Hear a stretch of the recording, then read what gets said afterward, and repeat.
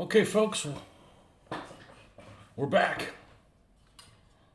We're back for some more stuff. And the theme this afternoon, oh, it's 1:15, so it's pretty early. It might be afternoon, but there's plenty of day left.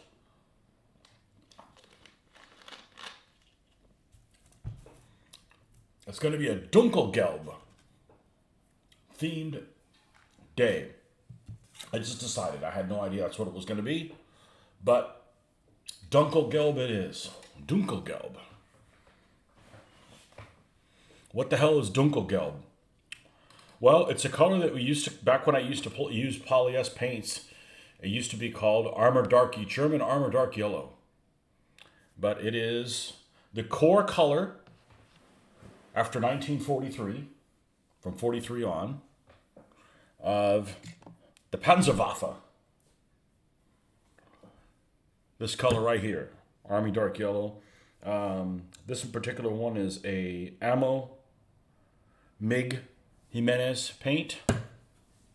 There's different versions. I believe if you look at the instructions of the back of like Flames of War and stuff like that, for Vallejo, they recommend using a color that's called, I think, Desert Yellow or Middlestone, one of those. But we're going to use this, and I want to show you kind of a quick thing on this paint. It is a paint that is elusive. Sometimes it looks more like this. Sometimes it looks quite mustard yellow, such as this. And this is actually the same color airbrush. Now, it's not airbrushed well on purpose. I'm missing some spots. I did that on purpose for some modulation. But this is the same color that will end up being this, which honestly looks fabulous. I did this morning just kind of putzing around, and I am really happy with the way this turned out. And it's still turning out. We need to weather it and stuff like that. I need to paint the seats, those type of things. But this is underneath this. So this looks poor. Like if I was done with this, this is like, oh, this is like greenish and stuff like that. Well, the base color is black, and I do that on purpose for, shadowing and stuff like that. But if I'm done with this color as the overall one, I am really happy with it.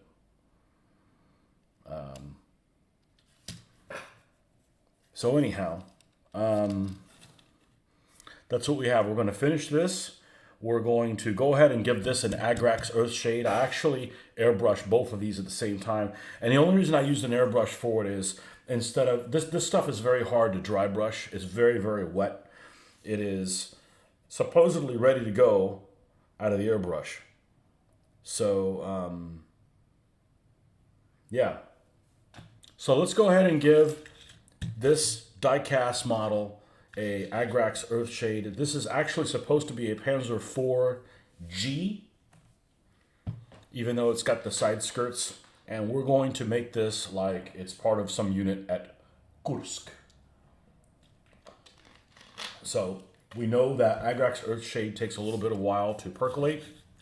Now there is one issue here, is that I bought this thing used, and it's missing a road wheel.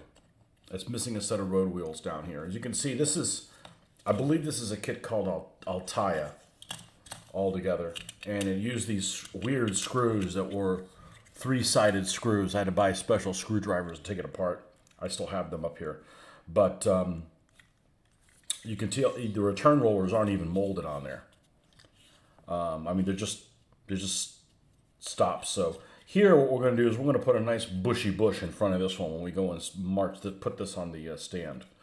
So let's go ahead and, yeah, here you can see one of the strange 3-prong screws. So let's go get our 3-prong and pull this thing off, give this thing an Agrax Earthshade, and we can let that sit. But we're going to try to do predominantly Armor Dark Yellow colors, just for variety. And You can get these things on Amazon. They're kind of weird, strange, three-pronged, triangular bits. So let's pull this off.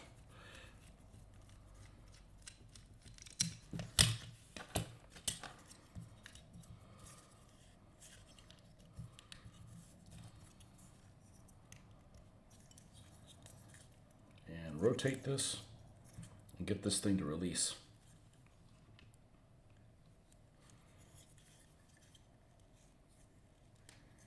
That's one of the things sometimes you get the right color and you get discouraged. Like you'll go and you'll buy something. I'm like, you spray this and like, this looks terrible. This doesn't look like any of the pictures that I see of this Armor Dark Yellow. This does. This is the same color as that. But we lightened it up with other colors and things like that. This is actually a triad from MIG. This is the base color and this is the highlight. And you look at this and this is like almost like a refrigerator lemon color that was used in the 1970s. You know, maybe the 60s. Like, that's not going to work. Well, apparently it does. So, anyhow, don't get discouraged when you paint something in this color and it's not the color you wanted it to be. You just need to tinker with it some more. Now, this has a gun that looks like it has some rotation to it. We're going to kill that rotation. We're going to go ahead and glue this in place. This is not a toy, folks. The serious wargaming miniatures. All right, and then we're going to take this. I'm going to go ahead and chop these little nibs off.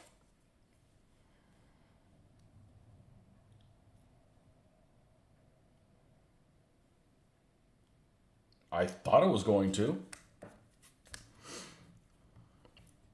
Let's try it this way.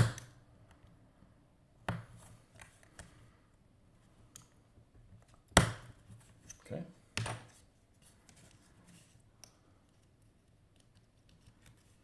And I'm going to go ahead and glue this in place.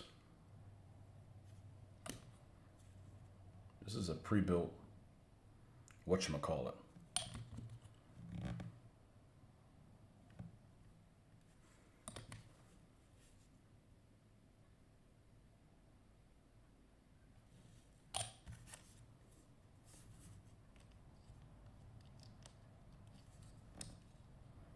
I think that'll bond.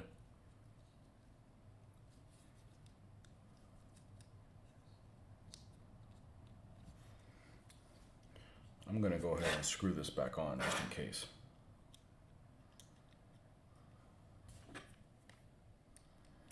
Got a good group of folks this morning. I hope some of you guys are back or get another good group of folks. I think we went places. Okay, and this should just be able to, well, although it looks like I am going to have to drop it in the place where it goes. We don't want to create all these undue stresses when we rotate this thing.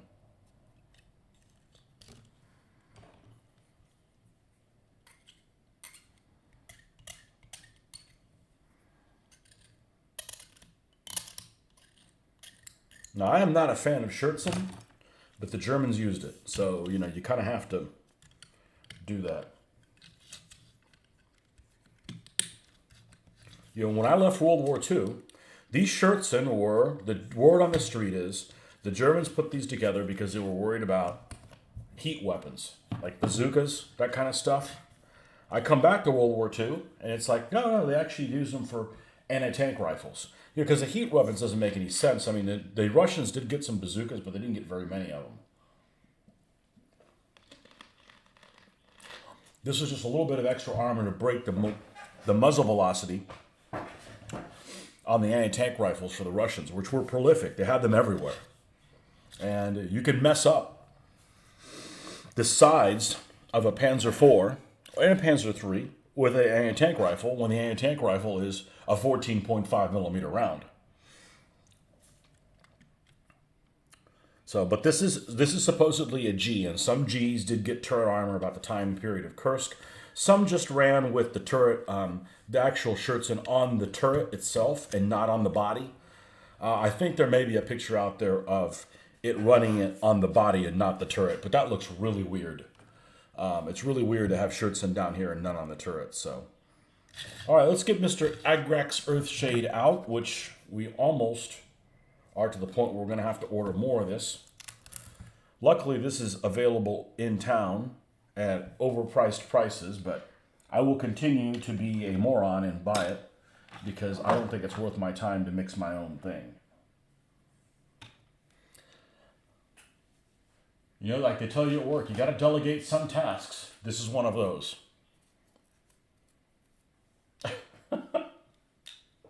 I can't do everything. All right. Even though I put this on here, let's take it back out. Let's take this back out. Let's go ahead and do the suspension.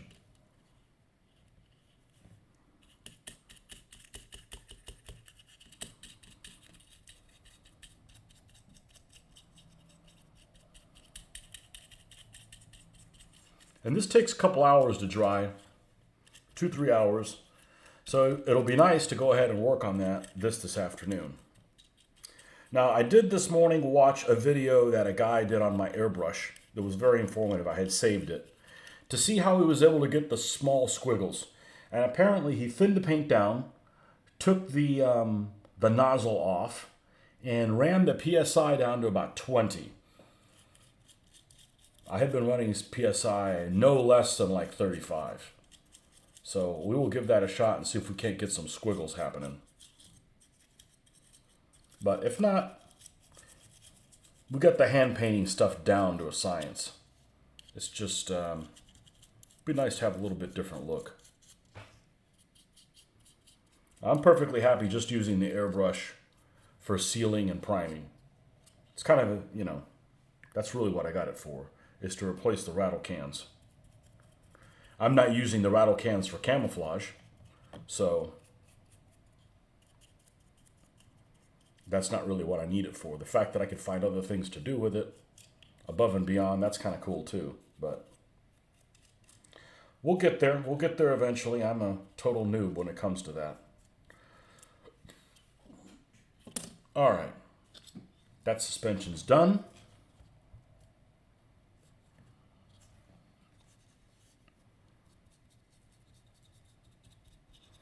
This one did not give me an option to have a hatch open. So therefore, we do not have an open hatch.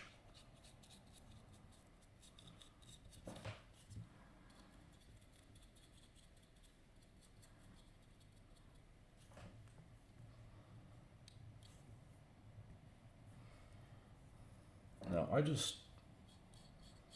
we can come back and mess with that later.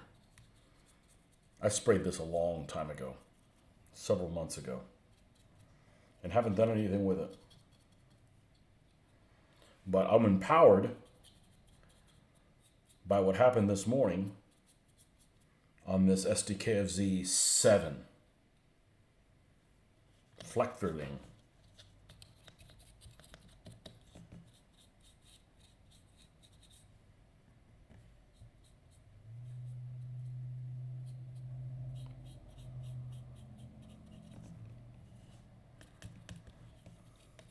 So I got back, had some lunch, so we shouldn't have to have a lunch break. Should be able to power through this for a few hours.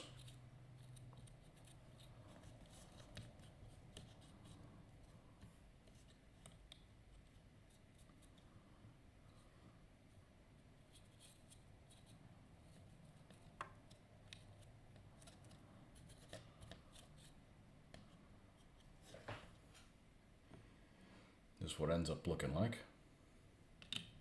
And we're going to dry brush the Dunkelgelb back on top of it. We're just adding some shadows in there.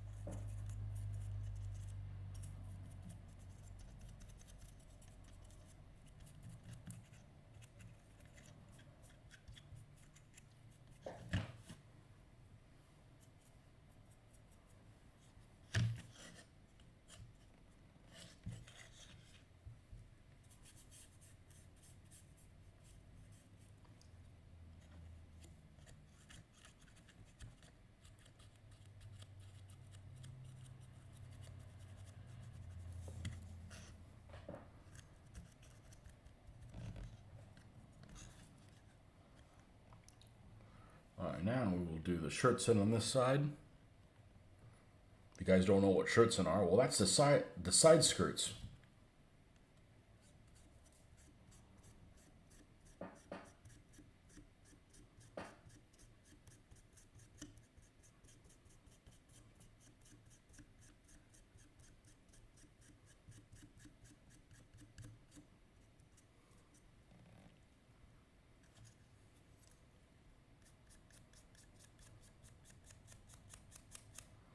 Mr. Barnes, welcome back.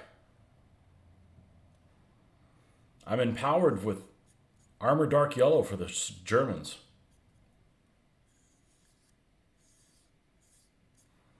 So I figured that we'll make that our theme for today.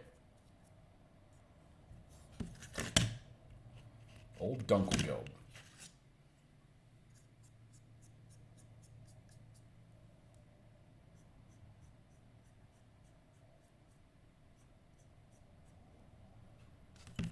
All right. Let's put this thing away.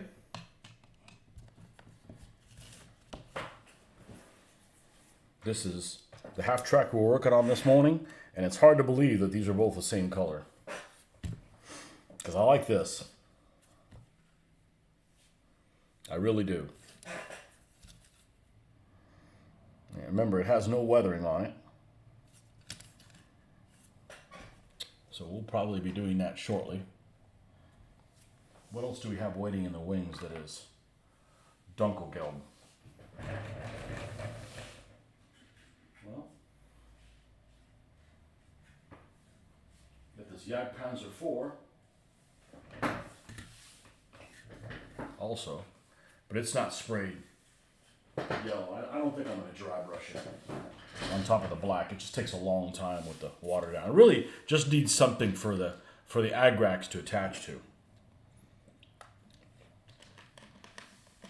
All right, I'm feeling a little bit of a letdown, so let me grab a little bit of coffee, and I'll be right back.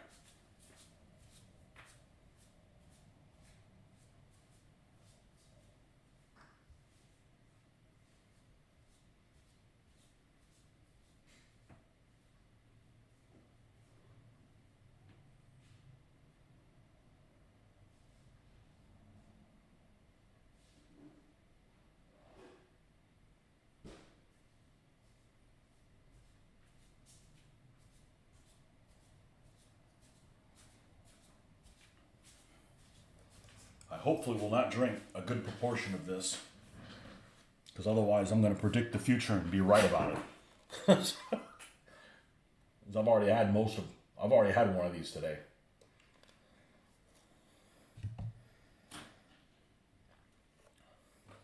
Okay, while this is drying, let's bring this guy back. I know this isn't Dunkelgelb. Keep your pants on. We need to give it another coat of the chocolate brown. And then we had to do that. We had to do that with the T-35 too. It's all about stuff drying.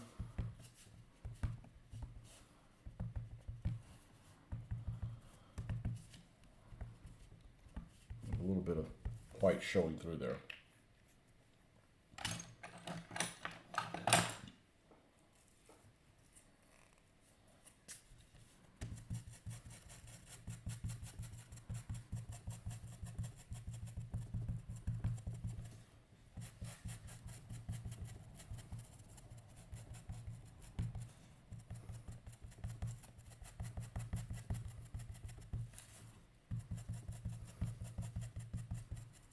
And this is just the Vallejo. What exactly is it called? Something gray pumice? Rough gray pumice. That's what this is. Just let that dry. Minimum of like 6 hours. It keeps getting harder and harder and harder and harder.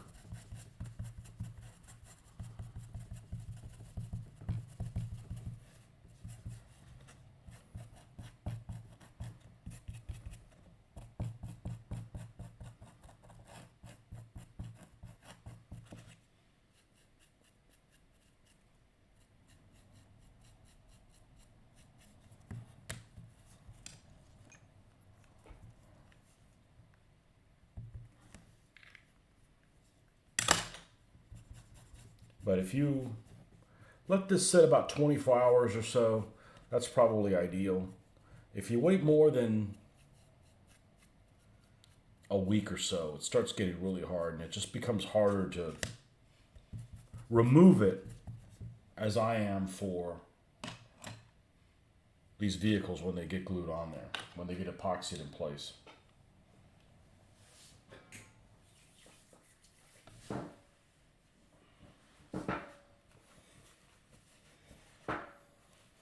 I am going to have to step away from time to time because I'm kind of doing laundry at the same time, so there might be a small intermission. But we plan on staying here for most of the day. And just to prove what a small intermission it is, we're going to do one right now. So it's the time's up on something. So I will be right back.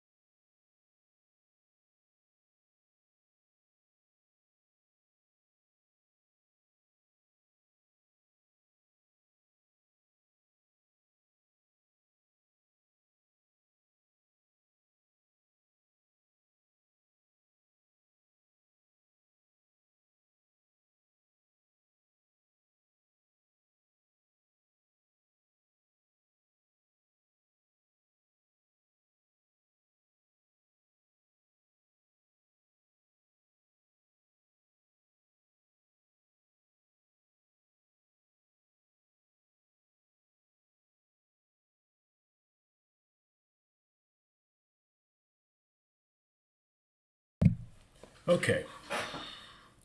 So we got lots of things that we're going to pull out probably today because of the different steps we got to have to. You can't. I just can't constantly work on something because of drying time. Like this shade I just did on here, this Agrax Earth shade. It's probably going to take. It's probably going to be close to 4 o'clock before I can mess with this vehicle. Okay. So in the meantime, you got to work on other stuff. So we got to finish this guy up. There's not a whole lot left on the SU, but everything else we're going to do, the JSU, sorry. I always call them JSUs, not ISU. So I know it's the same thing, but I think in Russian it's Yosef with an I. Well, I don't speak Russian and I like J. So.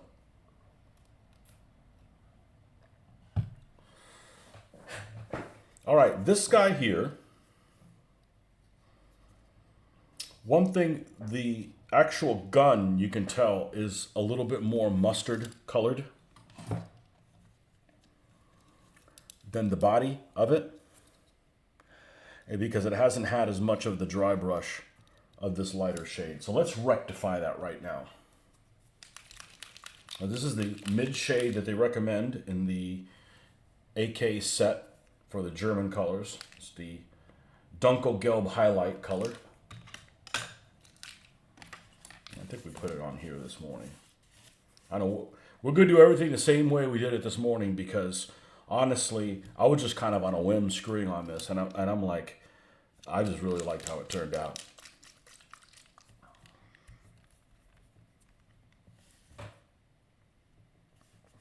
We don't need a whole lot of this stuff. Now, one of these we were using to dry brush this morning, I believe was this one? Yeah, this is the one we were using.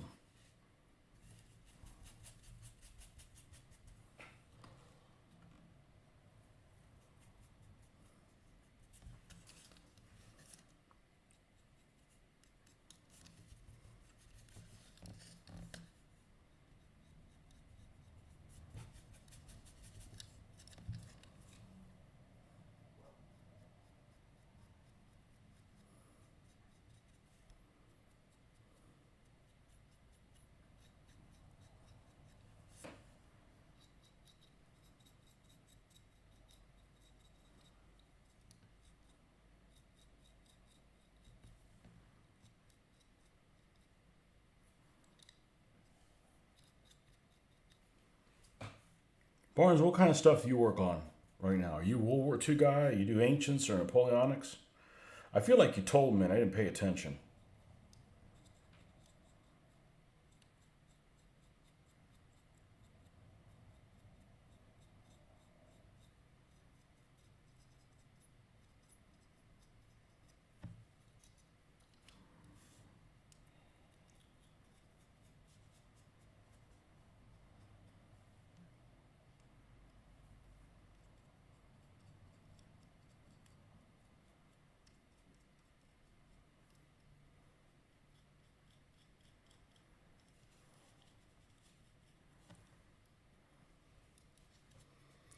Fantasy 15s. Okay, you're working on the Skeletons. You play hordes of the things, or you're playing a different set of rules?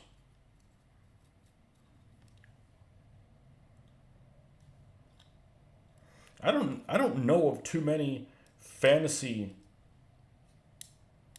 rule sets.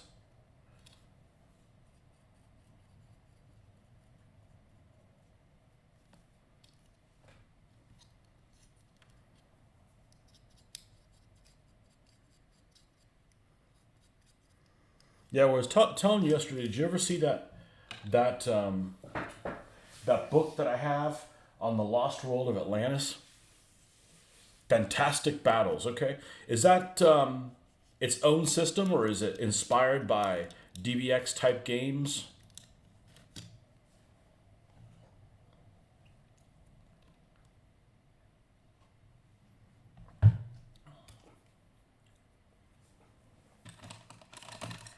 Those battles are fantastic.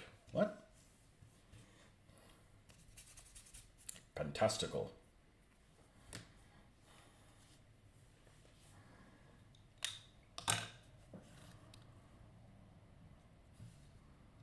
That's a little better. Now, let's go ahead and weather this thing. And then we can add the details. Okay? So by weathering this, we're going to grab the same colors that are in the base. Actually, we need to go ahead and remove this. Ben Waddy, welcome back. There we go. Let's pull this little rolly wheel off that we don't care about. And I'm telling you, we're going to be hopping all over the place. As soon as I come up with something, and the coffee's not going to help.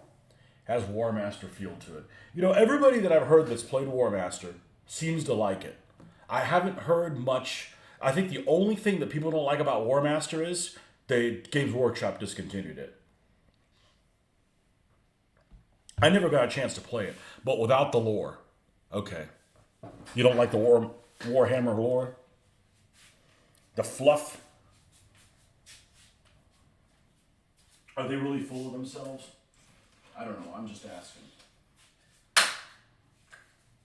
I think they spend too much money on I think Games Workshop spends too much money on advertising, and therefore everybody else has to pay too much for their products.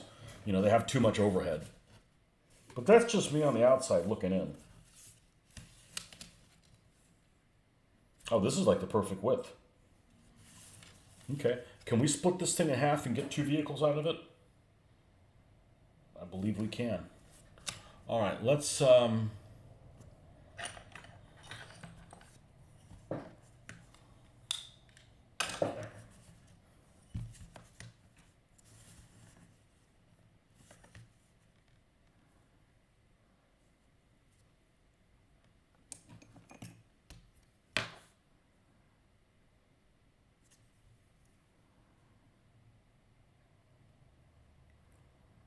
I've been to a what do you call it? A Games Workshop store.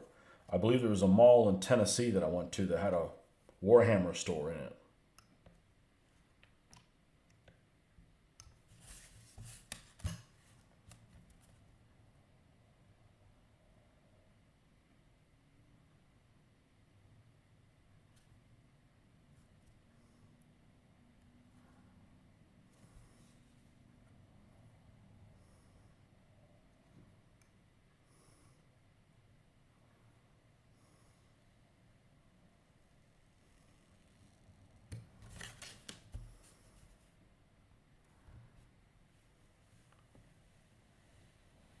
You know, I was going to pick up some Tufts. I went to a hobby store. I was in a neighborhood in Jacksonville, and I didn't know that Games Workshop made their own Tufts. I'm like, cool. I don't mind picking them up for variety. And then I saw how much they were, and I'm like, man, they're really expensive, but I don't want to walk away and not get anything. And then I saw that they were made in freaking China. Like, if you're going to pay that kind of money, let's not make things in China. So I didn't buy them. You know? I didn't need them bad enough. Good, we can get a second vehicle out of it. I'll make my own fluff and build what I want. That's right. Because this is America. Except you don't live in America. There's a set of War Master Revolution. Jeffrey's always skulking around, and you know he's there, and I appreciate you. I appreciate your loyalty. Nah, you guys want to just hide or whatever? That's fine. I'm not here to put anybody on the spot. I just like some interaction so that hopefully you're entertained. Hopefully we can kind of discuss things that maybe you guys are interested in, and we can get through all this together. So I certainly don't want to sit here in the quiet. Sitting here in the quiet. Don't leave me to my own thoughts. The girls are gone only for today. They'll be back tomorrow. So there goes the ball game. Now I like them being here. I just like to be able to work on my hobby shit and not feel like I'm ignoring them, which sometimes happens. But this is a good hobby. Like I said, they know where to find me. I'm going to spend the whole weekend right here as much as I can. I've been on with 2,400 ships the last 2 days. Okay, that was one I first loved. Okay, medieval Japanese and Korean ones. Ooh, is that the ones from Tumbling Dice? Nice little sculpts, just trying out some different paint schemes for the water. It's the first naval project. Just found out about it. I was trying to price my Araby figures. Araby figures? Araby? Somebody makes, I want to say Tumbling Dice makes some. So I'm a big fan of the Total War series games. I haven't played them in a long time. But I suck at the naval aspect of it. I absolutely suck at it. I just can't get it down. Premium prices of diehards, but a few 3D Araby cells. What the hell is Araby?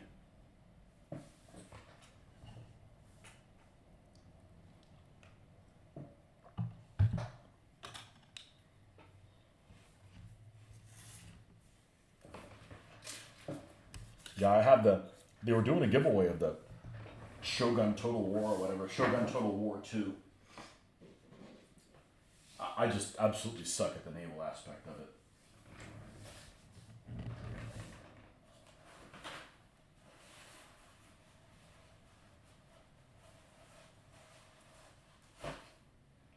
All right, where is the magnetization?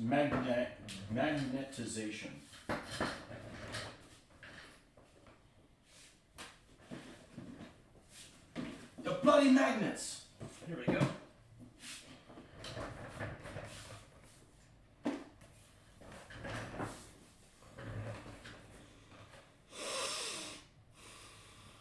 You was too, but Warhammer Total War killed it for me.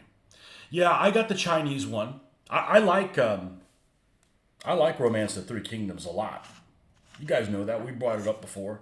I don't know how. I mean, a long time ago, I found out about it, and you know, the Dynasty Warriors stuff, and you know what it was? It was a buddy of mine. It was that one guy that was lost, that I found him, and then he's lost again. And he had a Nintendo. I was never a Nintendo fan. I don't like Nintendo. I like violent games. I am a devout pacifist 24/7, so I want to, you know, commit war crimes when I'm playing games.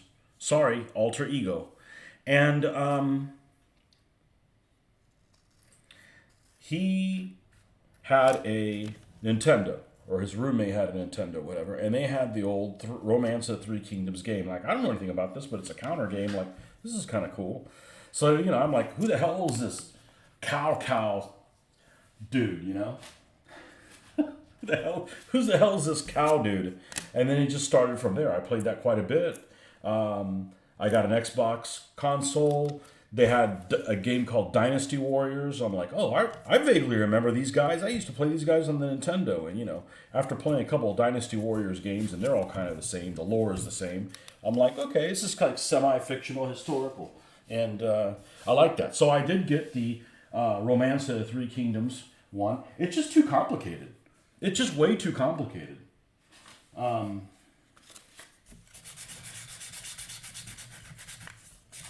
And I played the Rome one, the first Rome one, a lot, with a couple of mods. I played the second medieval one, a lot.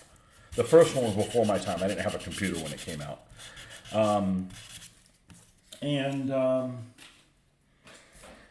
The Shogun one, when it was released, my computer wasn't fast enough to run it, and then I was without a computer for about 8 years.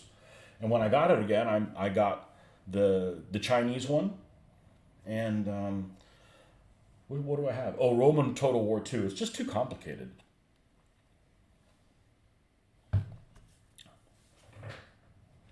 Aye, they're the tumbling dice ones. You know, the tumbling dice stuff, I'm like tempted to get the Victorian stuff. But Bloke and War Game Vault may steal fire for them too. Haven't gone down that route. Yeah. I like 1/2400 scale.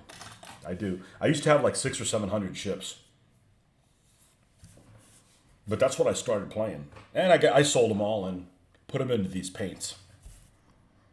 So I don't regret it. They don't look very good. I did keep like 2 ships that are painted well. Just for, you know, for remembrance, I guess. But they're nothing special. One of them is by Panzerschiff, which is kind of crappy quality stuff. And another one is GHQ, British Light Cruiser. But that's the only 2 I kept. And I don't know that I'll get back into it, only because it's kind of two-dimensional. There's not like islands and stuff to fight over unless you're doing some imaginations type of stuff. Rome won with Europa Barbarorum. You betcha. Loved playing Paris. You had this army that you couldn't feed with the infrastructure. So you had to go and conquer stuff. And you had to husband those effing elephants. Because you weren't going to get any more. Because it'd be like, you know, decades before you could have the infrastructure to build the elephants. So, yeah. You had to play keep away on one flank.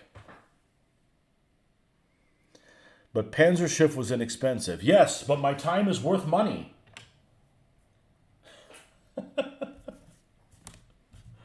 Ah, the lurkers, the naval gaming lurkers. I don't think. By the way, I don't think that those secret games are up yet. I don't think Jack put them up there, Joe. I don't have anything to do on Friday as of right now. Well, the first session I don't want to play anything. I want to just shop and not. And the Wolfman's here. Welcome, the man from the future.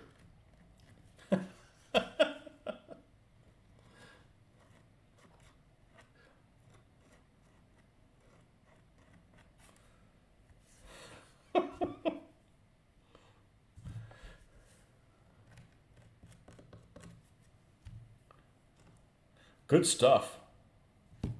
How are you, my friend? Hopefully, the hobby business is doing well. I really hope that this nonsense pandemic that we had, at least it was good for the hobby stuff. You know, the future looks great. Just waiting on you. I'm living in the past. Sorry. You know, today was beautiful weather. Holy shit, mid 50s. I was not expecting that. I had to go take care of some stuff, and I love wearing long sleeves and yet shorts. Perfect, perfect of both worlds. Love it. And I was noticing we were getting a front end because it rained pretty much all day yesterday, and it was cold rain. Tumbling Dice Victorian Ranger, a strong contender for a future project. I made the mistake of reading an article on the War of the Triple Alliance and another on the War of the Pacific. Oh, that is Joe's thing there. The pandemic was terrible for me. Well, I didn't ask for it, just so you know.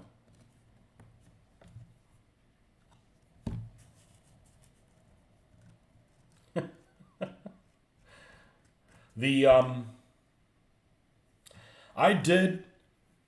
Ben, are you on Facebook? I can't remember if you're on Facebook. And the reason I'm asking is because I was bored a couple weeks ago, and I went through Tumbling Dice, and I made a list of all of the ships by nation that they make, and who else? And Figurehead also, because Figurehead also makes some 1/2400 scales that I could share that with you if you're interested. I'd send it to Joe, but it's all Victorian age stuff, and they make a lot of British stuff. But it was the biggest navy at the time. But I was disappointed that they didn't make more of some other nations. But if you hit me up on Facebook, I can send that to you through Messenger. Just it's in one place, and you're lucky. Both of those places are domestic for you. And like your posts sometimes. Okay, send me a message through Facebook Messenger, and I will send you that Excel file. And maybe it's something you'll find useful. I did it for me, and I figured, well, if it benefits somebody else, why not?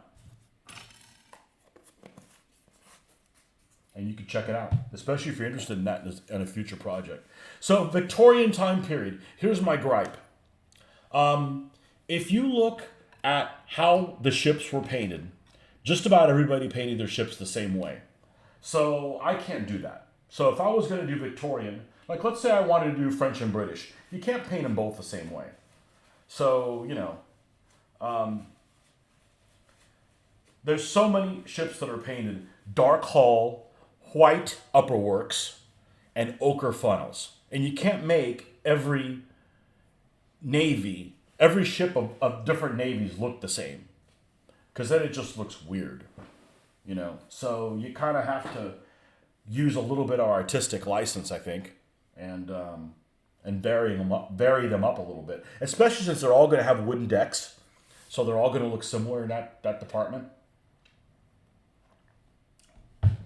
So Joe ran his War of the Pacific scenario. I loved it. He's ran that game twice, and I really liked that game. It was a lot better than Rapid Fire. Well, I'm glad they like Rapid Fire, but I'm not interested in really playing it again. It's just too. Way too vague.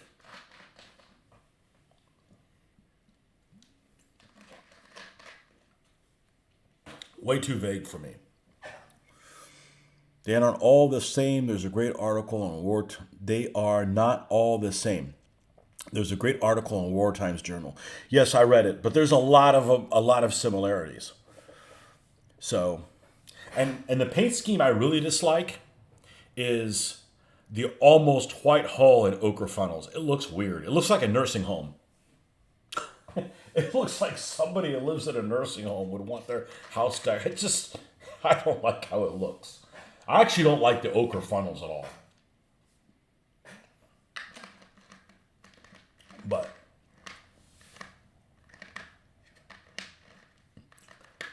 anything I do that's not World War II at this point is going to take my energy away from doing this. And I don't think I can afford to do that. I don't think I can afford to do that in Power Long. This looks effing stellar. I love this. For a shitty little Roco thing that's probably as old as I am. Okay, let's weather this bitch.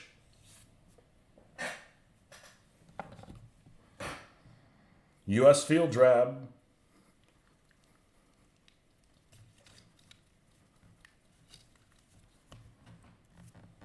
I think we can put this here.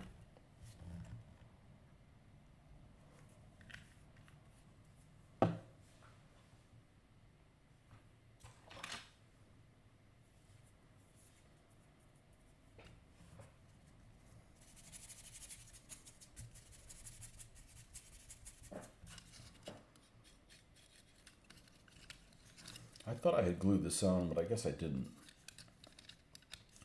No matter. I think it's catching on your World War II energy. I did a German para video last weekend. Well, I've always been interested in World War II. The thing is that when I stopped playing World War II, one of the reasons that I kind of lost interest is because there wasn't new stuff for me to read that I was interested in. Like, I'm interested in relatively low-level tactical kind of stuff. And I'd kind of read everything that was available. And that's changed in 20 years. There's a lot more stuff available now, or at least stuff that I'm interested in. Because I'm not interested in reading a book about, Hitler or Eisenhower or Rommel or anything like that. That's too high a ranking thing for me. I'm more of a tactical kind of stuff. I want to see the low level antics. And we just have access to so much more stuff than we used to.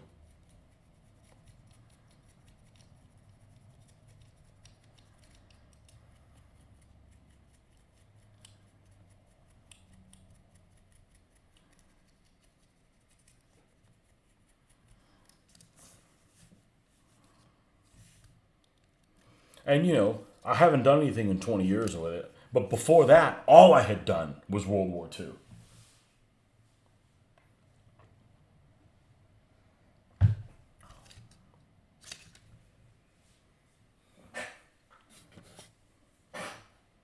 No.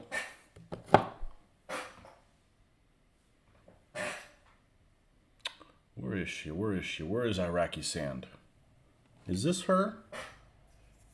Yep.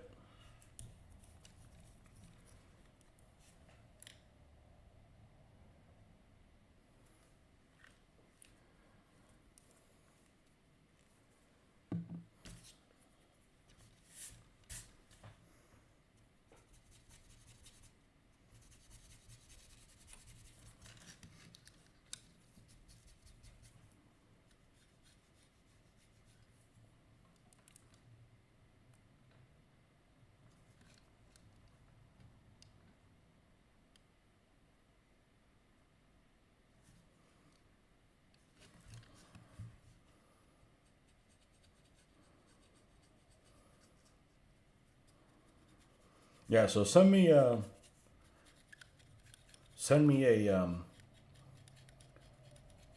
message request, and I'll send you that file.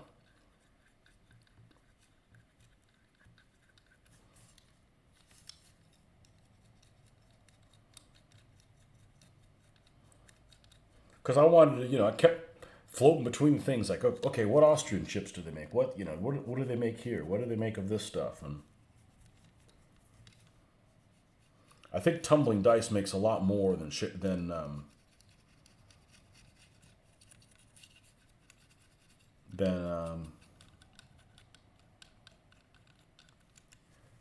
whatever it's called. I forgot already.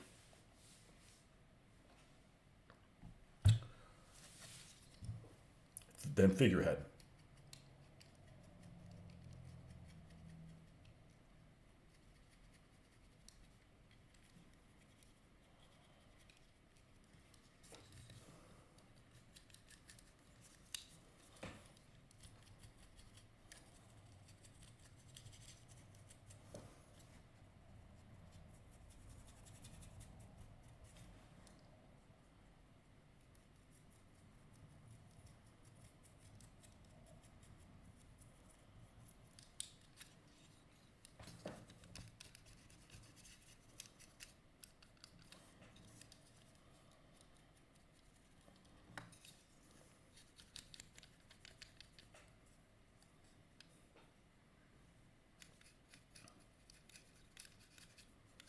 Yeah, if you do it soon, I'll send you a message now. Let me go ahead and grab that file.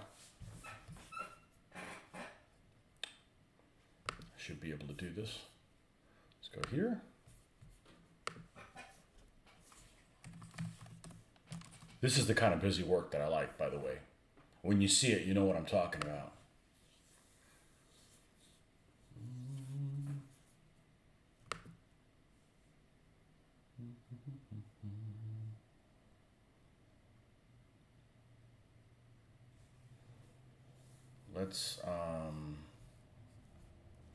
Let's do this.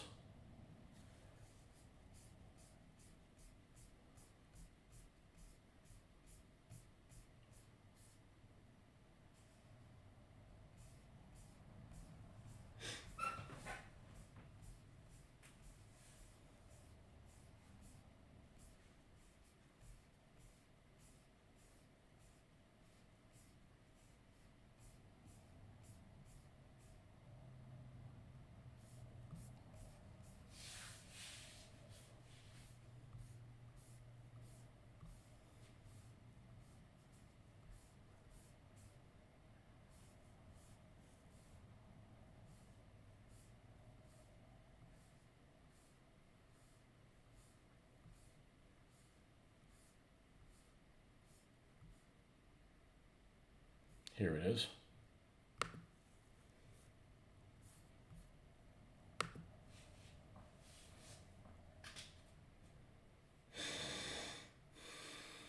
I love Facebook Messenger.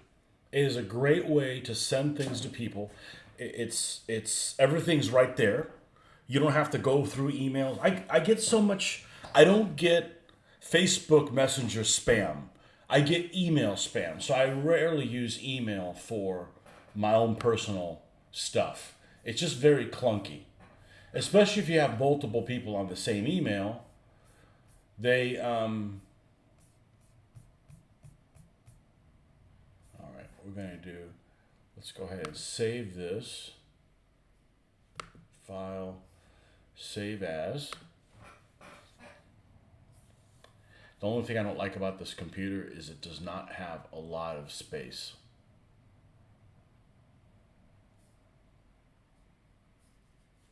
Let's do a browse.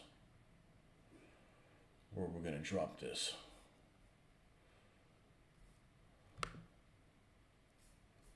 Here we go. Let's just right click here.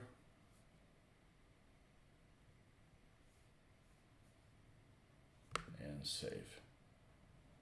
Okay, ready when you are.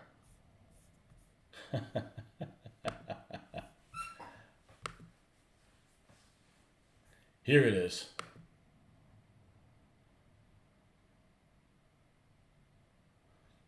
Oh, that's you. Okay. All right. Well, I was one. Yeah, you have commented on things, but I didn't know that was you.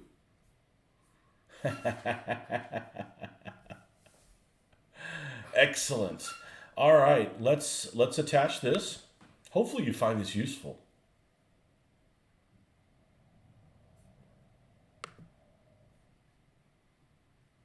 Attach a file.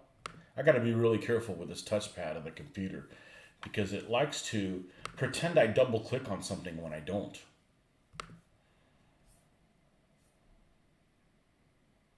Oh, now your name makes sense. Now Ben Wadi makes sense. Durr. Okay, it's on the way, my friend. Oh, man.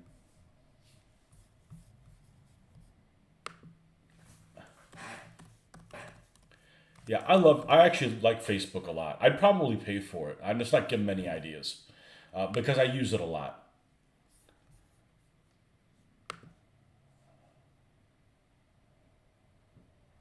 Okay. Check that out and see if you can find it useful. Both of their stuff, I think, looks really compatible with each other. They both have ships that have like the waves built into them, which I think is optional for some of the larger vessels.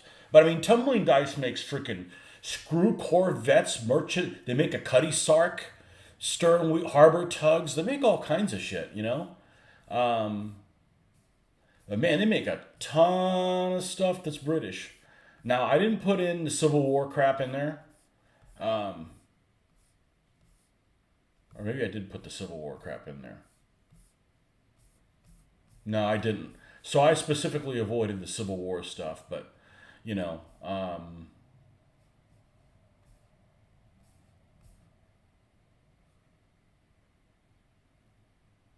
anybody know of a set of rules that uses those round Russian battleships, coastal defense ships? That would be wild. All right, let's get back to the meat and potatoes here. I really hope that is the right account I just messaged. Yep, I got it. It's got a picture of me on it, so. If you don't know what I look like, you're fucked. But, yeah, it's all good. Check that out. Hopefully you can find it useful. Okay, this guy is weathered. Let's do some research on what color seats these would be. Probably some kind of a brown leather type color. I cogitated a hell of a long time when I had to figure out what color I was going to paint the tarps on the gray Opel Blitz trucks. Man, I spent a long time trying to figure that out before I settled on, it's probably a base of that SS Camel Black. And pretty happy with how that turned out. And you can see, this is definitely out of scale because the Opel Blitz is just as long as SDKFZ7, and you know that's not true. This thing's a monster. I actually have one of these in 1/72nd scale pre-built, and it's significantly bigger. I got it from the estate sale as well. But I've had this thing for 30 years. I'm like, let's just do something with it. It'll be like practice to get this Dunkelgelb color down. Now, I did finish 2 other tanks recently in the Dunkel. And I'm going to pull them out here to see how they compare with the one I did. And I probably like the one I did better. But that's just one of those things that hopefully you're getting better at your hobby. I have the Civil War stuff on there. Okay. Well, hopefully you find that useful. That's just a good way to like, okay, who makes this? Oh, okay. You know, like I was like, all right, what kind of ships do they make if I want to get into it? All right. Let's compare here. Yeah, I like the new one better. But it's fine. I don't have to repaint these because there's different variations of, and this one's actually even darker. I did that on purpose because it's a flamethrower tank. So if any one of them's going to have an oily-like appearance, it's going to be that one. Yeah. And you guys can't tell this, but about 3 feet away, and that's one of the things I do. I stand over here about 3 feet away from it. on the other side of the computer and to kind of go, okay, does that look good 3 feet away? And I'm like, okay, yeah, I want it to have some contrast to it. So, okay, excellent. Well, shortly, in a few hours, we'll be able to mess with that Panzer 4G.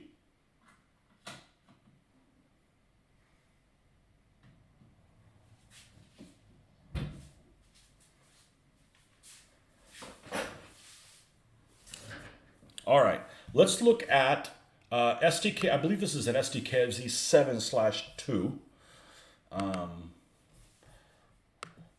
But an easy way to, I'm just going to put SDKFZ 7, and there's probably a picture of one. Let's go to images. And I'm not going to read what they had in it. I'm just going to see if there's an example of it painted with the seats in that color and what it looks like and if it looks good to me. Because sometimes just seeing how they pull it off makes you wonder if it's believable or not. Yeah, we're going to use dark brown for that.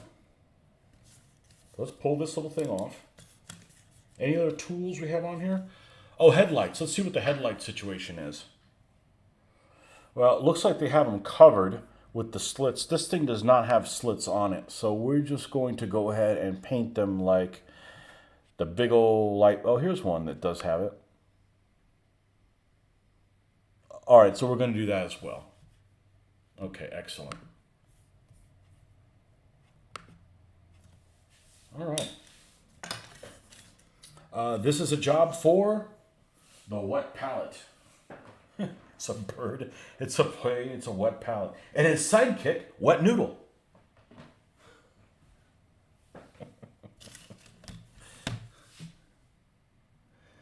Got to charge my phone. Oh, I hate it when that happens. I hate it when that happens.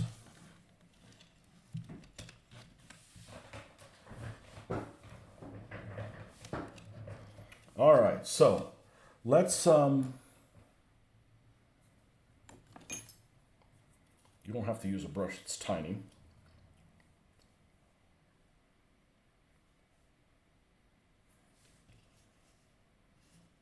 Let's do the benches on the inside first. Let's grab, I'm just going to use chocolate brown. Start there.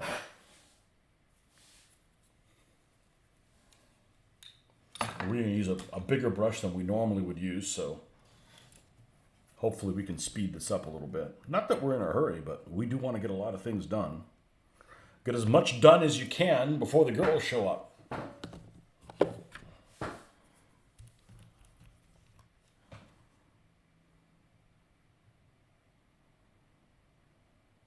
Well, today's the last day of the first round of Diablo 4 beta, and I did get a chance to play some of it. I did not spend a shitload of time playing it on purpose because I wanted to get this done, but there's a lot of things to do this weekend. If you guys are a fan of this series, I think it's going to be pretty good. I think the wife's going to like it. There's another, I think, beta test coming in. It actually works pretty well considering it's a beta. The only thing I don't like about it is whatever you do, it'll end up being, whatever characters you do, you'll end up being lost when the game launches on the 6th of June. But hey, you can, it's better than nothing.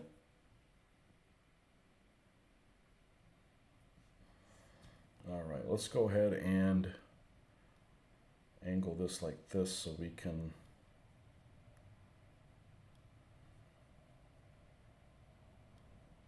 I don't get excited about very many video games, but that's a series I've been faithful to from day one.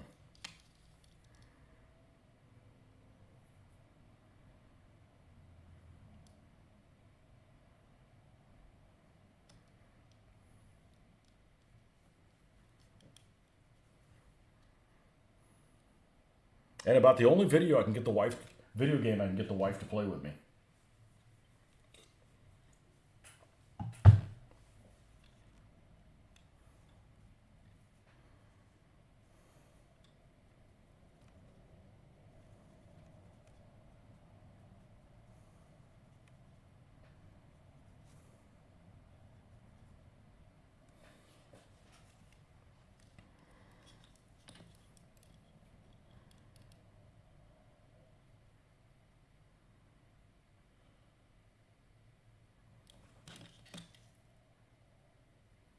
Uh-oh. Fan's off. No wonder I'm like...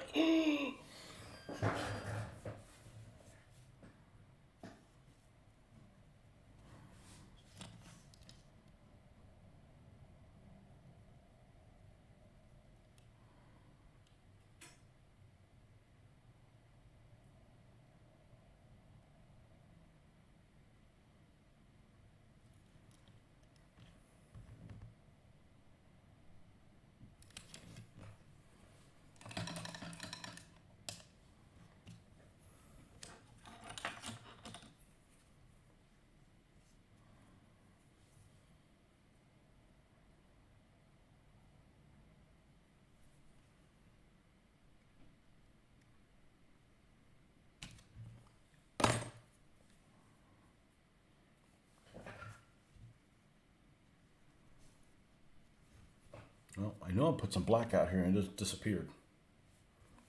Is this one from yesterday? It is. Excellent.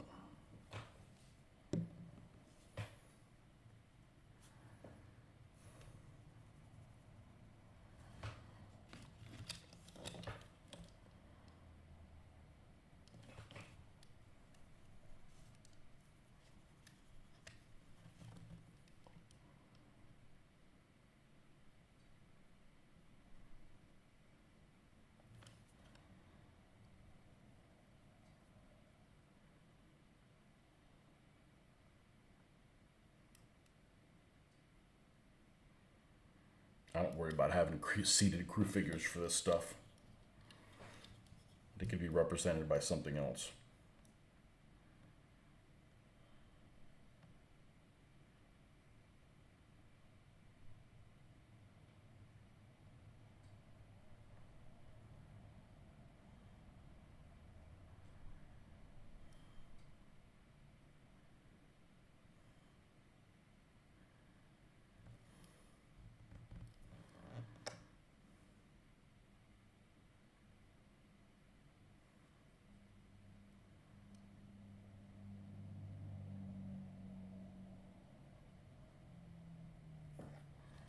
Man, that road's loud.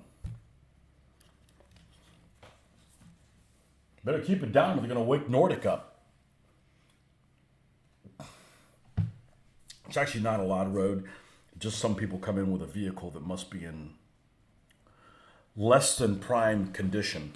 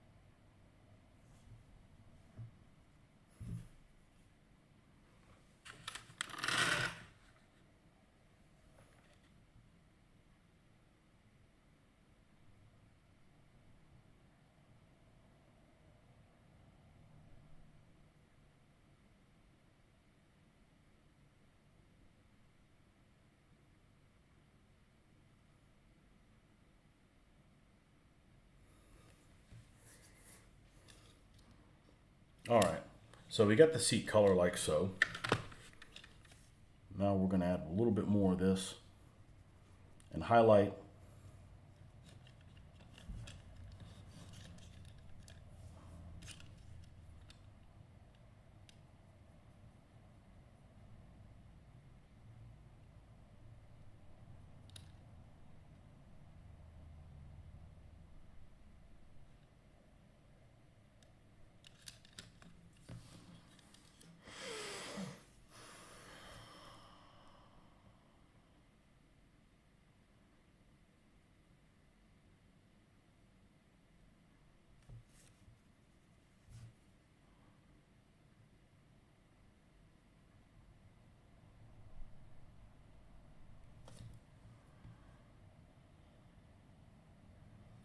Oh, I said I was going to pull out the buildings this weekend. Let me know if you guys have any interest in looking at the buildings that I have. Even though it involves me kind of going down the slippery slope. I don't have time to look at them today. I'm certainly not going to have time to look at them Monday through Friday.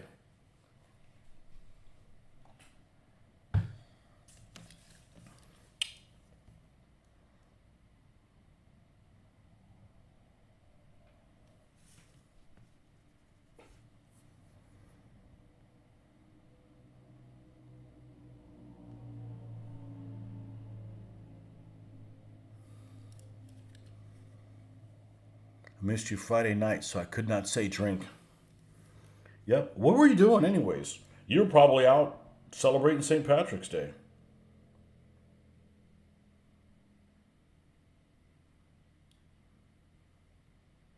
Did you hear about the special dispensation I heard that they made on Friday? Because it was St. Patrick's Day and it's during Lent. My wife said, yeah, they made a special dispensation that you don't have to eat fish on this Friday. You know, that you could eat meat, I should say. I still didn't eat meat. I'm just doing it because the girls are doing it, just for some solidarity.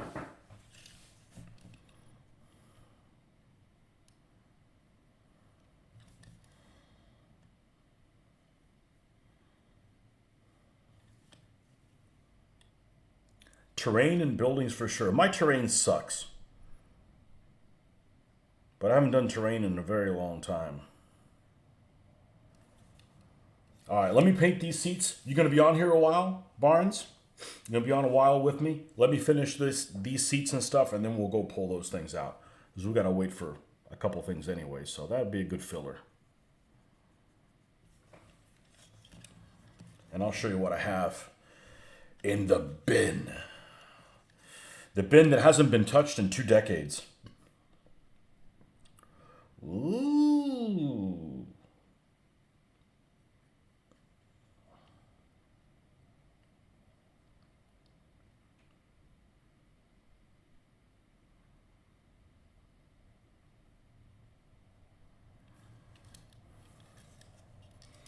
I have one building on there that is done reasonable, if I remember. And it's a 15 millimeter building that, to me, looked like a little barn. Some kind of French outbuilding and not an outhouse. And I painted it as such. And I think it looks pretty good. That doesn't mean I won't refurbish it, but I think it looks pretty good, if I remember correctly.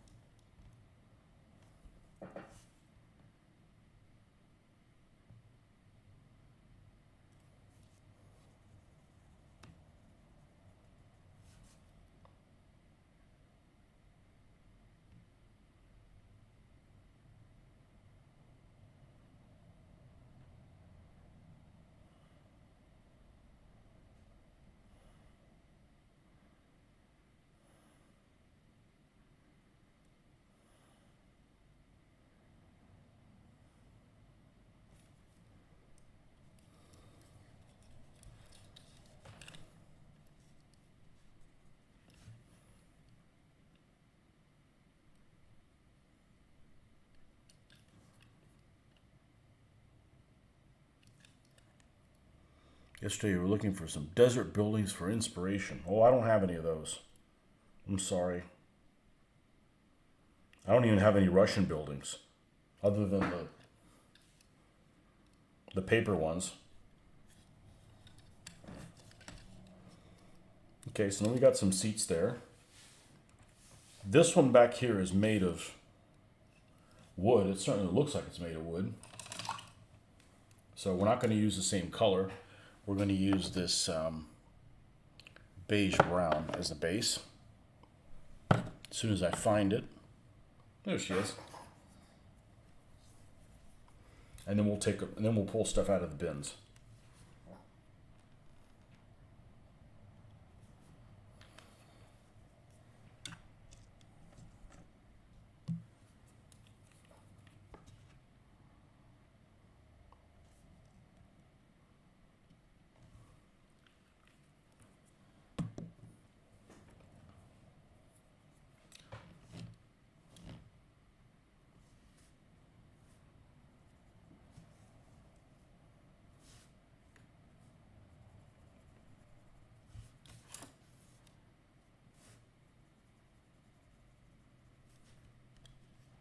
Had a load of foam board delivered this week. The blue kind, we had some that we had access to that was about 2 inches thick, and that stuff was great. But you can't get one. You can't get them in stores, I don't think. And I don't really care for the one that breaks up in little pieces, individual pieces, like clumps. I don't really care for that one.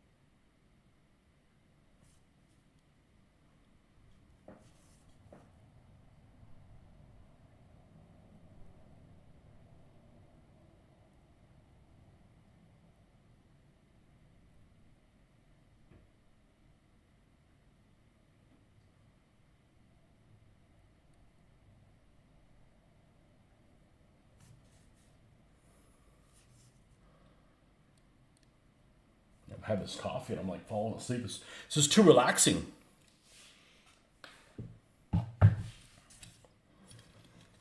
It's too relaxing.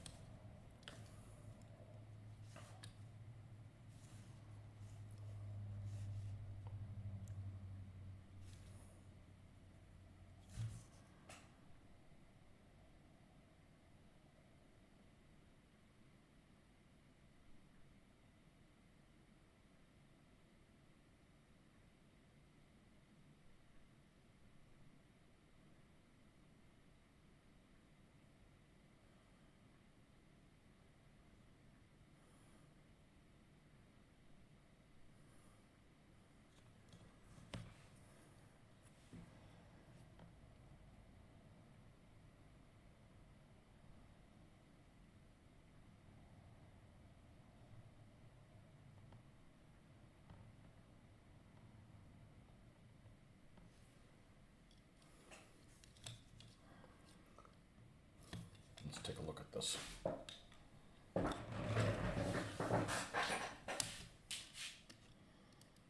Yeah, it looks pretty good. Let's go grab that bin.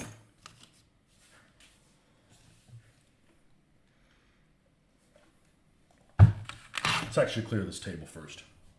go ahead and do that. We're gonna need table here. So I want to show you guys a couple things that I've been talking about for a long time. We'll go ahead and put these brushes away. That is no longer, as far as I know, still in production.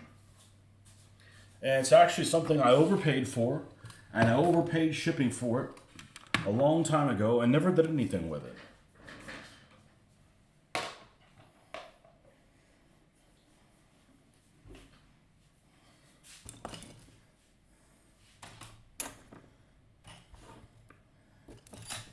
I need to do this from time to time, get rid of these things off my work area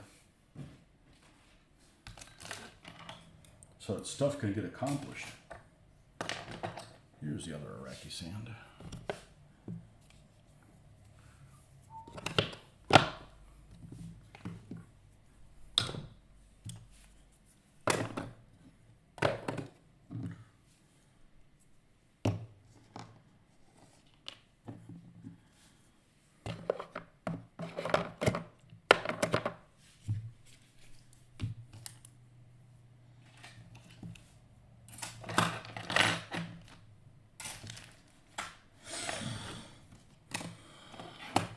This thing is, oh shit, it's drying quicker than, better than I was expecting. Perfect. Good news indeed. All right, let's grab the bin.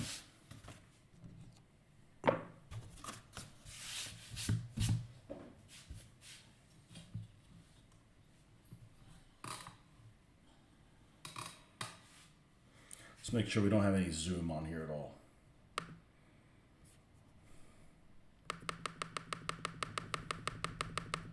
Okay, let's go back to this screen. Okay, perfect. One sip of coffee. Into the breach.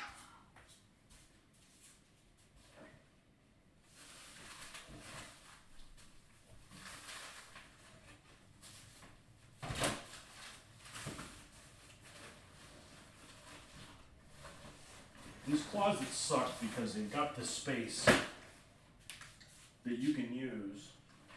However, if you have something in the opening of the closet, like I've got these bookcases to store things, it's in your way.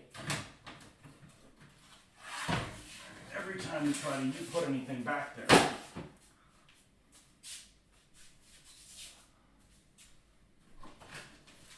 Maybe we'll find something cool in here I didn't know I had. Tons of sticks that don't need.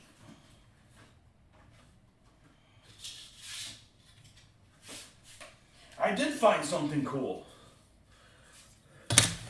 I got a measuring thing. Well, you don't need to be back there where you're never going to get used.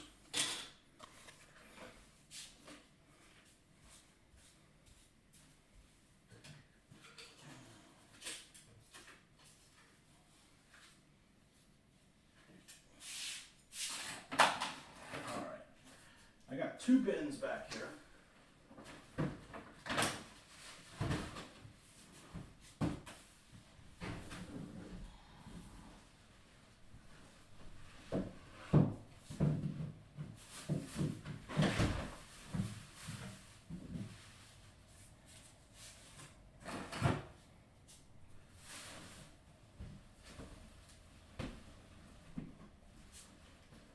think I got it tilted on the side here. This is not the one the building's in.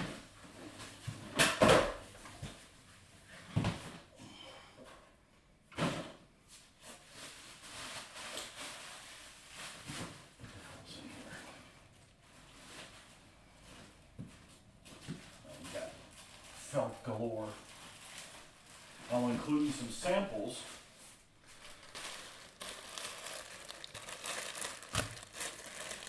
of this company called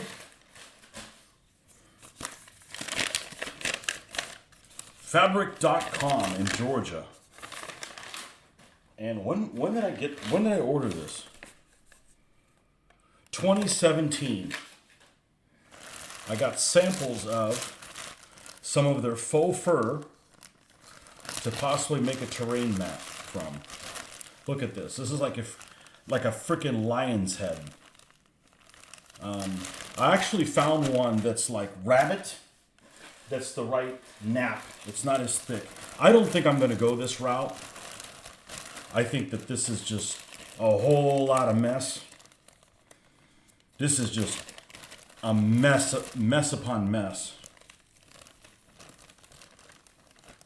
And this is like a...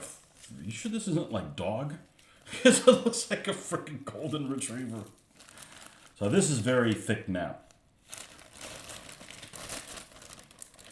My wife would hate me. Shaping that stuff down.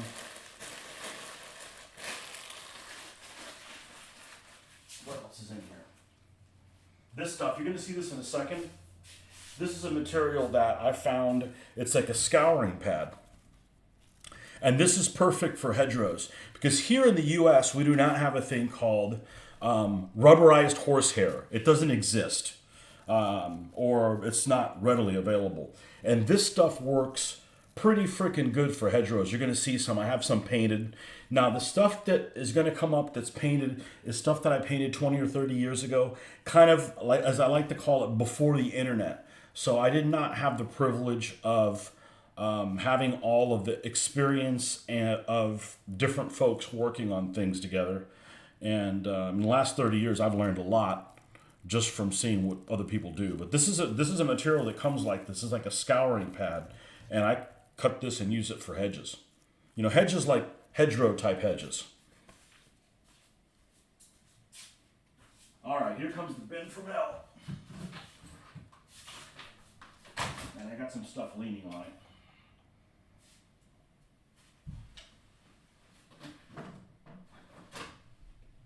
So I don't want that stuff to fall down. All right, here we go. Holy fudgesicle, this is heavy. And it's heavy, and it's also... I don't know if I can get it out.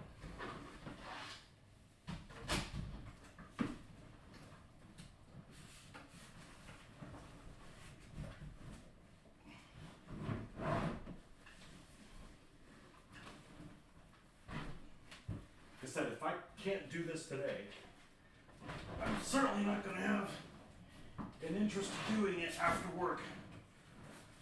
I hate these closets.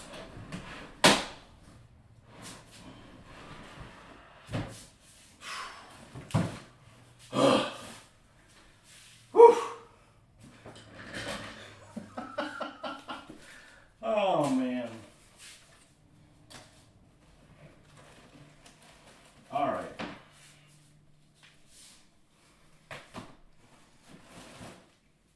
You guys familiar with this stuff, of course.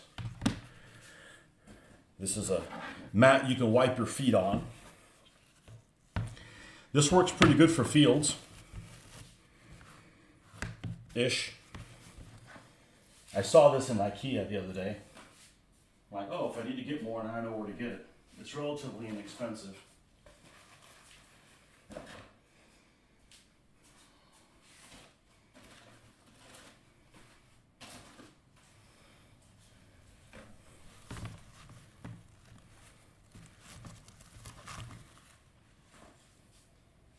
I have short pieces cut like that because it's for a particular scenario. All right. In a particular scenario, it's a scenario out of the Heroes of Omaha and Panzer Lair. And it had cherry trees. I'm sorry, apple trees in Normandy. I didn't know there was apple trees in Normandy. So I had bought a set of apple trees.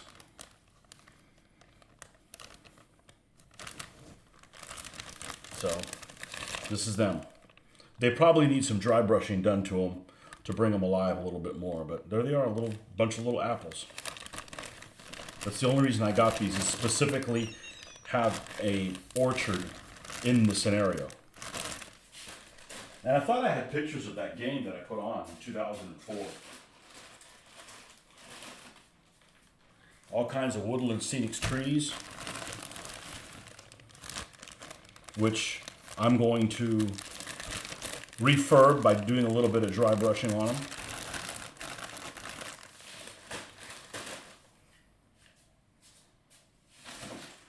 These are useless. This is an example of something you bought in a store because they have it, and you end up like, they're useless. These are like, you know, this is woodland scenic stuff, so it's basically made for like railroads, and these are these conifer type trees. So nowhere in Europe do they have things like this. So these things are basically worthless. Maybe I can use the stump of the tree and add other stuff to it and make them look different, but these are not very useful the way they are. Here's another mat. Let me show you what it looks like beforehand.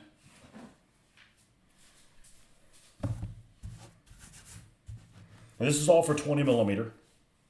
The one true scale. Another thing somebody said on the interest page.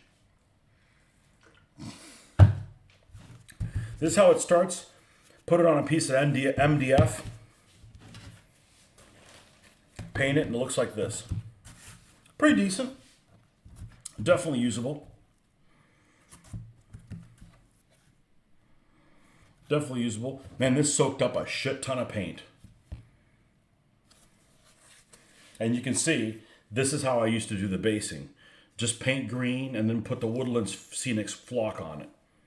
Very, very basic.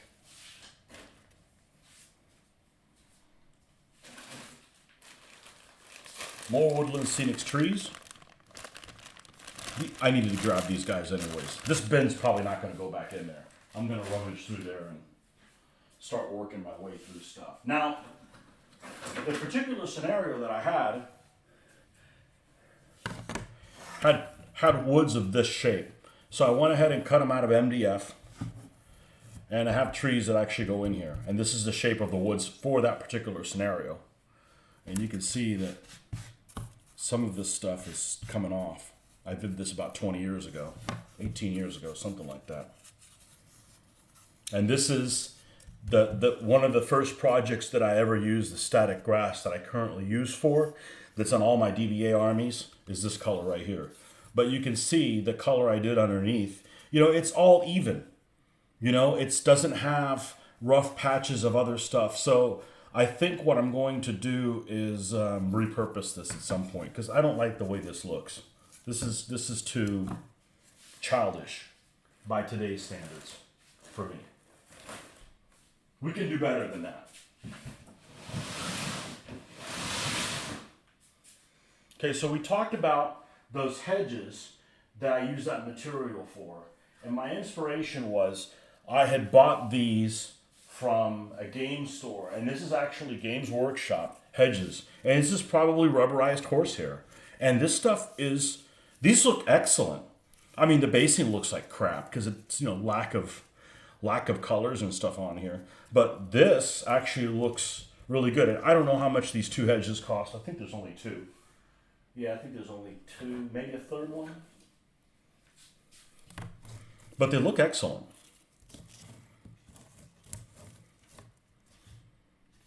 You know? But this, all I got to do is come in here, add some of my new goop, paint some other stuff on here, and liven them up in a more modern fashion, and they're good to go.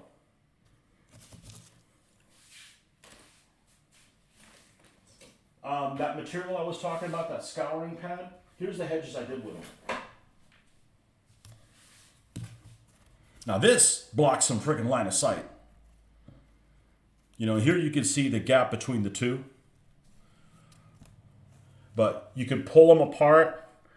The Woodland Scenic flock actually works really well for this. As they were painted and I dipped it in it, and it gives it a bunch of little leaves. So these actually don't look half bad. Now, they're pretty thin for hedgerows, you know, because hedgerows, well, they could be really thick. But this is what they're for the scenario. You actually see how it's cut here because the pieces actually fit in a certain way, you know.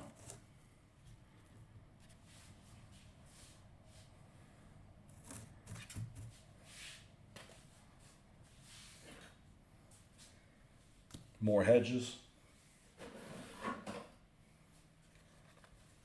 These don't look half bad, honestly. You can see something was laying on them, so they're kind of bent back. These don't look too bad. And these are cheap to make. They look pretty decent. You know, they're taller than a dude.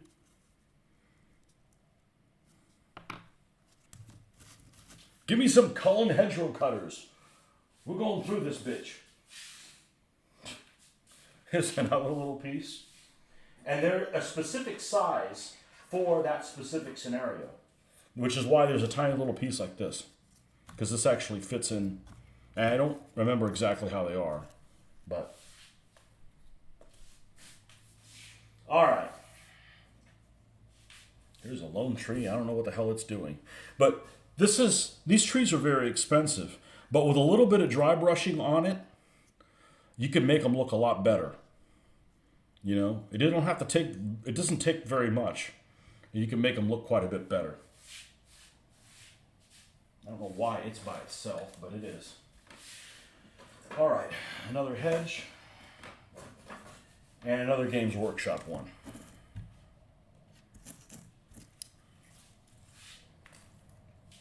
All right.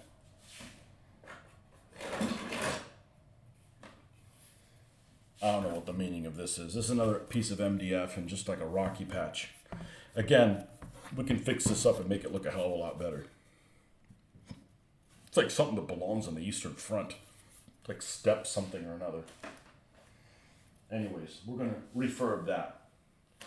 All the buildings I was talking about are all the way in the bottom. Why? When you'll see them, you'll know why the hell they're all the way in the bottom. Because they're freaking huge. That's why. And they're heavy as crap, too. All right. The couple buildings I picked up that are not 15 millimeter, that are not 20 millimeter size, but I think will work. Here is the building this is actually a 15 millimeter building, but I think it looks good for a 20 millimeter barn. This needs some weathering. There's nothing wrong with the colors, it still needs a little bit of weathering. You know, you can see, or maybe you can't see. Look at the color look at the shutters. You know, they're painted with the shading type thing that I do. It doesn't look bad, it just needs some weathering. You know, it's a little barn. It's got a top story.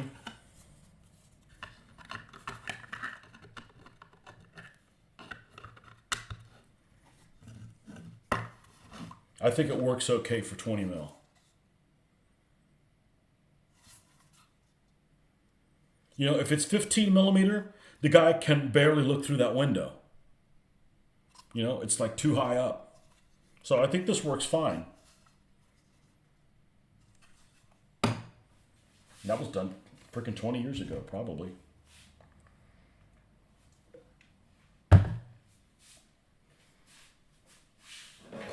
Then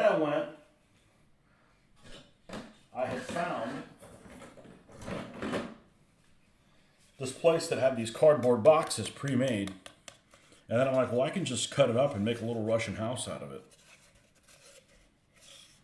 But I kept this, but this isn't worth keeping. I mean, I ended up doing like a skim coat on it, so it's got some texture to it.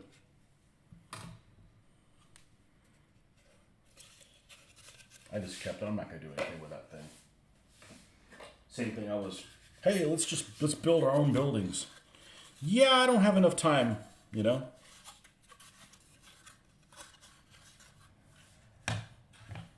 I can't have time for everything. And here's another 15 millimeter building. I believe this is a Old West type building that looks like something that could work like in Italy.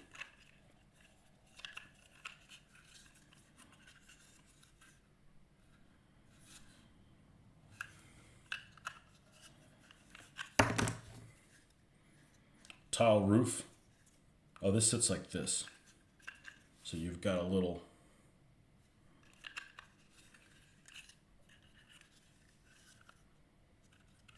I think it's got potential. Again, this might be a good thing to practice on. I want to paint these things up. Not this. We're going to probably ditch these. But we're probably going to paint these things up and practice our terrain painting skills before we order something that costs $100 fucking dollars and I don't know what the hell I'm doing.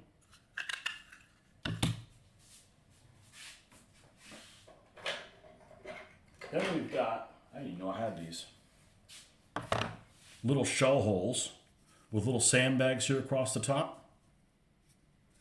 You could fit probably 3 guys in each one of them. Do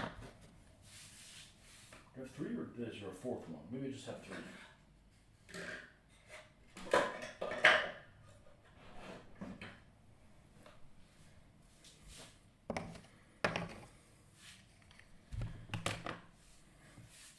If I had to list all the things that I had that were in this bin, I probably wouldn't be able to remember them. Then for some reason I decided to get the Borodino Church. This is in 15 millimeter scale.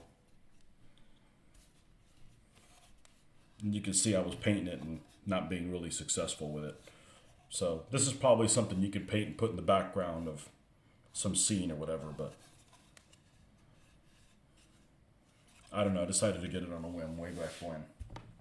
Not for Napoleonics, just because it was a Russian church.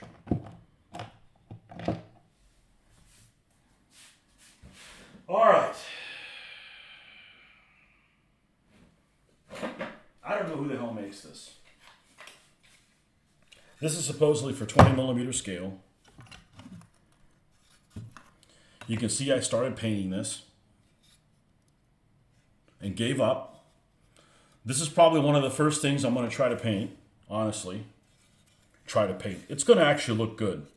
And it's got a removable floor here and space for some guys to go in here.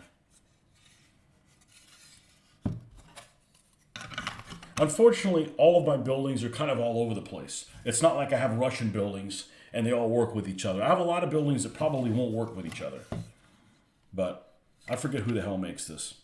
Might be Hovels, honestly.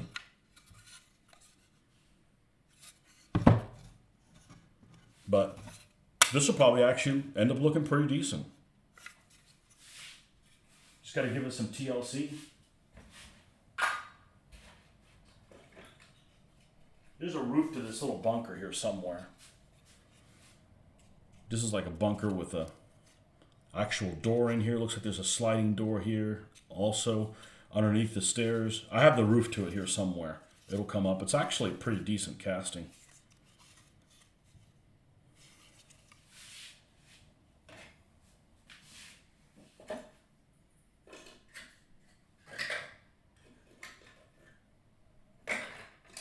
Now, we're going to have some broken pieces because these things have actually been through hell. A little bit of hell. And some of you guys that are old school, older school than me, will recognize some of these things. I believe when I got this is from a company called the Queen's Hussars. And this is all resin. And you could tell this piece broke off. But it's gluable right back in place. Now the problem with this is, I don't think this is going to have, I think this is like a Northwest Europe type building. And I'll show you in a second. This is broken too. I don't, oh, this is a piece that goes here, I think. Yeah, it goes like this. And that's heavy as sin. Where's the top section of it? Which shape does it have? I believe this is the top section. And I'm going to paint this before I do get any more buildings. Even though these aren't the buildings I want to do. Because I want to practice on these. Now this thing has a fair amount of frickin' flash on it, as you can see. This is all resin. These were very expensive. Well, at the time they were very expensive.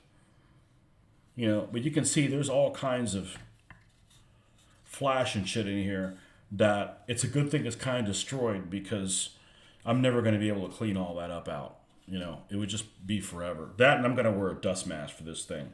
I mean, you've got a door here, but look what happened to the door. It's like consumed, you know. And this fits like this.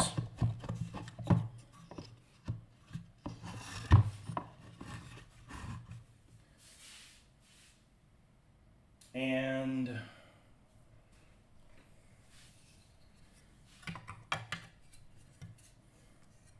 nope. This one. That's the roof to it.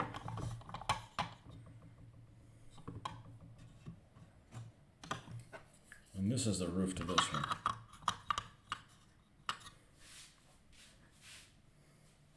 Now let me look at this thing. It could work for Russia. It could work for Russia.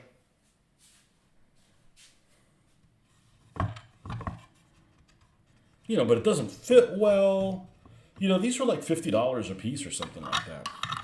I'm pretty sure I got it from Brookhurst Hobbies way back in the day. It's from a company called Queen's Hussars.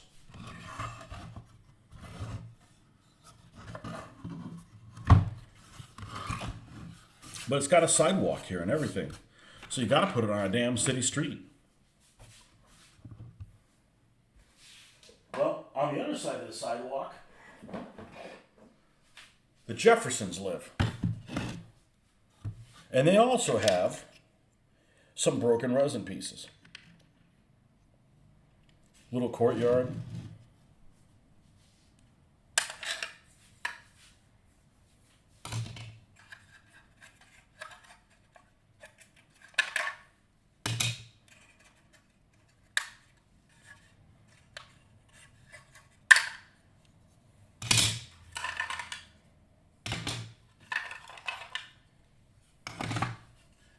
Look at the inside of this thing.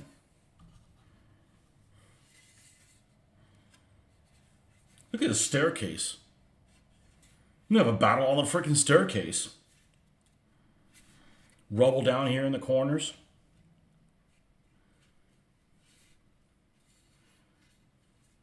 There's no way I can get in here with a rattle can. So we're going to have to get here with the airbrush. We're going to have to wash the shit out of this stuff. But it's got a fair amount of detail on the front.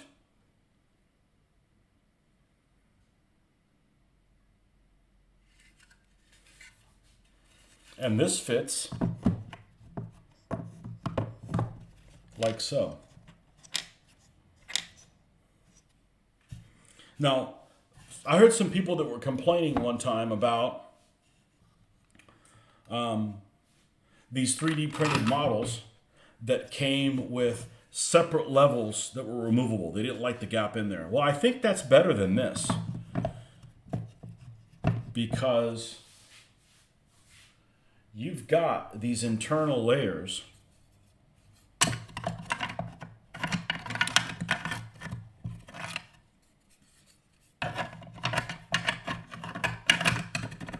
okay. That fits like this. See how the goes around the staircase there? I'm going to have like a cardboard floor plan off the side that you move the figures on. Because every time you move a guy, you're going to have to, it's going to be a pain in the ass. So it's not really practical. This one goes over here. So you got one level here. You got, this is a level here. You got a subterranean, well, it's not really a subterranean one. That's really level 1. Level 1. That one. There's so many pieces to this. So many pieces. This goes like this.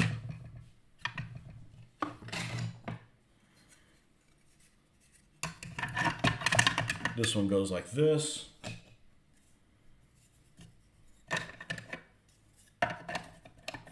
Rooftop.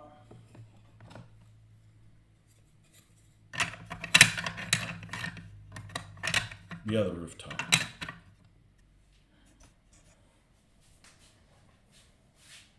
I think we can make them look like Russia, honestly. And they might be like on the edge of the board, so it's like you start to get into the city outskirts. But this is super, super heavy. And a shitload of painting. This is a lot of painting. And not only is it a lot of painting, it's a lot of painting and weathering to make it look like it's battle damage. So I think I can be pretty successful with it, but it's going to take some time. It's going to take some time. But we got 1, 2, 3, 4, 5. 5 different levels they can be in. You can have a whole battle just in this building. So, anyhow, pretty cool, huh? But these guys go together. I mean, they could be on the same side of the street for that matter.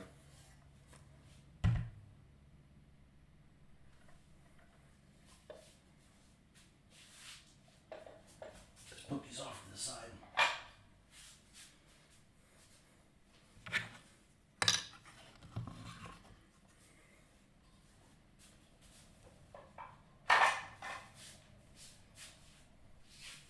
Okay. Other stuff that I have in here. I'm pretty sure this is 28 millimeter. I should get rid of this. This door is massive. This looks like shite. Really not a lot to it. Probably shouldn't even have that. Here's some rocks I got from work. Some granite rocks I got from work.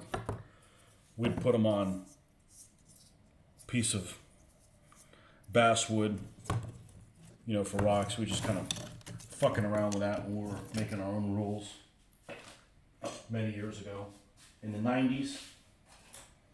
Same thing with some fences that have seen better days. We could probably salvage some of these. These would probably go well with a Russian village.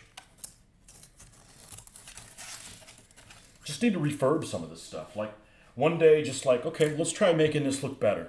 Like, let's leave the fence where it is. Let's fix up the groundwork, right? Maybe round off these corners a little bit. Add some little tufts in here, and see where we go with it. And I bet I could make it look pretty decent. Be happy with it. Here's the roof of the bunker. This is kind of a thin. This looks pretty decent, actually. You know, and this could be an objective, like you know, something that's maybe in Normandy, along with this guy trying to knock it out. You know, because it's causing a problem for the Allies, or maybe even with some partisans. Just saying, we do have partisans. All right. You ready for the piece de resistance? The piece of resistance.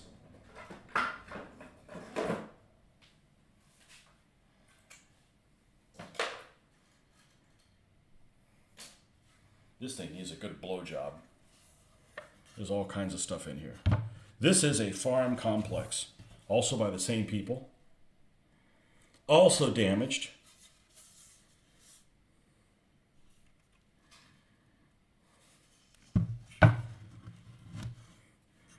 We have our little outside garage here with a solid piece of resin roof. Don't drop this on your foot. All cobblestone.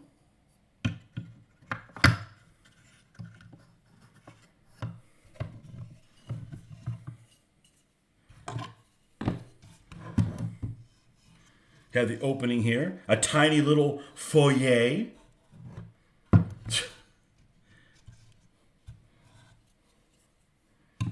Let's look at the front of this.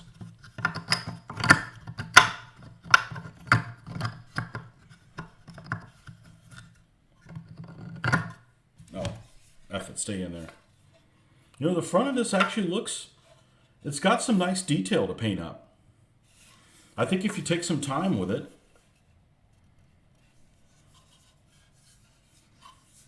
could probably make it look pretty decent.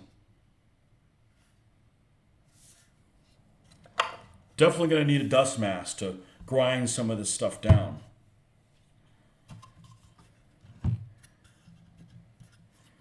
Here's the roof. One solid piece of resin. Fits up here like this. But then there's the, look how thick that floor is.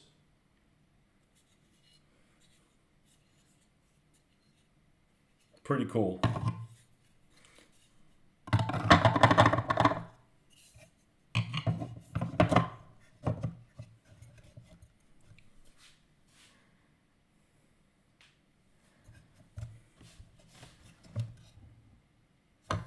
Look at the front of the building.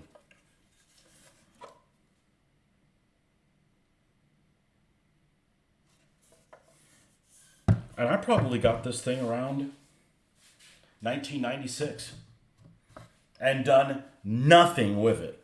So whatever I come up with is better than it sitting in a box. And with all the ideas that we all give each other on the internet, by looking at pictures, watching videos of other people doing stuff, you know, I think we can put all those ideas to good use. Step one, paint it black all over the place. This thing is asking, you know, for like an advertising right here on the side. Some French advertising. This is definitely France. There's no doubt about it. As a matter of fact, this objective could be sitting something like this. You know? Actually, there's something that goes with this really well. Let's see if I can find it. It's the only thing I own that's not painted by me. And this is so cool, I ended up buying this. And this is a Matchbox taxi. The little French taxi. It's a getaway vehicle for the resistance.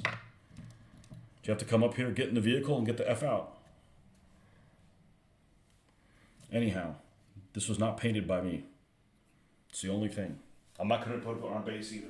We're going to leave it as is.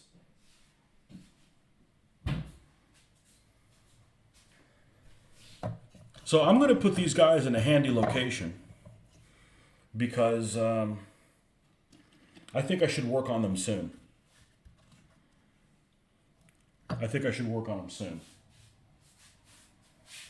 Here's another. Oh, this is the same piece. Yeah, this is useless. I should just throw that away. Give it to somebody. Oh, there is another one here. Another shell hole.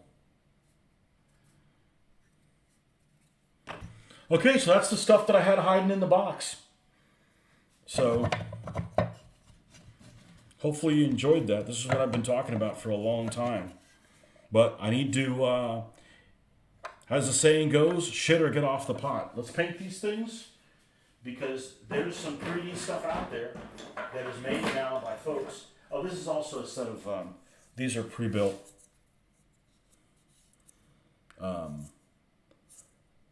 walls that actually look pretty nice.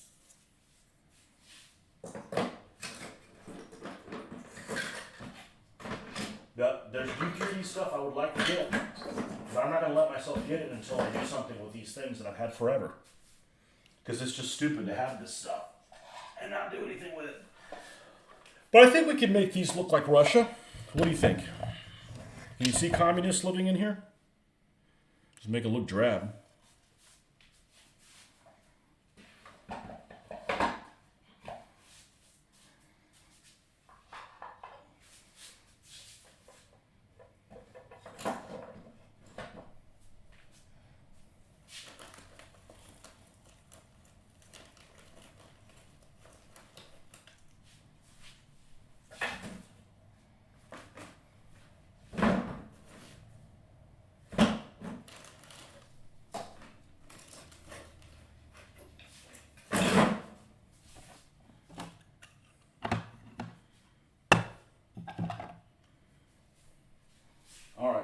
I think the Igrax Earthshade is dry now.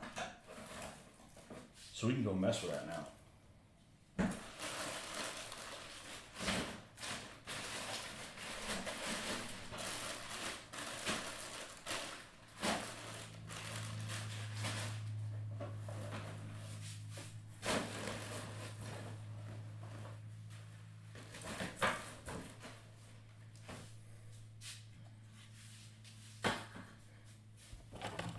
I'm going to take these three and We'll keep these handy. We'll put these in a little bag.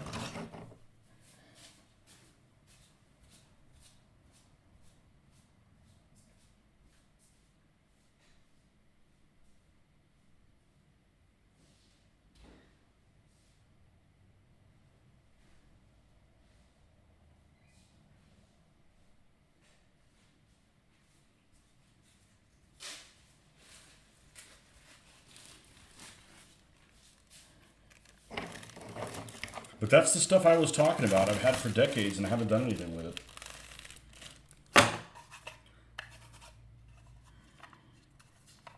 This looks okay. If I did it now, I probably just wouldn't make it as yellow. Not as bright, but it's happy. They just painted it recently. The brickwork actually looks pretty decent. There's some different colored bricks in there. I was really proud of that when I made it. All right, let's put the lid on this thing.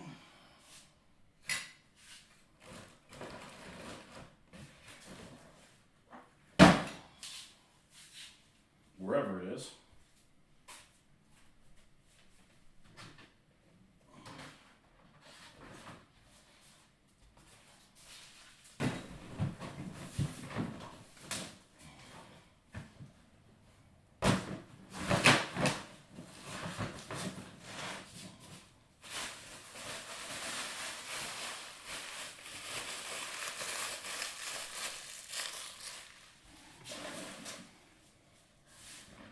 There we go. I knew somebody would respond with something about the building. You had some of those buildings till a couple of years ago. Their weight and lack of storage meant I had to let them go. They're sold by Lancer's Miniatures these days. They have a lot of flash. I think we can make them look good, or we're going to get rid of them.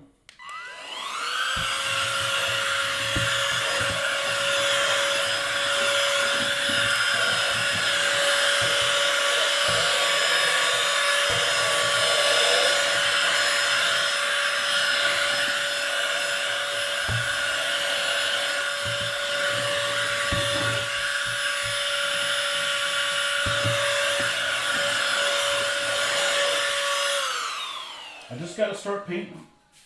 Just jump in. Jump in, paint your way out. Well, now that we've made a mess in this room,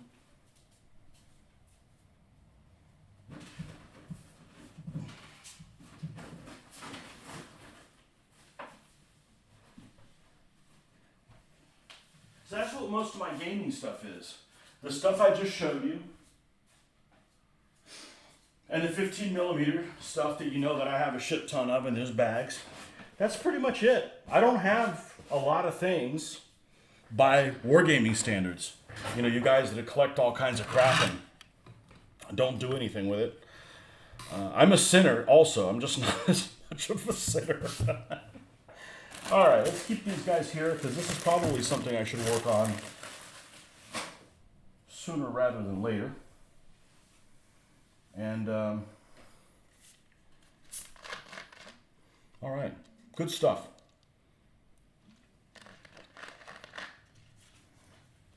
I've been talking about pulling those out for some time.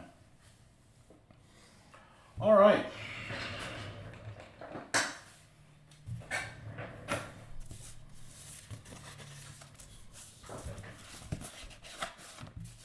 The Panzerkampfwagen.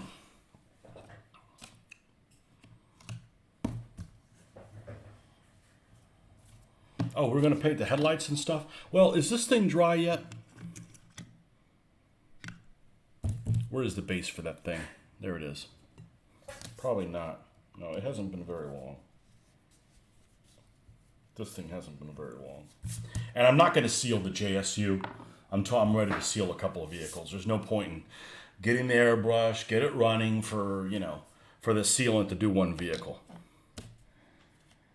Okay, so here we have the AK Dunkelgelb with the Agrax Earthshade on top of it. So let's get a dry brushing brush.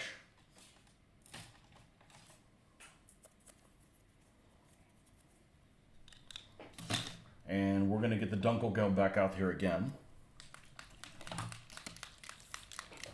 And we're going to dry brush it up.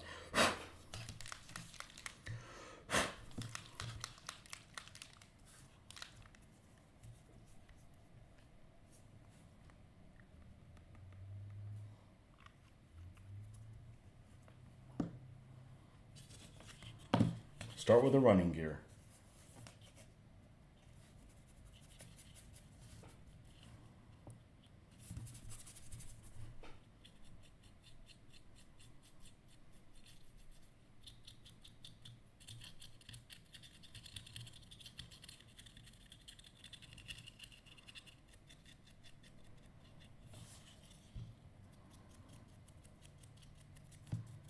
And we're going to cover almost all of this. This is just to have kind of like this underlayer tone. And these do have rubber band tracks that are quite bouncy. Not bouncy, but they're quite stretchy. Yeah, see, this thing has some flash on it that I neglected to take off because it was already a pre-built thing. Let's get this guy. There we go.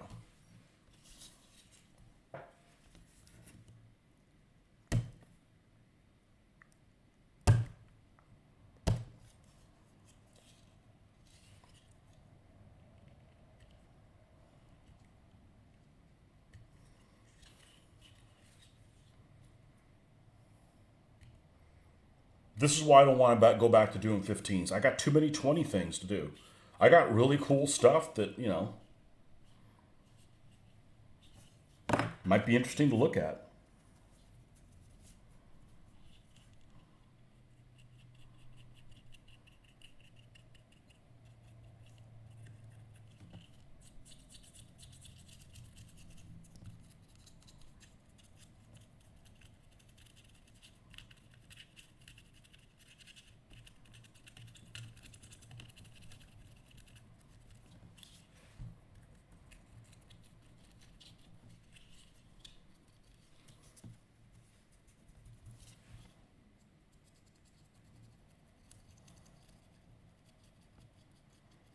Even though we're going to rust that muffler like crazy.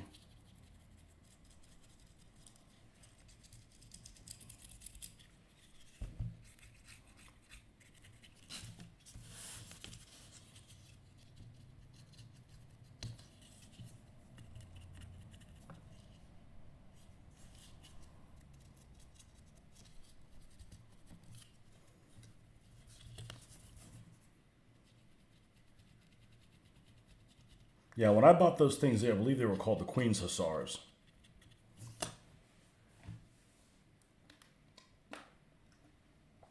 I'm not sure if that was the original maker or those things. I mean, hell, those things could be from the 1970s for all I know.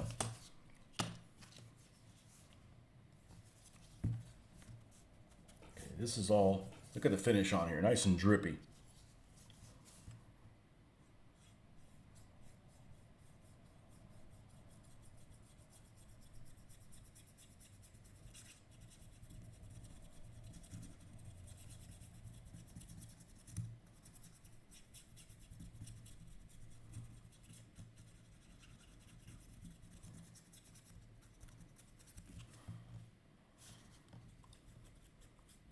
You can actually tell where it had like a paint scheme on there.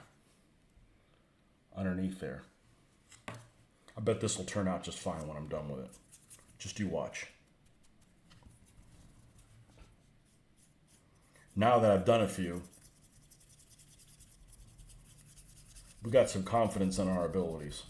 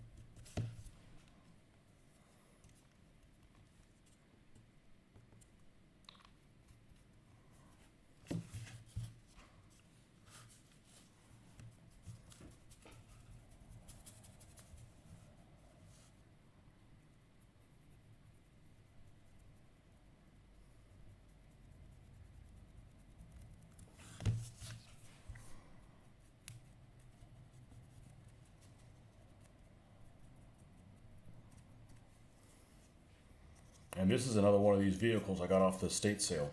Really, really cheap.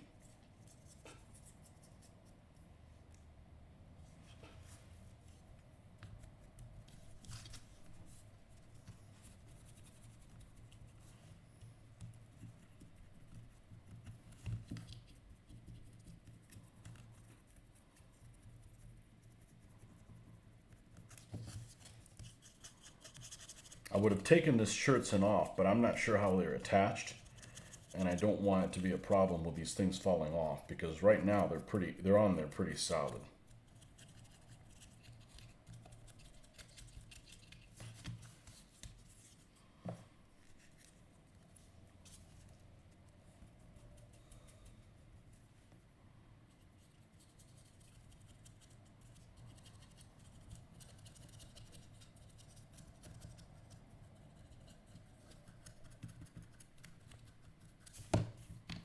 So do I want to paint those buildings that I have? Not really. But I don't want to just get rid of them. So I figured it's an opportunity to practice on them that I've had for a long time. And I can get better at it and have nothing to lose, because it's something that I haven't messed with in so long that... And hell, I may be surprised. They may turn out all right after all. Who knows?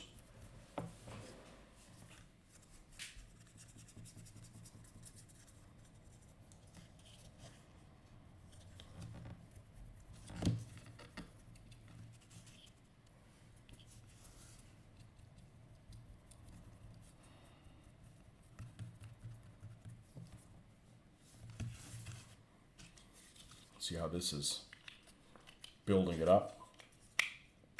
Uh-oh, what did we do? Lose another road wheel?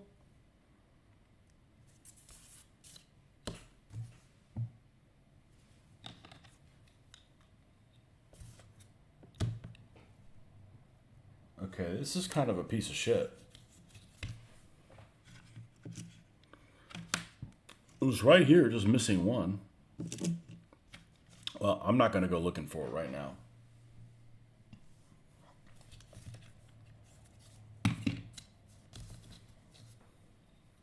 This brittle thing is falling apart.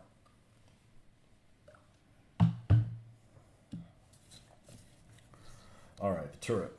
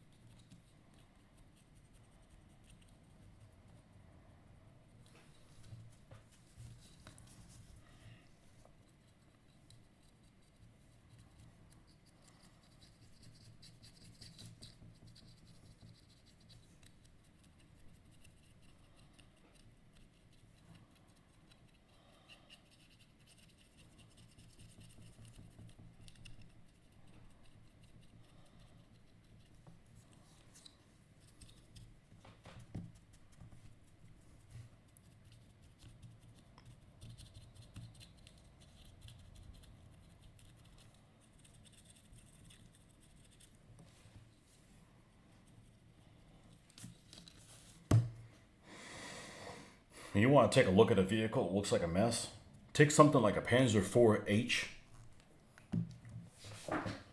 with Zimmerit on it. That is just a cluster of different stuff on there. And I don't really like the way it looks. I'm not a Zimmerit fan. But Zimmerit and Shirtsen are a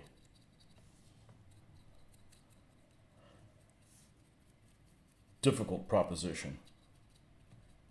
Trying to get in there and But like a G, this one has the smoke projectors here at the front.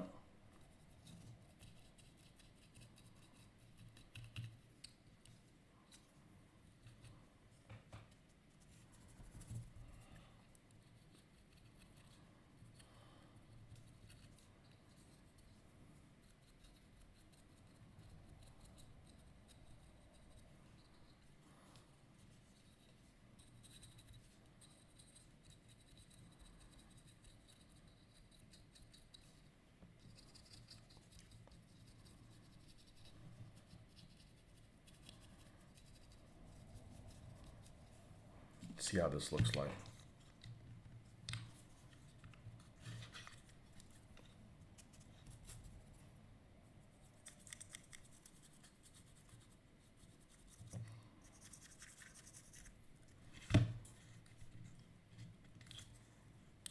Step away from this thing.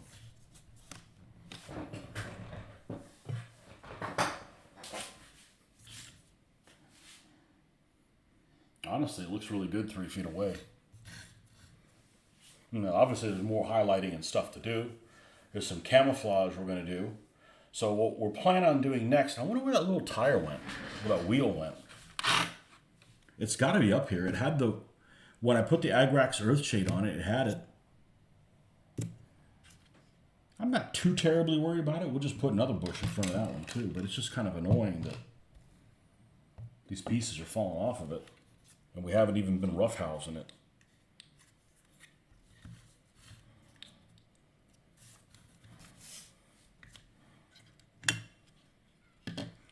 This thing painted now? Yeah, let's go ahead and give the other two colors a here. We're going to do a paint scheme that we're going to find for this. And then we're going to go take this and airbrush it, or attempt to airbrush it. We're going to take like a little 30-minute break. I don't want to film airbrushing because first of all, I don't know what the F I'm doing. To be honest with you, I can't be a pro at everything. I'm learning, you know. But I did watch a video today on how to get the line a little smaller.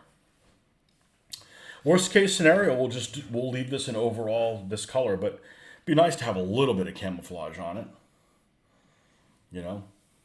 But we got to go a little thinner than that. That's a little too fat. But that's all I could deal with yesterday. So let's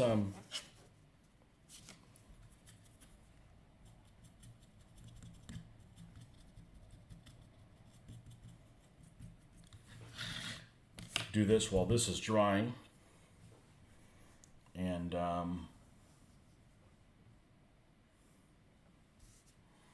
yeah, what's this thing have the license plate things on the back? No, it does not. Okay, cool. Let's get this color down here. US Field Drab. Let's get our little tool.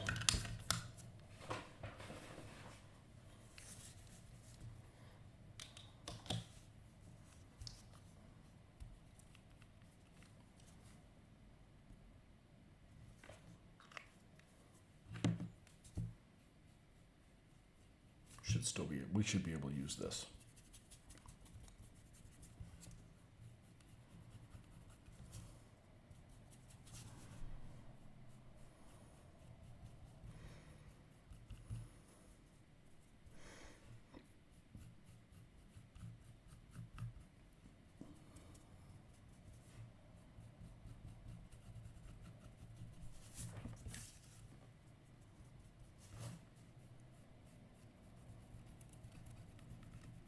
Now, the cool thing about this time period Panzer IVs is you got a lot of different number styles you can do, a lot of different markings, you know, pretty much everything goes.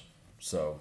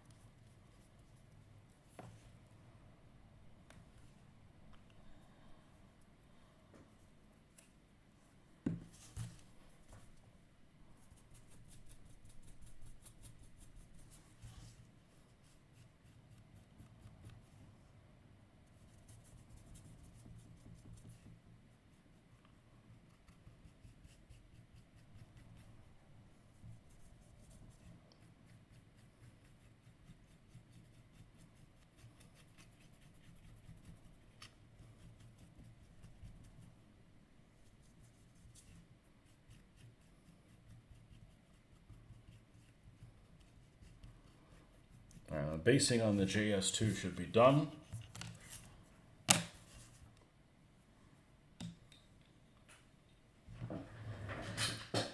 This should work on the same basing as a standard Panzer IV, but I'm not worried about that just right now.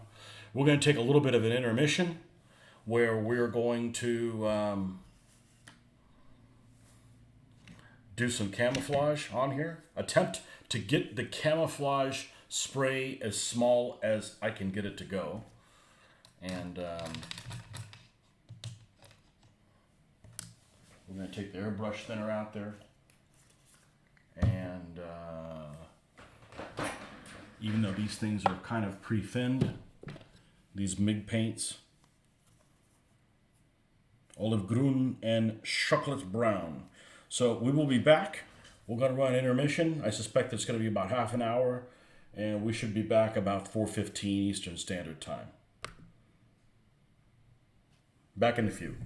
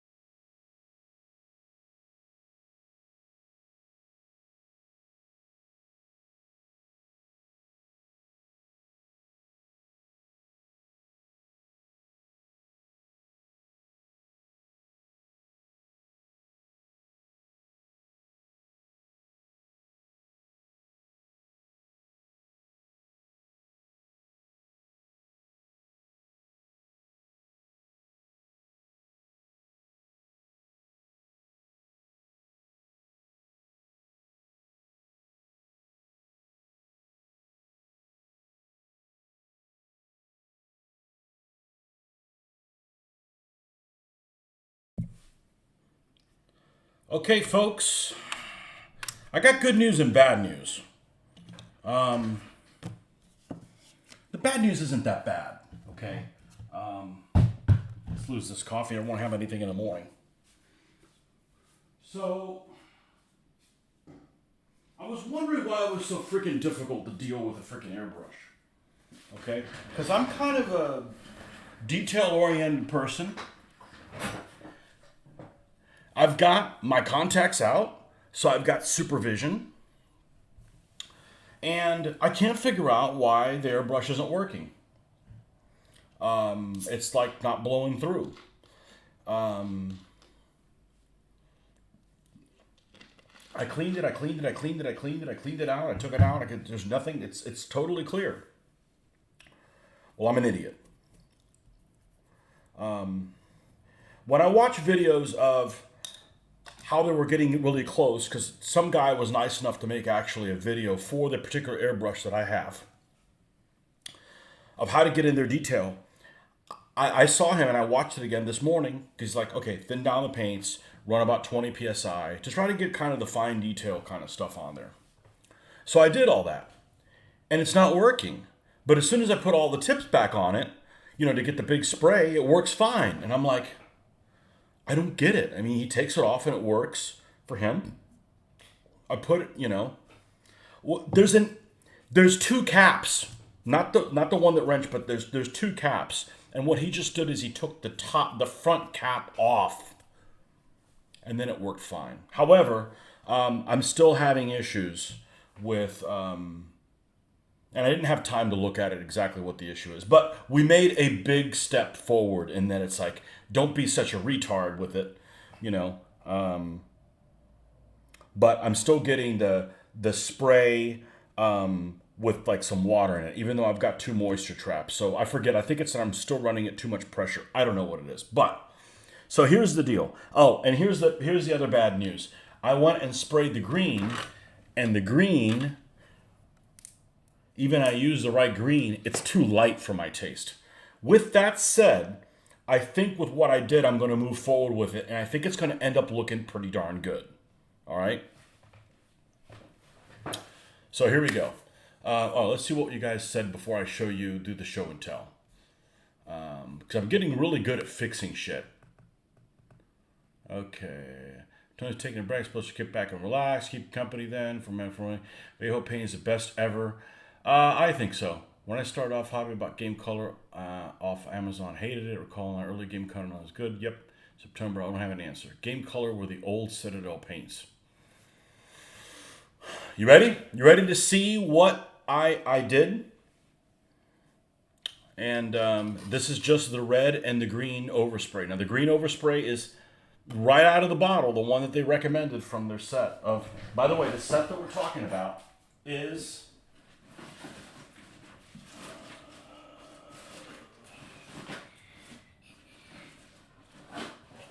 This is, and I'm going to call this my first camouflage experience with this airbrush. So with that said, I think this looks pretty good. This is the set that I got. Which there's some sexy as hell tanks here, okay?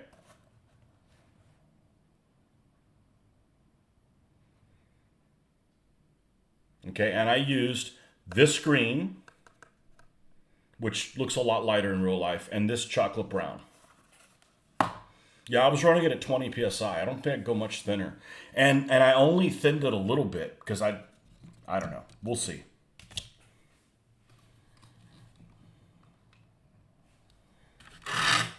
Now, remember how I painted this morning. Well, I don't know if you were here this morning. But we have these big bands. And this thing looks freaking superb. All right? So we have big bands. This one doesn't have big bands, and we're going to do it in the same style. The green is lighter than I would like. I think it's going to look really good. Tech only one tank. Tech only one tank is on that box. Okay, yeah, but it's still the vehicles. All these are armored fighting vehicles, yeah. Maybe it is. Maybe it is light like that on the box. Anyhow, I shouldn't take other people's words for the colors. So we can tinker with the greens. We got tons of greens. So next time I do this, I'm going to use a different green. But I think, see what I mean? You got this splash zone here. Man, I'm trying to be careful. And it was like, I'd get it going and I'd get a good, because I've got lots of this stuff out there. I'd get it going and I'd rush over here and try to get it on there. So now, even if it was neat, even if it didn't have all this overspray, I'm still going to go over it the way I'm going to with this Dunkelgelb. So it's going to soften all that out. I think it will be fine by the time we're done with it. It was just disappointing. See, in some places I actually got it working pretty well. And it's hard as crap, man. It's like trying to fire a rifle drunk. I wouldn't know, but, you know. You said sexy tanks. Yeah. Well, one of them is. It's got a Puma. Everybody likes a Puma. Except the tank commander who's got to freaking fire the gun and try to command the tank. So, I think, mark my words, this will turn out looking great. Okay? And if this is my first attempt with it, my first attempt with it. But like I said, I had a mental moment where I thought you have to take both of it's like a two-part thing, and I thought the nozzle was all one piece instead of two. Because I'm like, man, I'm pretty good at cleaning things. I got my contacts out. I got supervision on. It's falling apart, yeah. It's also missing 2 sets of road wheels. One I knew was missing. The other one fell apart somewhere. F it, we're going to put a bush there. They ran over a bush and you won't even notice it. It's good to have problems like this because you'll see, you know, how an expert person that makes mistakes fixes things. You don't like Pumas? What? Get out of this city. All right. You're entitled to a bad opinion. Okay. So, when I went back over this, I don't remember if I added this base Dunkelgelb over it or I went straight to this light fruitcake color. I'm going to go ahead and do this, and we're going to try with the suspension. I think this will look good. I think this will look good by the time we're done with it.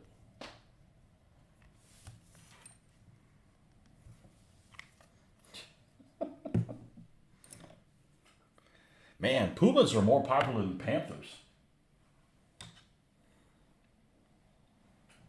I got one, but it's one of these Altaias. I'll paint it just because, but I don't think it's a very good model of one. You can't like every German armored car. You're right.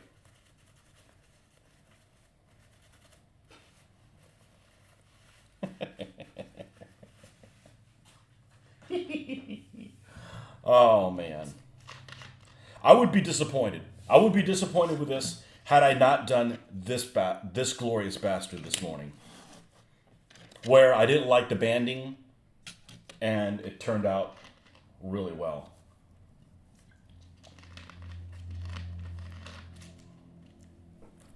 You'd rather have a Panther than a Puma. Everybody would. Until it's time to change a road wheel. Whoa! What a nightmare. And this is an ugly ass. This is the AK yellow. And it looks like shit, honestly. But you end up with this. So it kind of works. All right, we're just going to go over this lightly. Softens everything. I wish I could take pictures of all this shit. But we're going to do it again.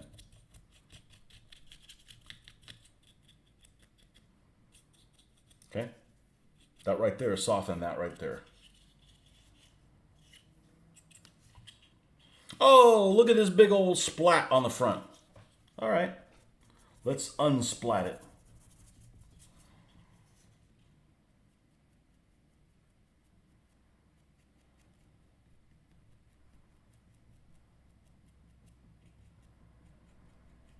So like I said,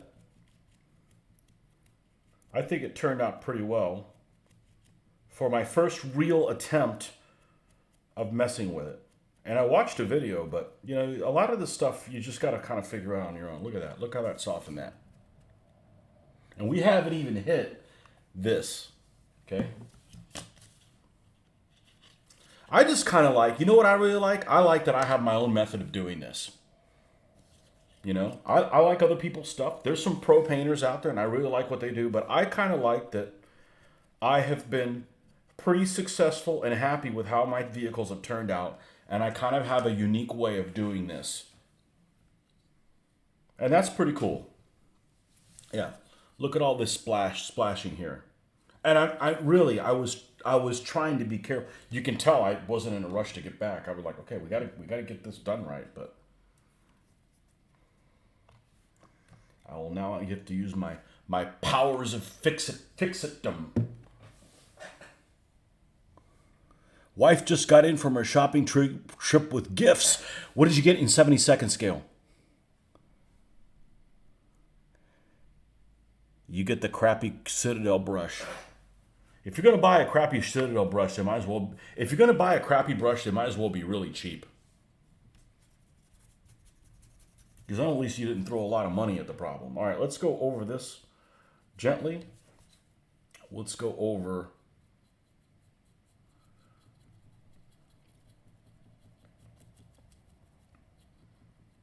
that.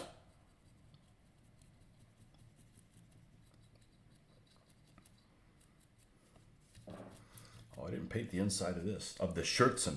Huh. No problem. Hey, no problem.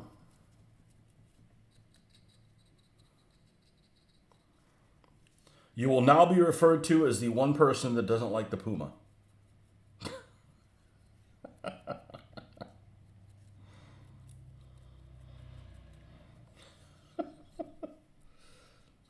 It's good that we're not all the same.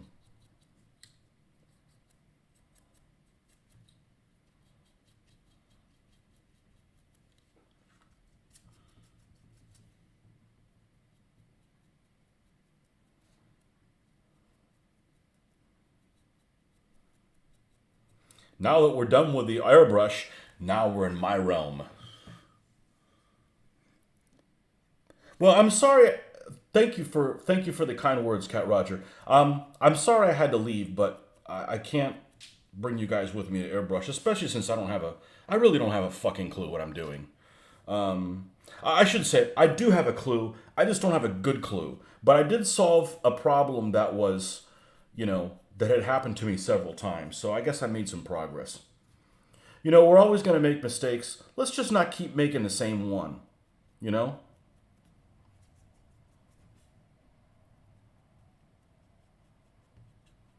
Let's not keep making the same mistake. Because that's just really unsatisfying.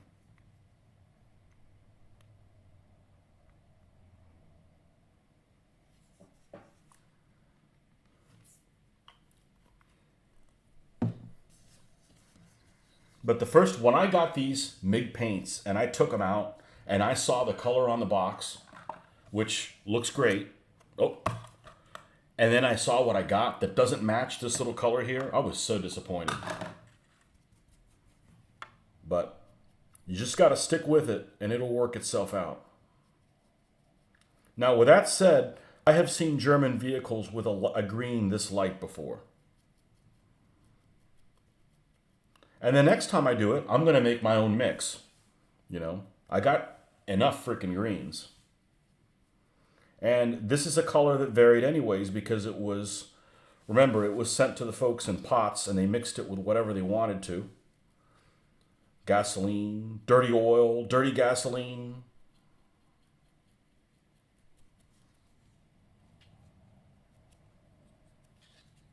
Okay, look how that cleaned itself out.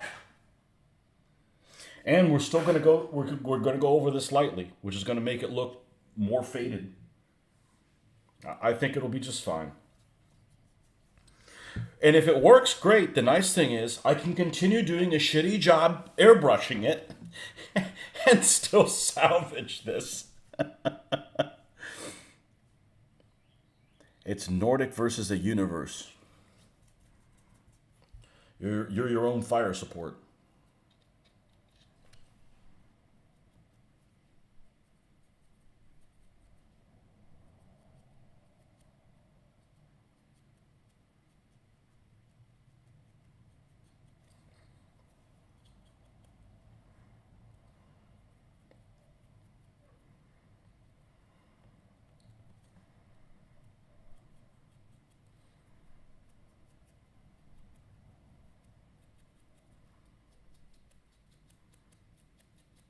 I'm going to change the name of this channel to the I screw things up and I'll show you how to fix them.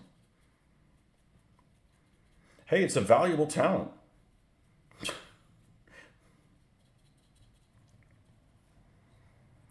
This dirt's about done.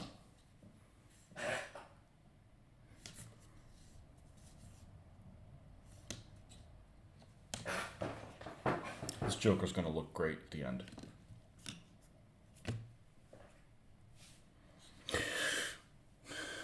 I think the next late war 35th scale tank I build will get the paint set. Damn right I am. I'm in a hand grenade that never stop exploding. Yep. As a buddy of mine would say, you're a self-licking popsicle. So instead of self-perpetuating prophecy, he'd call it a self-licking popsicle.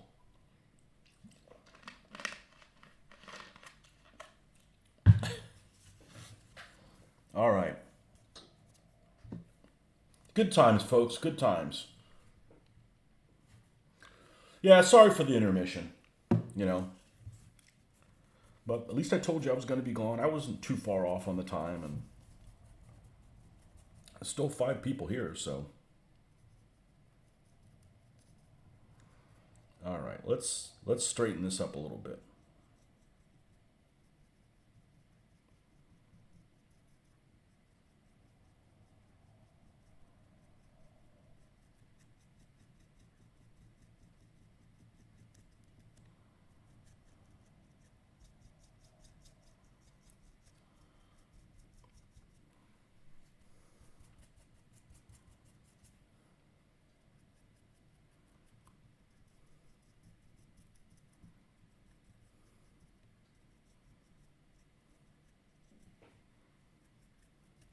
Well, other than the thickness of this splash, man, going over with this dry brush, this is the way to freaking do it. You know, for somebody who spent the last 18 years not dry brushing a damn thing,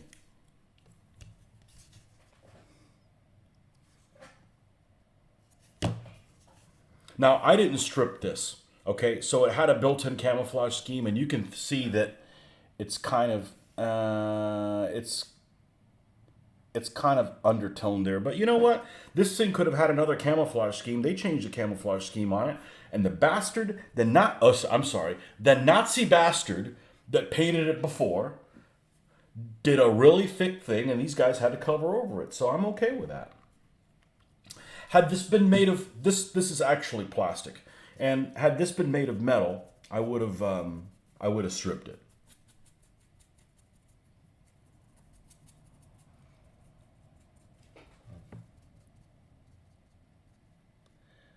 What do you wish your superhero name were to be, Tony? The Fixer? Fixie Fixelstein. I don't know. Superhero? Do I get to wear a cape? Do I get to design my own uniform? That's kind of like designing your own flag.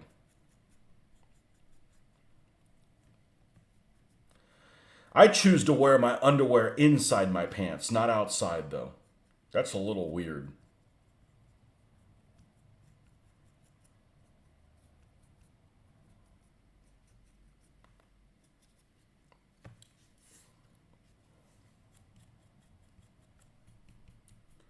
Yeah, it just looks more fadey.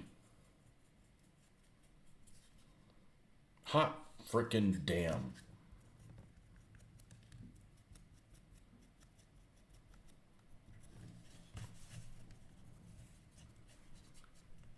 And what I really like is this is a relatively quick way to paint.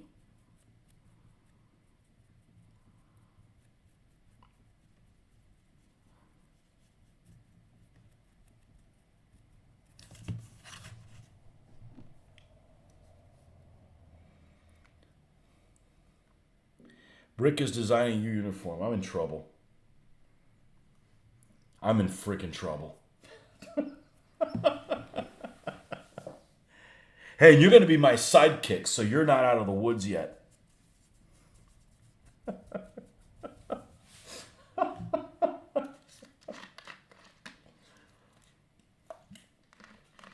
It's like, Rick's designing your uniform. Oh, shit. It's going to have ruffles.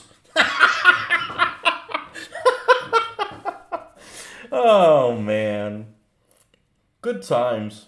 It's a shame tomorrow's a work day. I'm having a great time.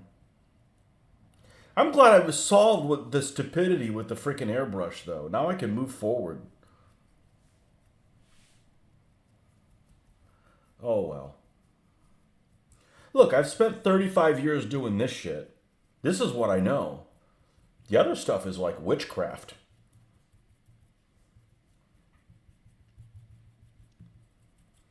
And I don't know that I've ever seen somebody dry brush over a camouflage scheme. It just seemed like something reasonable to do.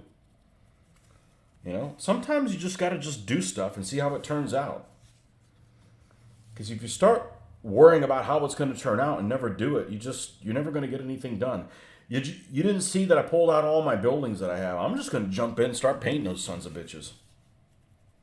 You know? I'm sure they'll turn out just fine. They may not be the best looking things out there, but they'll be okay.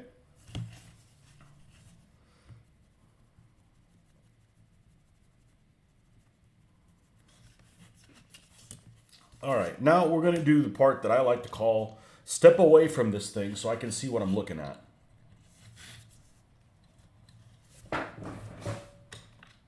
You know, the 3-foot rule. You know, because I'm pretty, you know, I'm seeing it all in my face, so I can make it look good up close. That looks freaking amazing. For as shitty as that turned out, that looks amazing. I'm really happy with that. I am really happy with that.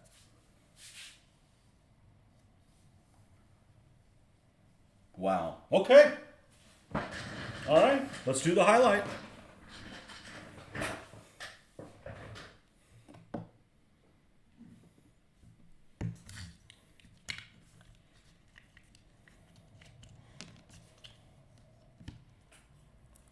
Yeah, I get the ruffles, you get the bows.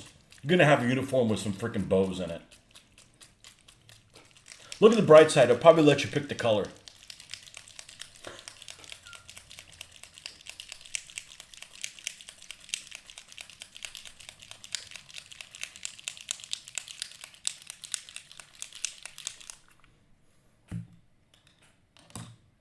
I got a lot of Dunkelgelb vehicles to do. A lot. So this is some really good news. Look how light this is. This is like 1962 refrigerator Frigidaire yellow, you know? Now we're going to take almost all this off.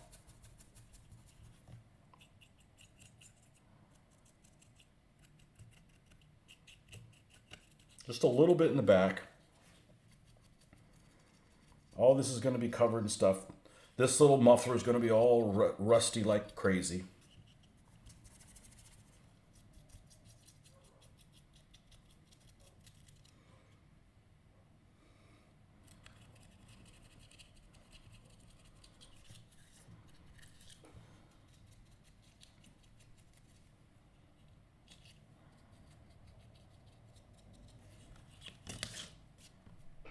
We don't want to go super heavy with this because we are going to need to do some controlled highlighting. Let's do the edges. Edges, edges, edges, edges, edges.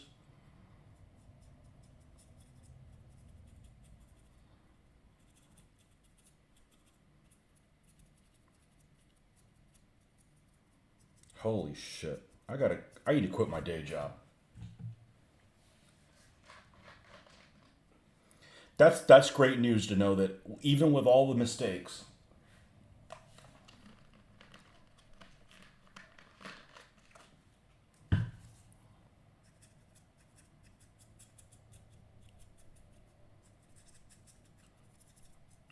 oh, there's going to be some sexy Panthers in the future. Just saying. Look at that.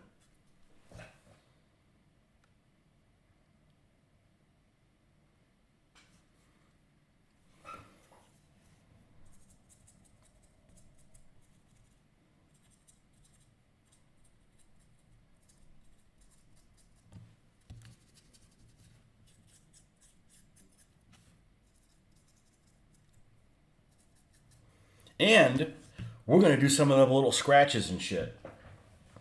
Which, by the way, I love doing. I don't do chipping, but I like doing them little scratches.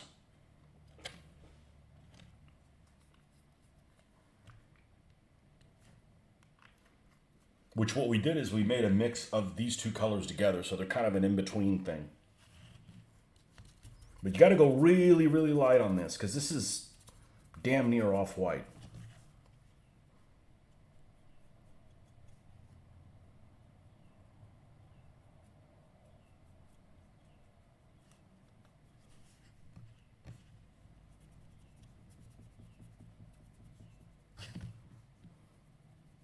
Man, I love this hobby. Thanks for coming along and being a part of it, man. I appreciate you guys.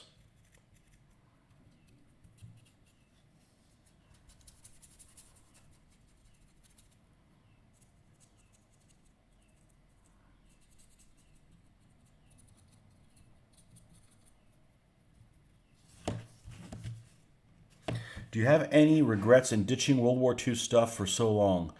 Nah, because you know what? My painting ability has improved a lot in 20 years. And the internet, that's really the biggest reason. The internet is kick freaking ass now. Between YouTube, other people's YouTube channels and stuff, there is just a wealth of information that I just feel like I can really capitalize on.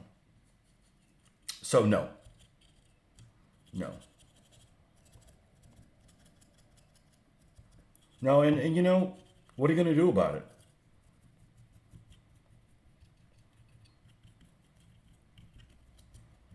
I'm just glad I did it now and not 20 years from now.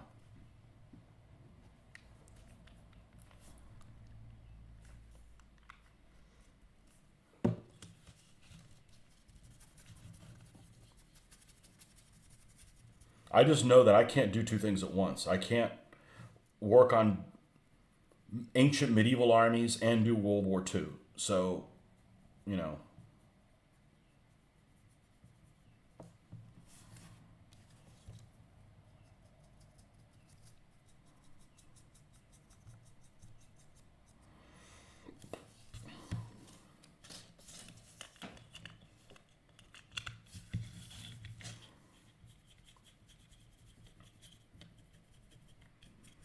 And we got to paint the. See, this extra tracks. I bet in a lot of situations they were already they were spray painted on the vehicle. I don't do that. I want my track colored. You know. So, but that's just my take on it. You know. Did they spray paint it? Yeah, and it looks wrong every single time I see it.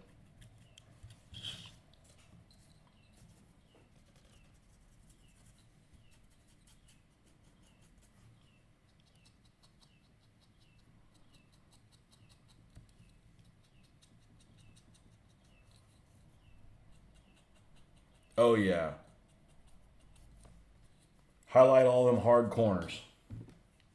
Now, it came with an even lighter color. Look at this absurdity. Dunkelgelb shine. What the hell am I going to do with this? It's freaking white.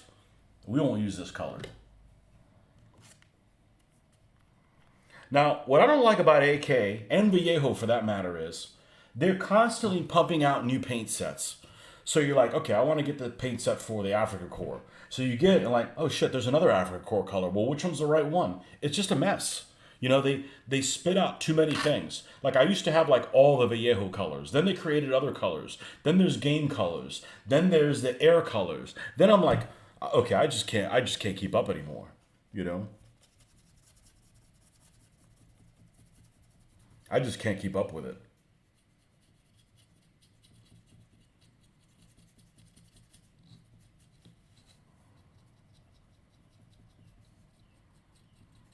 But there is a place in on the outskirts of Tampa, a suburb of Tampa called Oldsmar. It's between Newport Richey and Tampa. It's on the north end of Tampa Bay, and there's a place called Spray Gunner, and it is full of, you know, obviously spray paint stuff for like cars and stuff, but it has a lot. It has model stuff too, and that's where I got this paint set. And they only charged like, I think it was like $3 something for shipping. So they do not carry Vallejo, but they do carry AK. So I plan on paying them a visit next weekend when I'm in that area.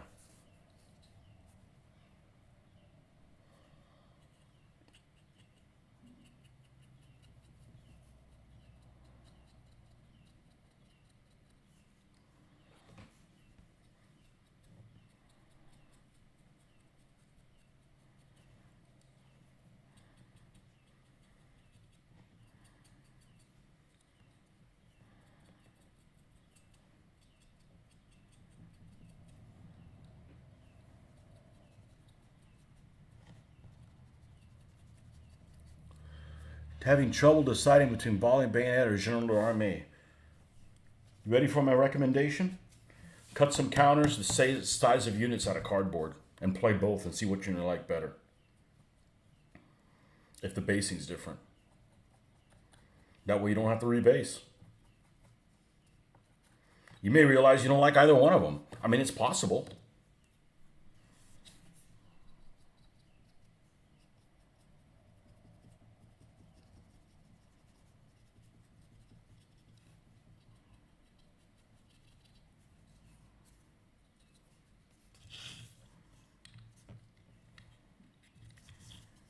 I would hate to waste my time on one and then realize I hate it.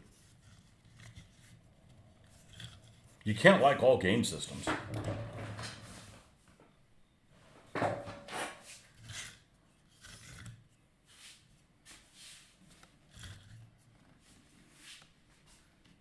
I'm really freaking happy with that.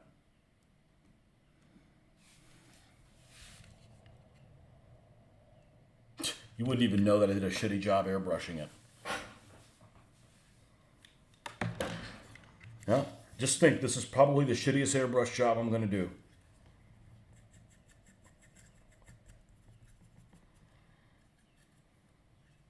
Okay.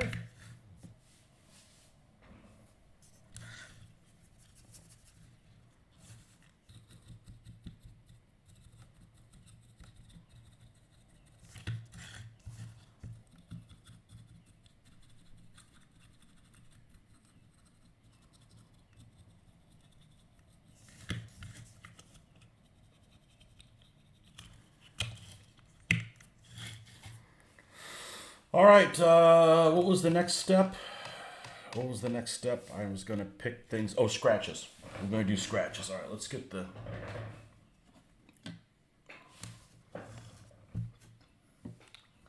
Let's get this color.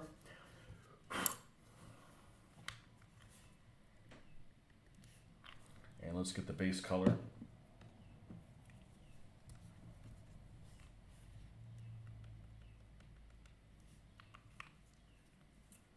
And let's get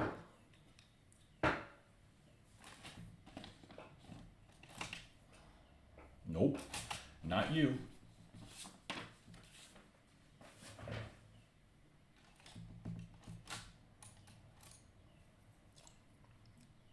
Oh no, you're too stellar. Oh, you're whack. That brush is whack.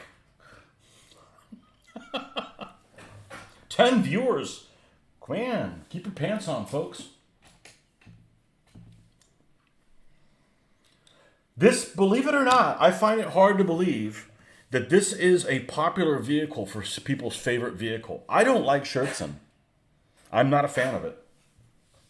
They used it, so that's why I kind of have to do it. But I don't. I think it it hides the vehicle's detail. I'd also hate the bail out of this vehicle and get tangled up in the Scherzen on the side of the turret. Yikes!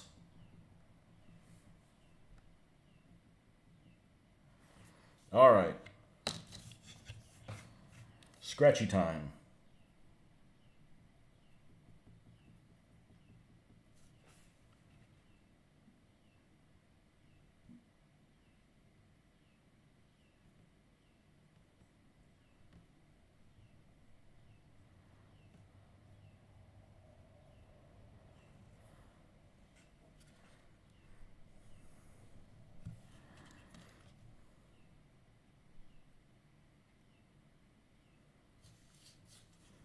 Of course, we're still going to weather on top of this. This just adds some items of interest.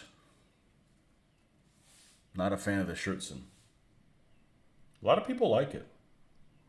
Now, I have a Revell model of the Panzer IV-H, and I specifically am missing some. So I didn't build it with all of them. And that's going to give it a unique type of look, I think.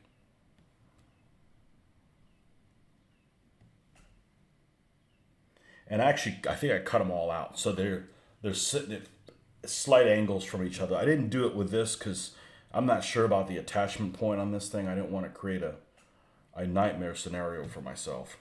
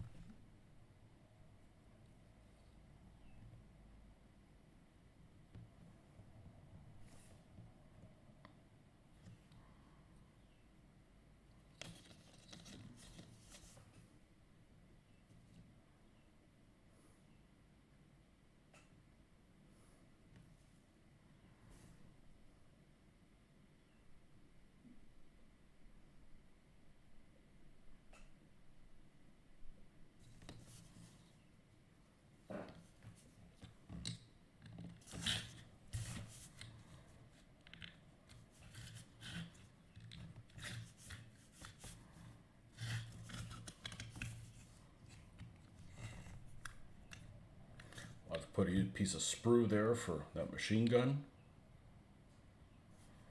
I don't know where that other set of road wheels went. I think I'm pretty sure I can hide them under a bush.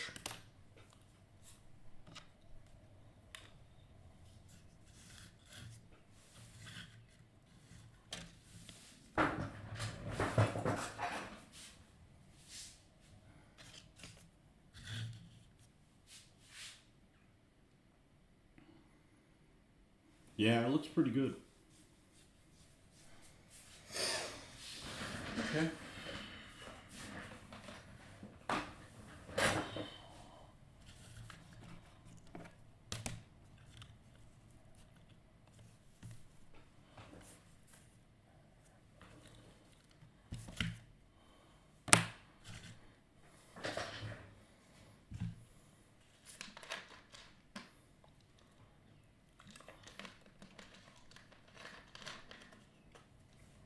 All right, we're going to weather before we put the tracks on.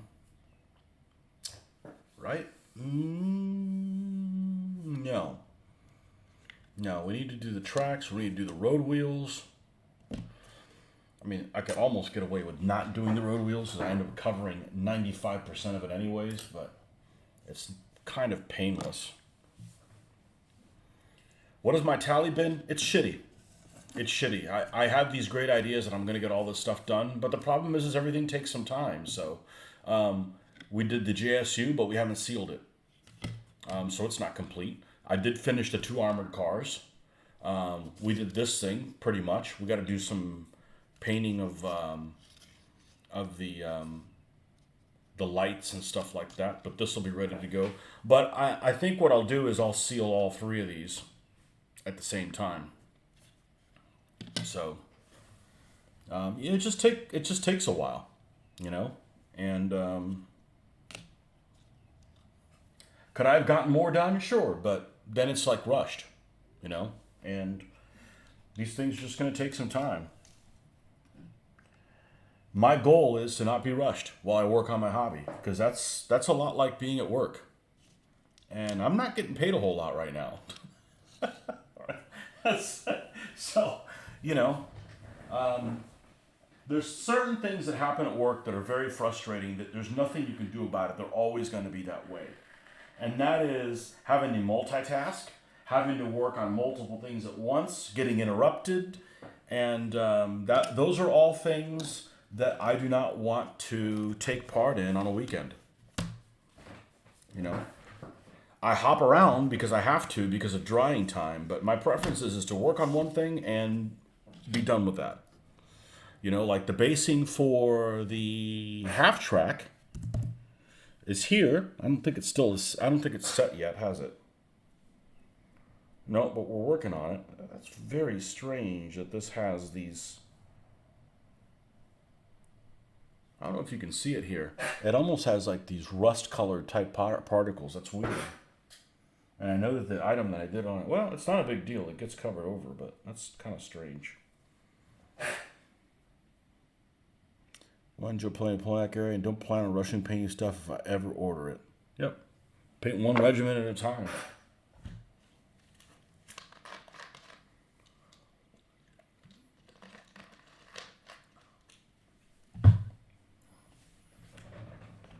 All right, where is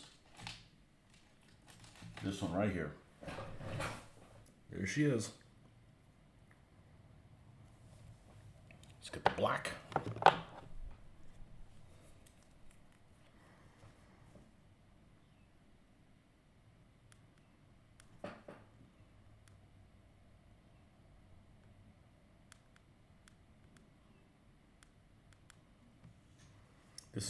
I'm gonna have a blowout, aren't I?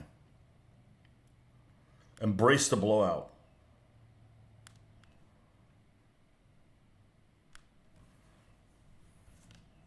Where's that drill bit? Wow, it's a little one. Yeah, it should work.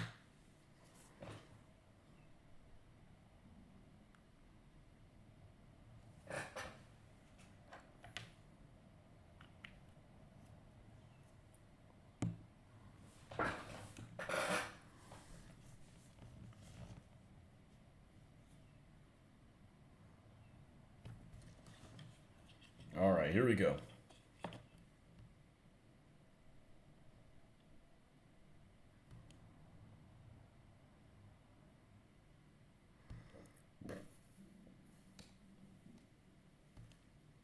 Yes, that's my stomach.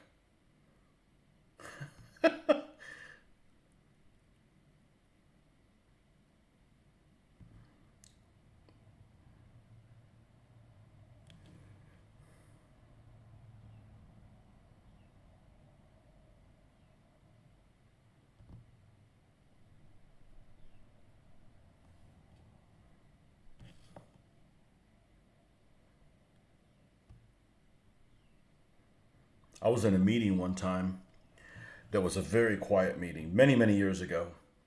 And I had a stomach that just, and it was like, man, they're going to think I'm about to shit my pants.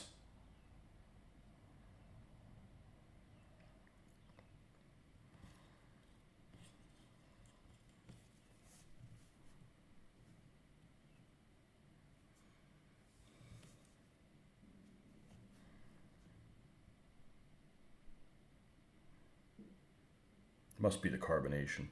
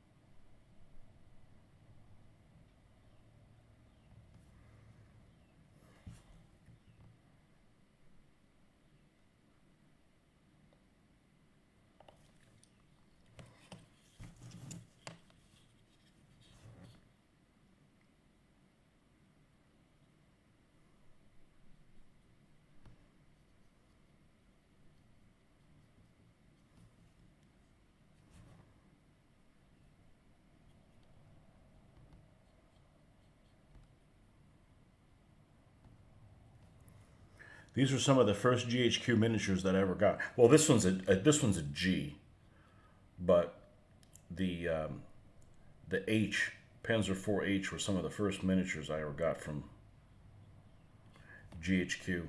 Why? Because they had them in stock.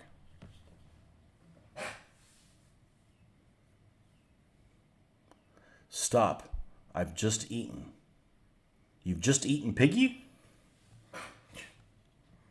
My favorite food group, piggy.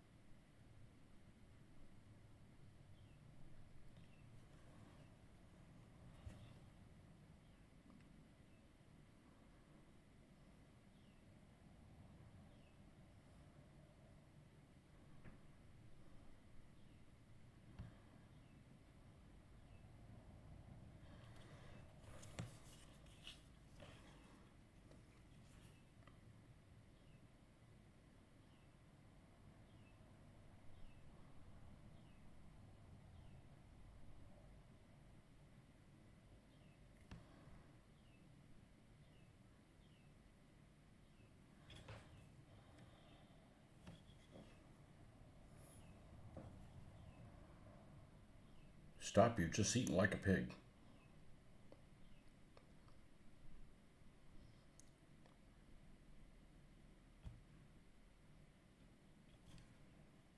That's a late meal, man.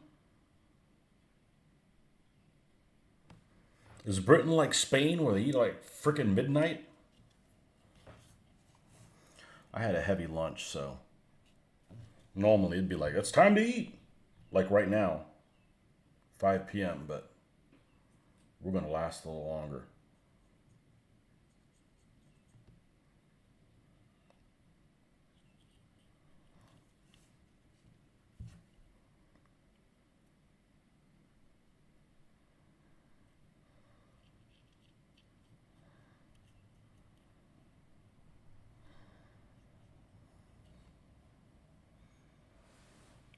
You ate too much Chinese. There's a food group I can do without ever eating again. I mean, if somebody here makes it, but eating Chinese out, I'm fine never eating it again. The last couple times I've had it, I just felt like I've eaten something that I shouldn't be eating. Like it just tasted weird.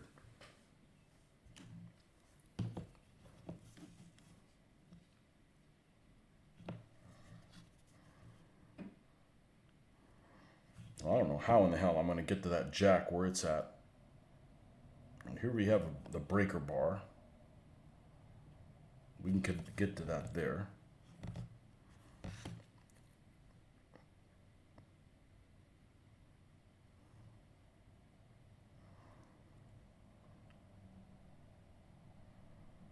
Okay. We got extra tracks there. Yeah, I can get to that jack.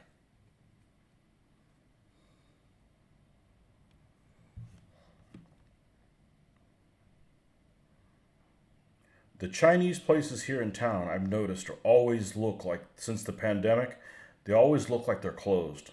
And they got weird signs on them, like, yes, we're open, or, now open until, 5 p.m. It's just like they're half closed or something like that.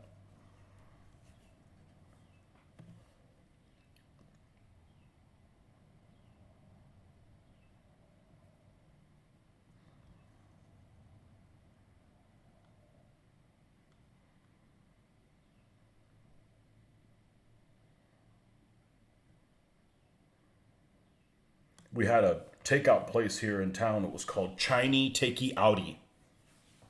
Hey, they named it. They didn't mind.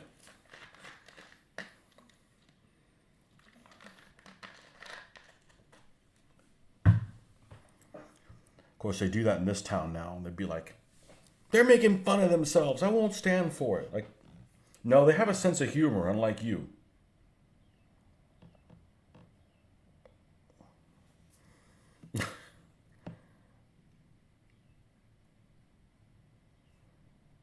Chinese Takey Outie.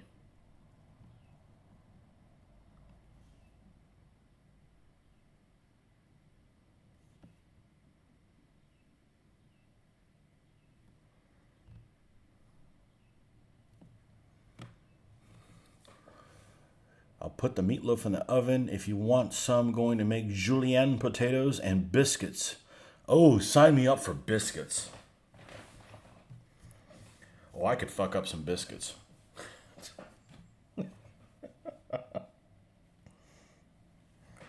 I'd give up meat, but I'm not giving up carbs.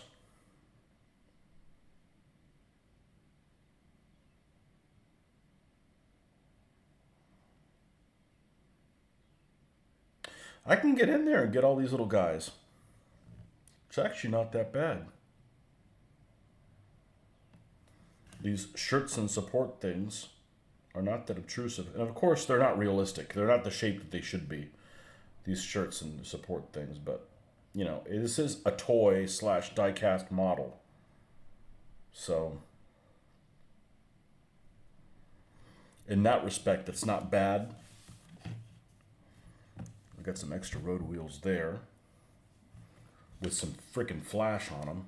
I don't know if I can take that off because they came glued like that. Let's see if we can get in here and... Okay.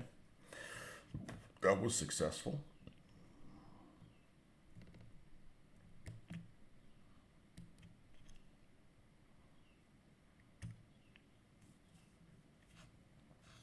You'll have to cook for me because the wife's away, so I ain't doing any cooking.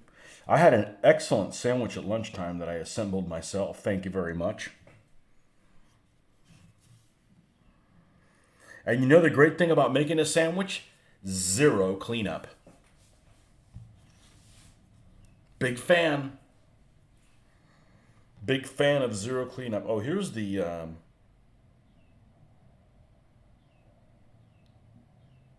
gun cleaning kit.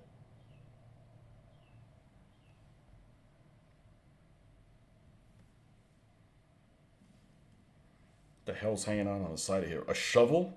A bloody shovel.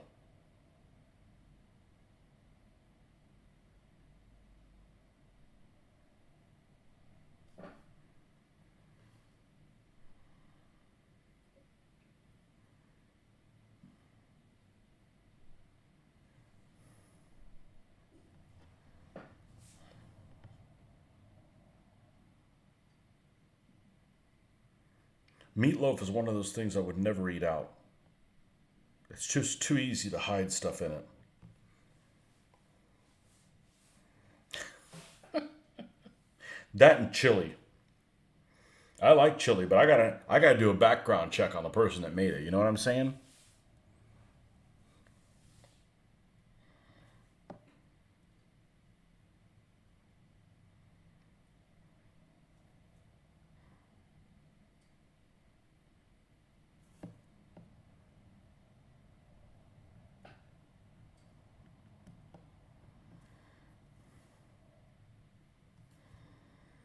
Man, this thing's got a shitload of little tools here. Okay.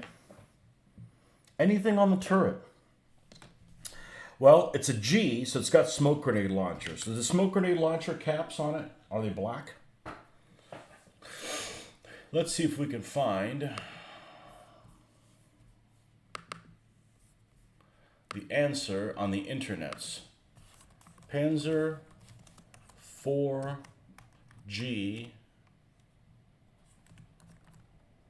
Dunkel.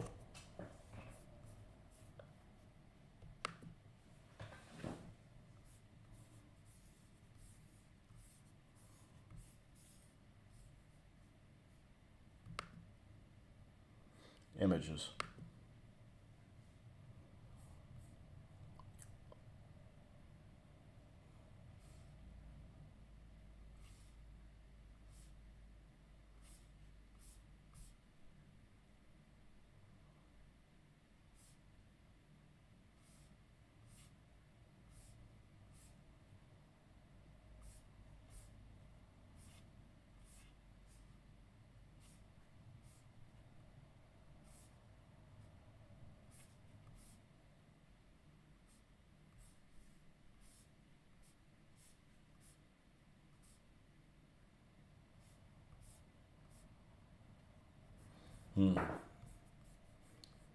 Well, they're molded on there. Never order meatloaf out. Yep. There's only one place I've ever had meatloaf out, and that's Cheesecake Factory, and it's pretty freaking good there.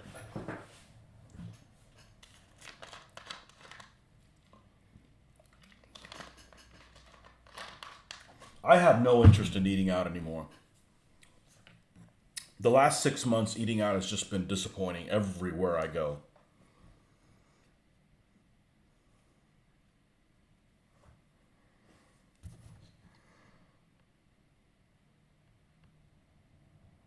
I'm doing the ends of them in black. F it.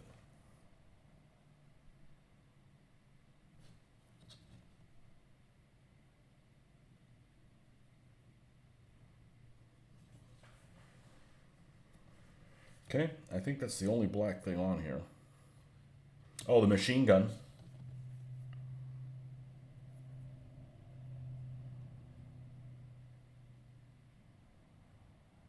You know, in rapid fire, you can't fire the coax machine gun at the same target you fire the main armament at. That's hokey. So you basically never fire you would never fire the machine gun, the coax machine gun in the game.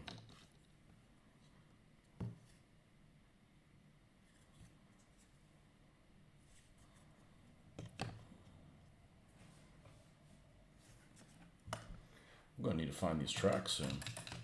Actually, I gotta take a pee break. Be right back.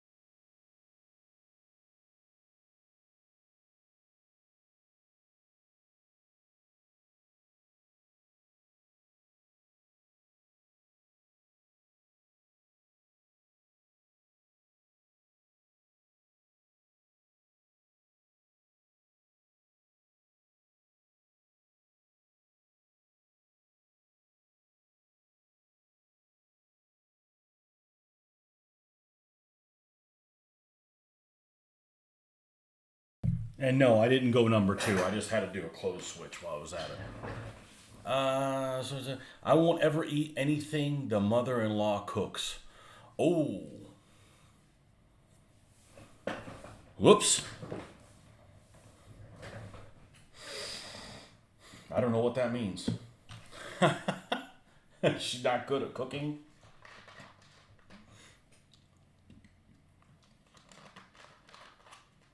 My wife is superb.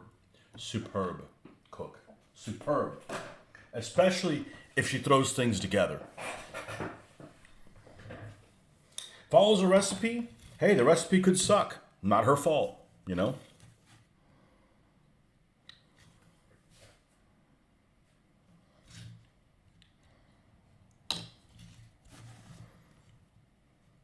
I actually think I would enjoy cooking, except for, how long it takes to do it.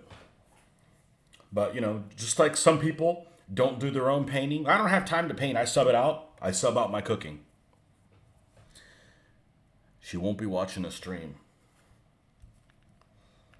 Oh, I'm just going to find out who she is on the internet. Let's see, I don't know her maiden name, so it should be easy to find somebody who's a mother-in-law of someone named White, right? How many people could there be?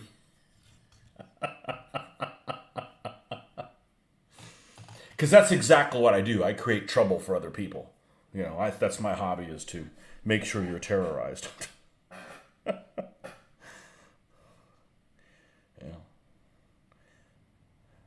Well, if you don't eat anything she cooks, she already knows, you know?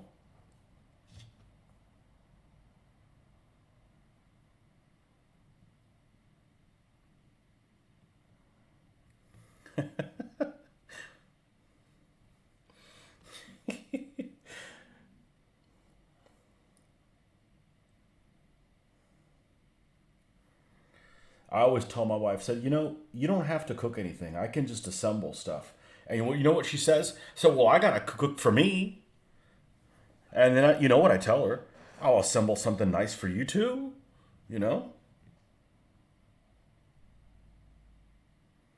And it's not like I don't appreciate flavors and stuff like that. I don't like boring food, but I also don't like spending a couple hours doing something that should be take moments to do.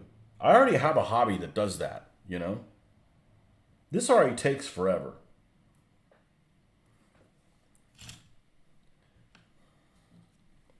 Somebody was telling me many years ago, says, oh, there's an ammo shortage, and I like to recreationally shoot, killing cardboard from time to time. I don't do it very often. Oh, you should just reload your own ammo. I'm like, I already have a hobby that takes forever to frickin' do. And, there's not combustible, it doesn't consist of combustible materials in my house. So I said, no thanks, I'm good. Sub that to other people. I can't be into everything that takes forever. There's a million ways to spin that saying.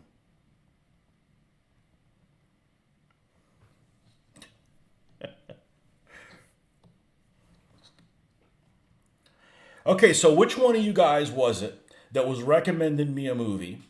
And what's the name of the movie? And the premise is it was a World War II movie that sucked.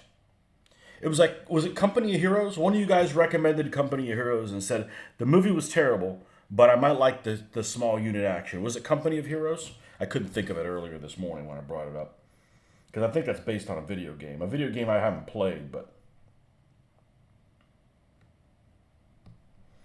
I watched all three of the... What's the Mormon movies? I'm trying to think what they are. You know what they are, the three that they made. And the storyline on... The first one's okay. The other two are kind of suck, but... They gotta be really bad not to see them once.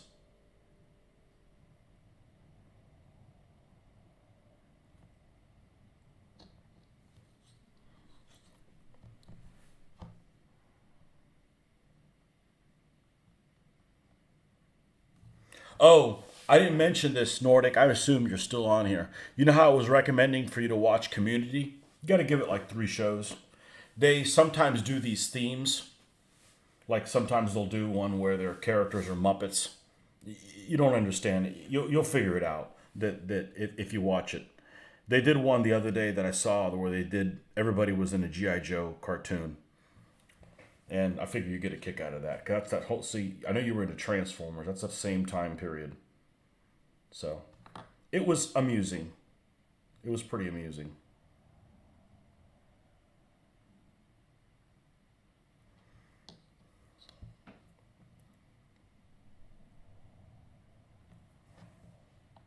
Okay, let's catch the other end of this. I can't wait to put decals on this thing.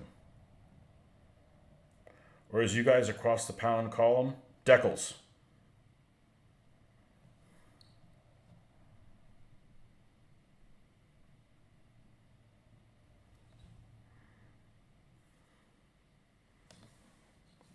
Well, this piece of track is kind of shoddy. It's not a very good quality, whatever you want to call it. All right, I think it's time to find. Well, there's a couple things that we need to do. We need to paint those road wheels black. There are a couple pieces of track that are hiding down here in the hidey hole.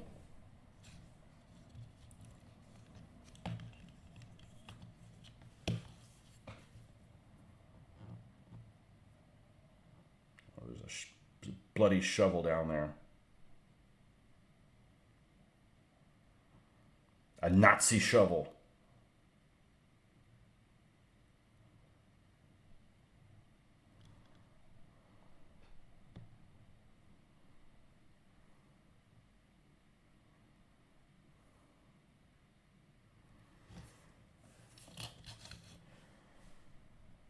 Okay. That's all the tracky things. All right. Let's rinse this. Were you here when I did I don't think you were here when you were doing the unboxing. Look, here's that little French barn I was talking about. It's a little brighter than I would do it now, but I could probably dirty it up some. It's a 15 millimeter building, but I think it works okay for 20. Because if it's 15 millimeter, nobody's gonna be able to see through this window. You're gonna be like, what's outside? You're doomed. Oh, okay. It's actually probably looks like a scale that could be in between the two.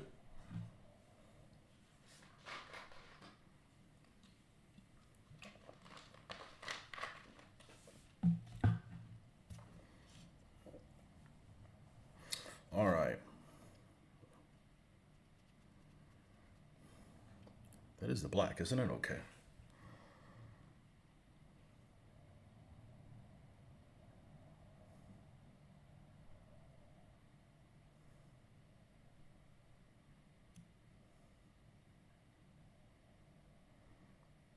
We got a new washing machine about a year ago, I'm thinking. And it takes a lot longer to wash, but it uses a lot less water, and you can get a lot more in it. So it's a net gain, I think. But one of the things I don't like about it, and maybe I should just read into it, is that there's all kinds of different settings, and it defaults to using hot water. And I never wash anything in hot water, you know. Buildings are subjective. I prefer smaller scale buildings to represent well built up areas, especially if the game doesn't allow you to have troops inside individual buildings. I can see that.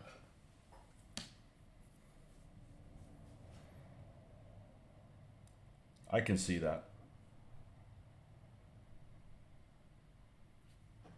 Let's get the metallic out here. Where did she go? Is it this one? Nope. It's this one. Iron Warriors. That's what it's called.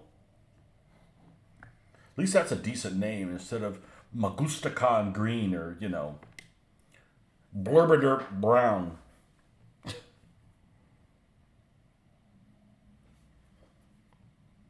I gotta go to the store and get some more Blurber Dirt Brown.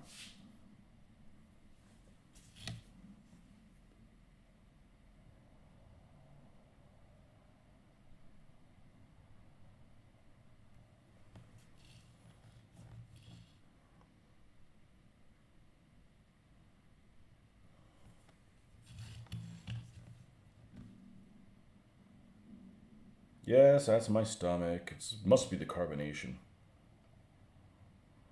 It's funny because that's not really an occurrence that happens to me. I don't go around going, yeah, I had all this stomach grumbling. You just bring it out of me. Nordic.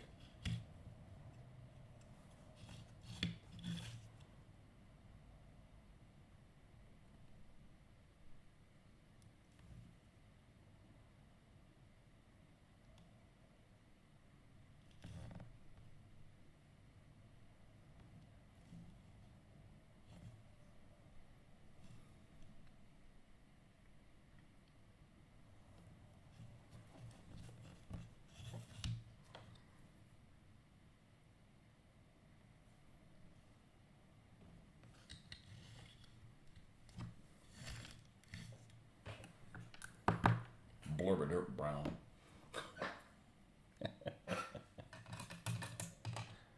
I'll create my own fluff.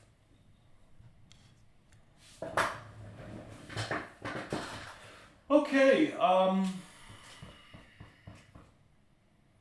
the tracks. Where the F did I put the tracks for this video? Ask and ye shall find. Honestly, they look pretty good. I'm probably not going to paint them. I'm going to weather them. I'm probably not going to paint them a base color. They look pretty decent. They're actually really well molded. I'll trade you the... Nope, I don't want what you have. Thank you.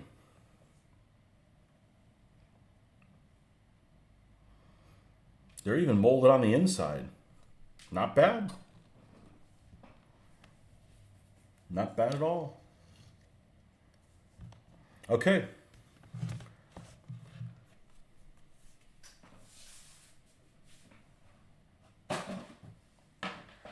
Let's get the usual suspects out here. Oh, why did I put decal? Nice. I gotta put decals on it. Oh, what the hell? Oh, the pennies. I gotta put decals on it before we weather it. Oh man, I gotta paint the muffler. Dadgummit. And just take a moment.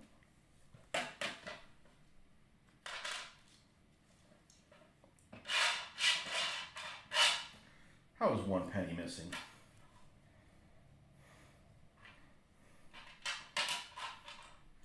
Because they're running on top of each other. 2 pennies were humping. Trying to make a nickel. Sorry. If pennies humping makes a nickel, you gotta have an orgy to get one. Painters say the damnedest things. Alright, let's put more water in this. Jeez, this is... Alright, I'll be right back.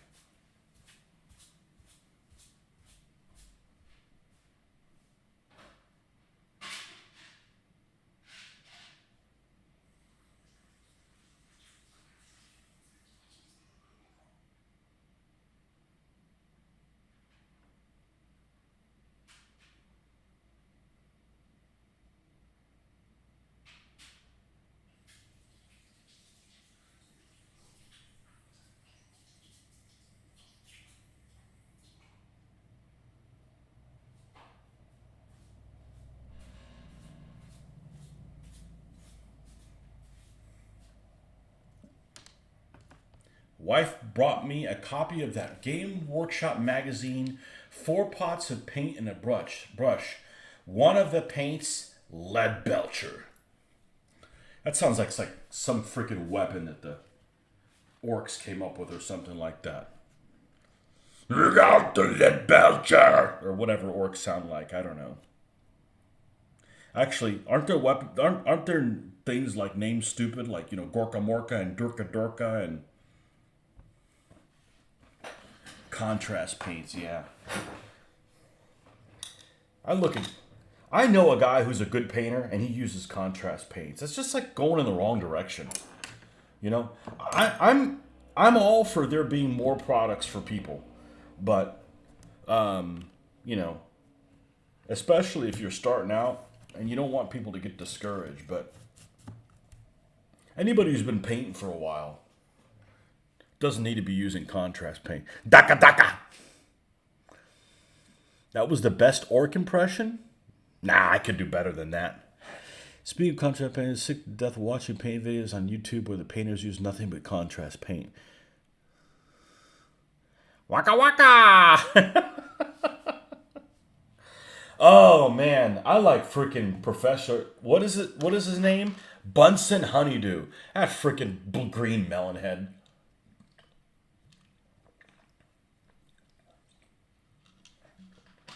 Bork, bork, bork. My daughter used to love that. All right. Welcome, Rick. Were your ears burning earlier?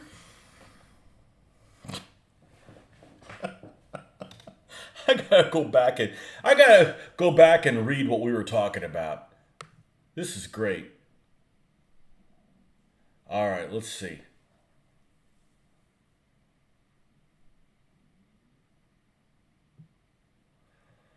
Oh, so Nordic says, what do you wish your superhero name to be? Tony, the Fixer, Fixer Upper, Mr. Fix It? And then he says, Rick is designing your uniform. And I said, oh shit, it's going to have some ruffles. But that's okay, because Nordic's uniform is going to have freaking bows.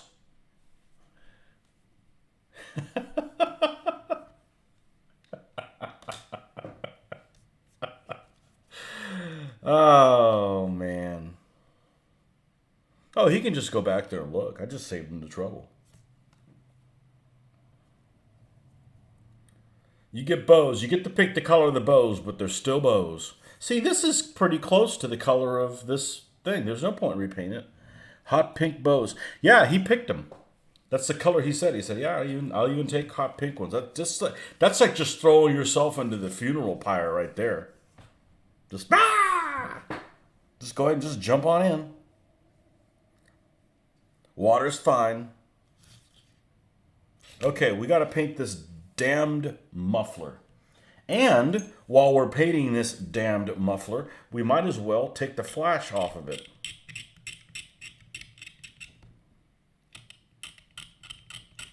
Shoddy workmanship.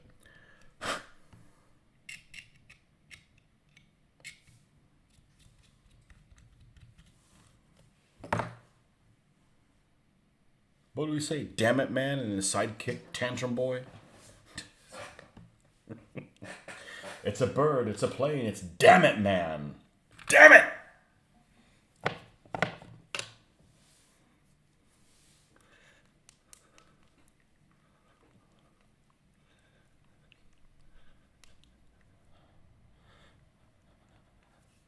You know, if you got a chance with what's-her-face, it won't make a difference what you're wearing. Your chances are about the same. Like I had a friend of mine that said, you know, your odds of finding a winning lottery ticket are about the same as getting one.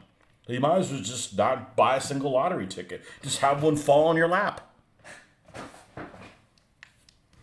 Yeah, those buildings have a ton of flash, Rick. A ton of flash. And it's toxic flash too. So I'm going to have to, you know, cover up. I don't want to get freaking. I'm certain they're a carcinogen. That's some bad shit. Man, that's some bad shit right there. All right, let's put this here. We can access this easier. And we're going to paint this. We mixed our orange. Is the new black. Orange with black. I do not want to watch a prison movie. I think that's a prison movie.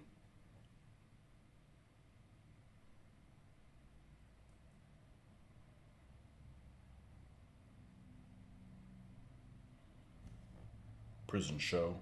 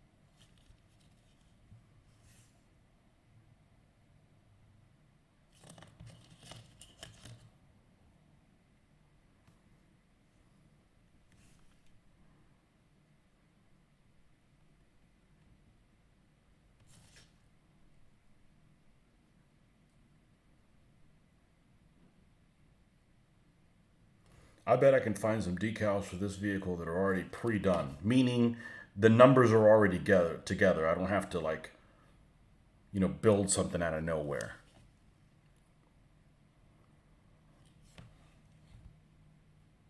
Because I wouldn't mind some white numbers that are outlined or something like that.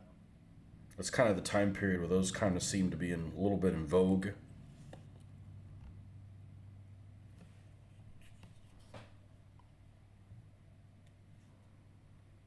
Because in 41, all you got is yellow numbers, white outlines, and and white outlines with red markings. That's pretty much all you got early on. You know, for Russia. And North Africa, they're pretty much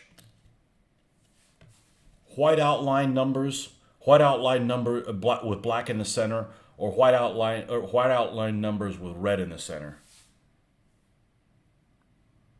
I'm going to see what I have. I bet I have ones that are already made up that I don't have a use for the early war period. I'd like to find some white ones that are hollow or some white dashed ones that are hollow. So we'll see what we can come up with. That's what we're going to do next. I have no idea what I'm going to find.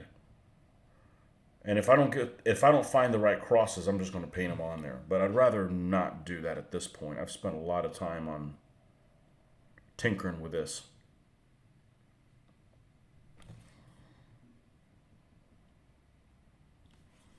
All right, let's add a little bit more of this. We'll take a look at that in a second because it's kind of an adventure. I don't know what I'm going to find.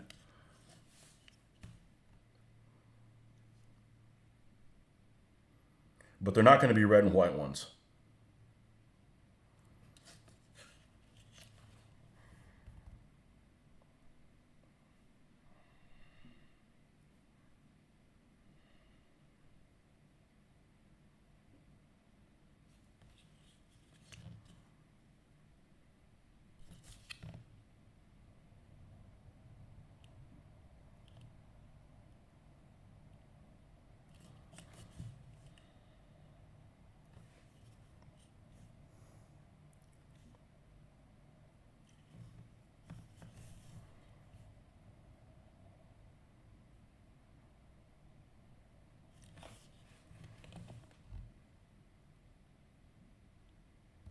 Speaking of laundry, one of the things I've been fortunate never to have had to do is use a public laundromat.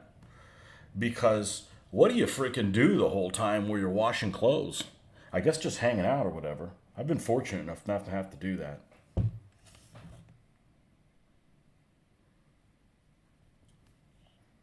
Even though I'm probably the last person of my friends that ever had a car. I never had to use a public laundromat. Or, one in an apartment or anything like that.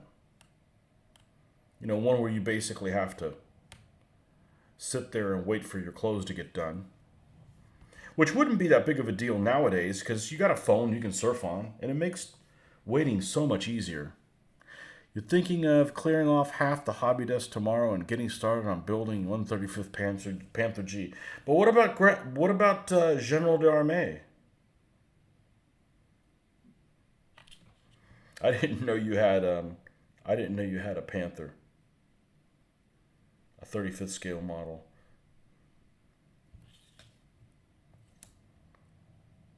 Okay, we're going to leave this like this because this is going to end up getting dusted on top of it, and it'll smooth all this out.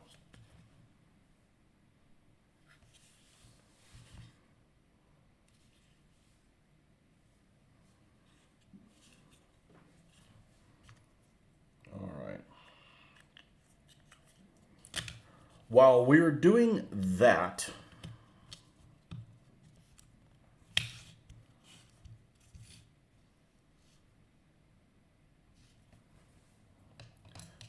and there are some wooden things to paint there.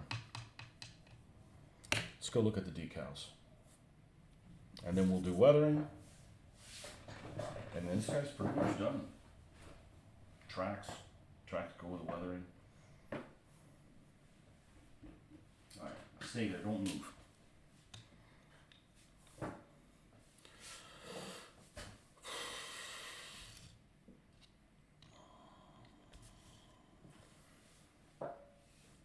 Doesn't look half bad, does it?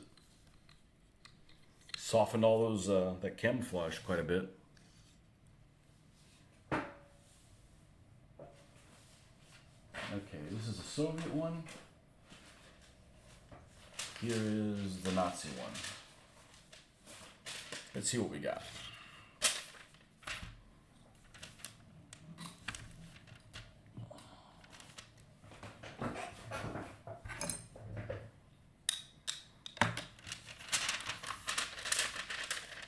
Any of this wet? Let's just get rid of it for now, for good measure. Let's see what we're going to disqualify.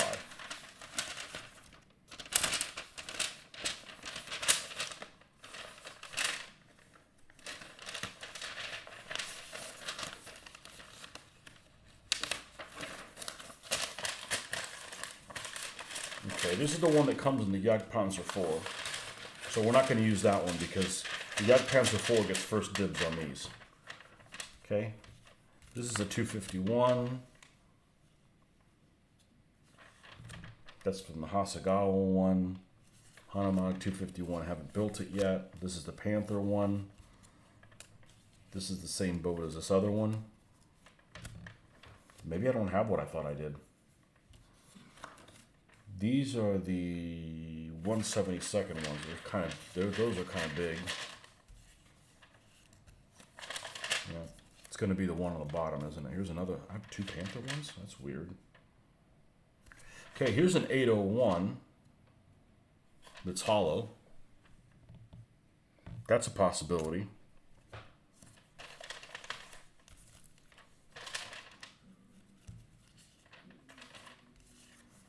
Man, my stomach is just on fire. This is the other option. We have these hollow ones here. I think I'm going to do these hollow ones, even though I have to build my own number. This looks like they're thick. And I don't want to deal with no thick decals.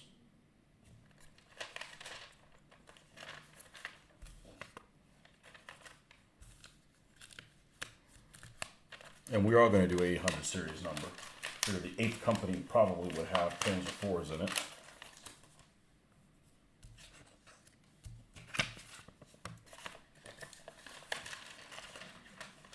Takom is what? Chinese? That's after my time. Those things didn't exist. Even trumpeters after my time.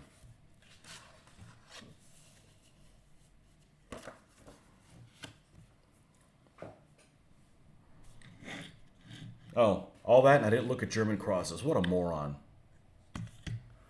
Ay, Dios mío.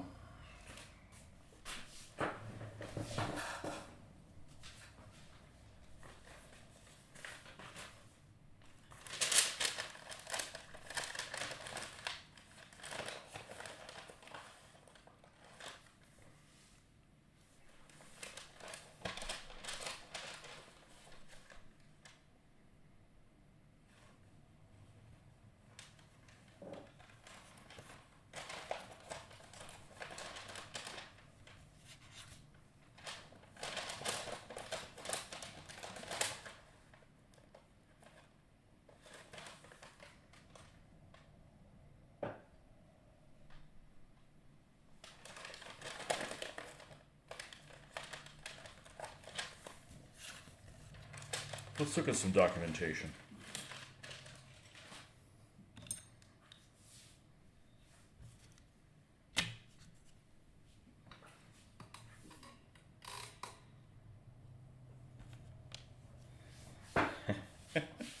Mine just don't bother me. It's just like it's like a freaking symphony of internal farts, I guess. All right, so let's do Panzer 4G, and let's do Kursk.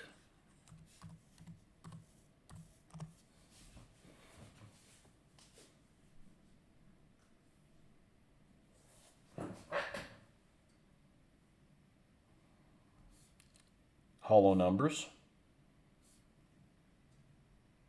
Yellow numbers, that's weird.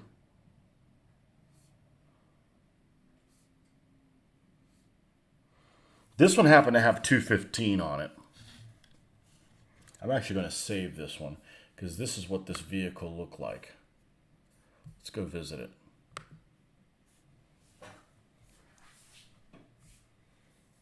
Honestly, it wasn't painted that poorly.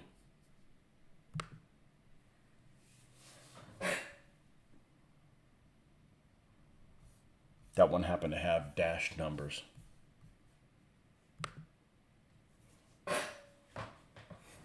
Tenth years, okay.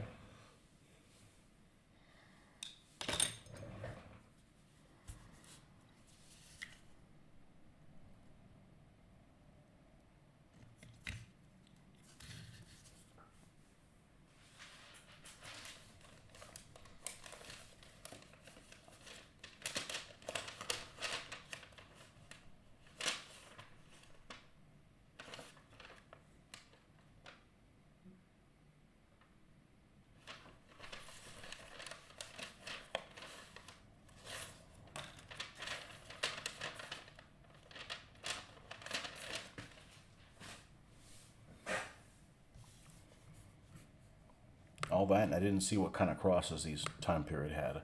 That one's hollow. Hollow white. I'm actually not a big fan of that. Okay, here's one at Kursk.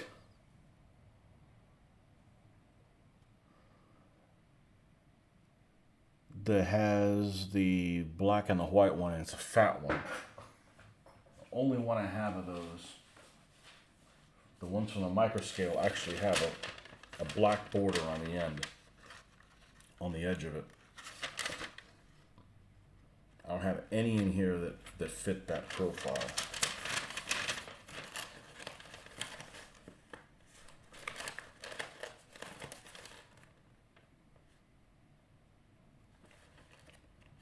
This one does.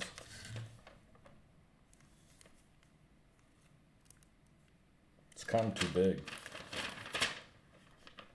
Don't make me paint them because I will.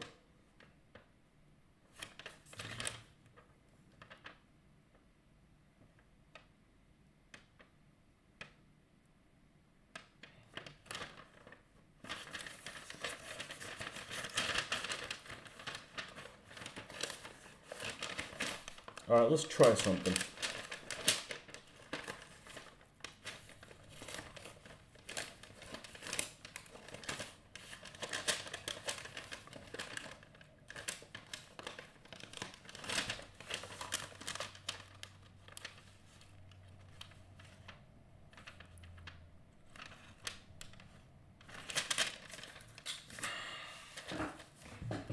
It's not Monday through Friday. I don't need to be bending over.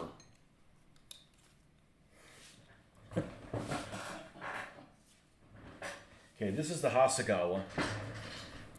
So there's 3 crosses here. We'll put 1 there and 2 on each side. Okay, and we'll find out if these are worth a damn. Just move on. I gotta use them up. Then, where are those ones that I thought that might be too thick? Let's find out if they're too thick or not. Or we're just gonna kick them to the curb.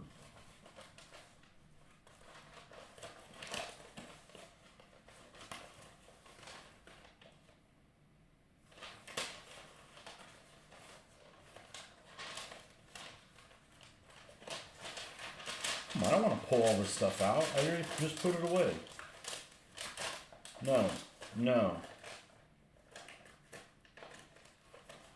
No. There it is. There's 801. Means it's a command tank. Ah, fudgesicle. Alright. I'm punting on that. I'm going to make my own. You still have water here? Yep. Okay. Let's get the gloss. Let's get the gloss coat on here.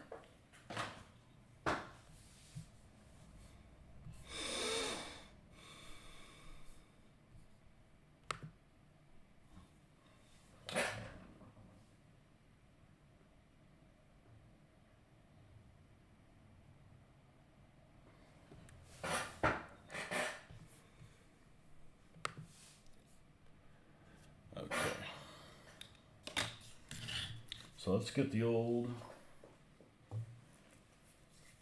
Pledge floor care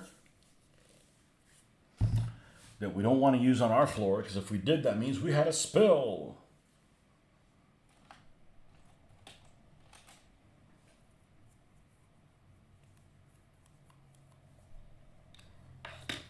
All right, we're going to put one across the back of the turret. We're going to put one on either side here of the shirtsen. We're going to put a German cross here on the side, German cross there, and one back here at the back.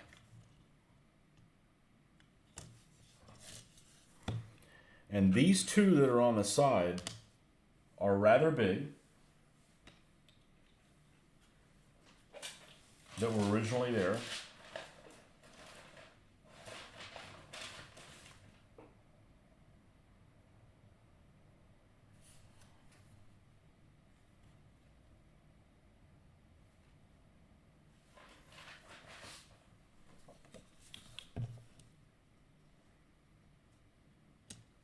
These are too big.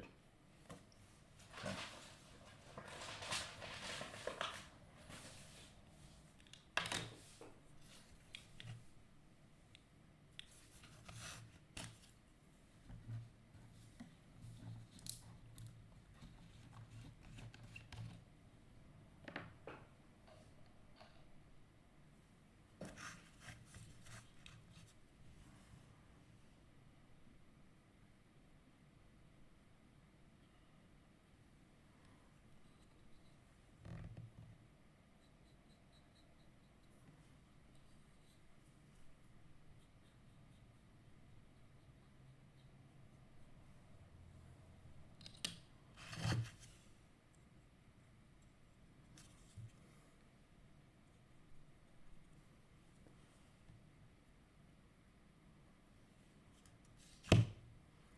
All right, we need that stuff to dry.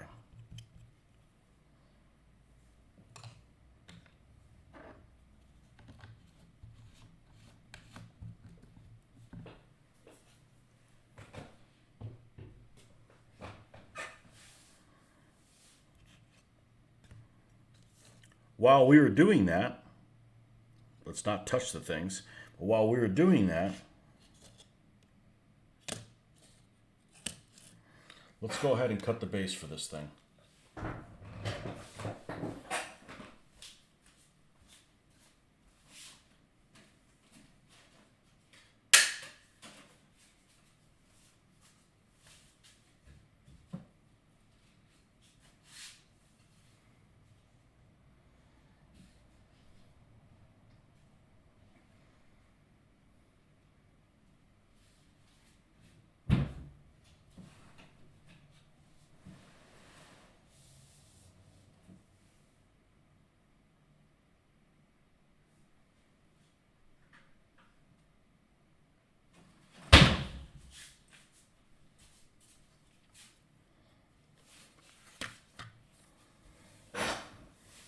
Just make sure this fits on the footprint.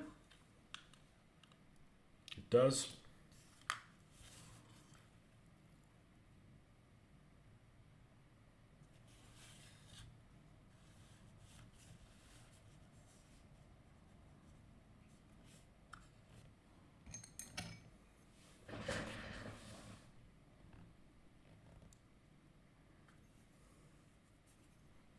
Gonna have a hard time cutting out with that.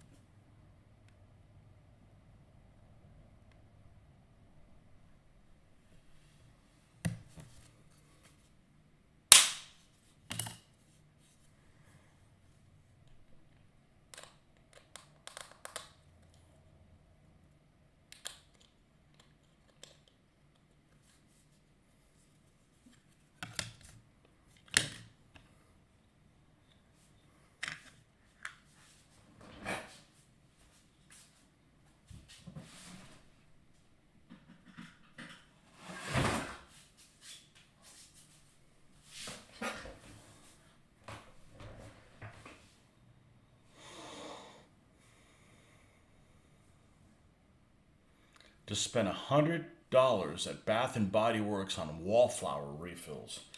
Those stink things that you have in the... Oh, actually, technically, they'd be anti-stink things that have in the walls.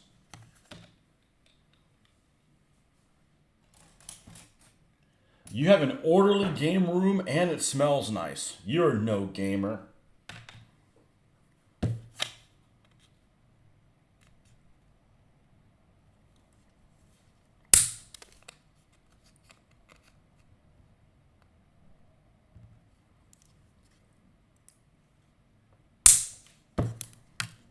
There's so many of those scented things that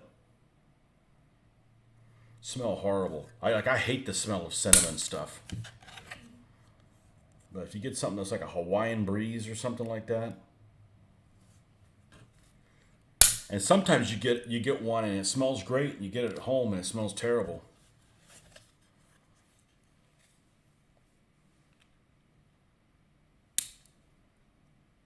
My wife says don't get her anything at Bath and Body Works. Doesn't last long.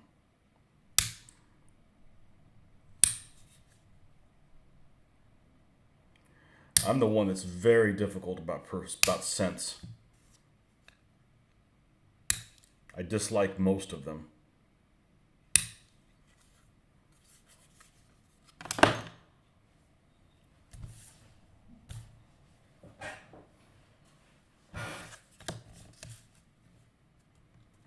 You love pumpkin spice smelling candles.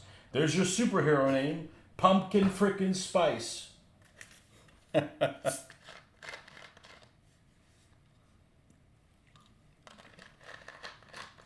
might just use cheap oils or whatever, but everything is different on everybody. There's this one guy at work that had this great smelling cologne. I'm like, hey, what is it? And I tried it. I don't wear cologne at work. Like, that's stupid. That's like, taking a shower to, be a garbage man. I put on deodorant and that's it. That's the best you get out of me at work because, you just smell like outside and a heartbeat. But anyhow, so he wore this cologne. I'm like, I got to find out what it is because it smells wonderful. I tried it. I put it on me. It doesn't smell. It's all like, I made it stink. It's no good. It's no good on me.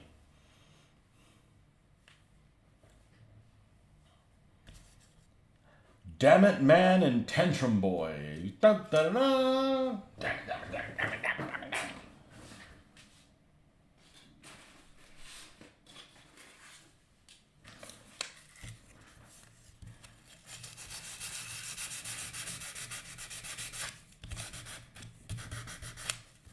That's just a saying that I say, damn it, man. I did a search, what would damn it, man look like?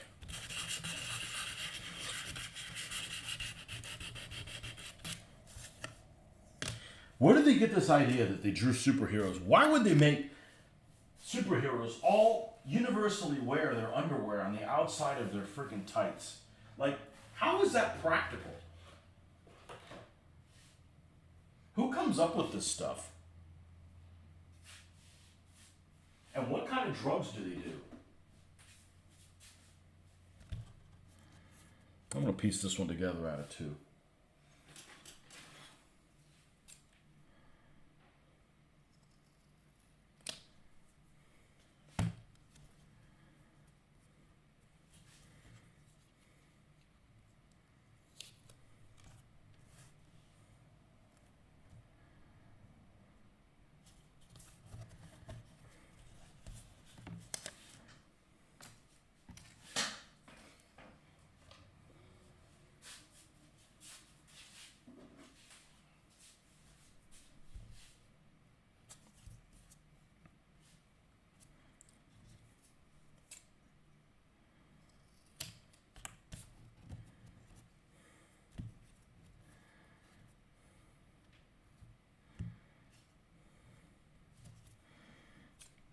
What's your most popular video by views, Rick?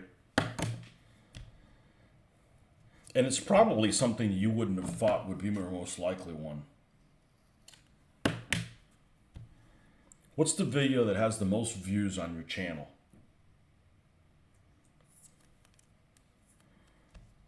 I hope it's the milkshake one.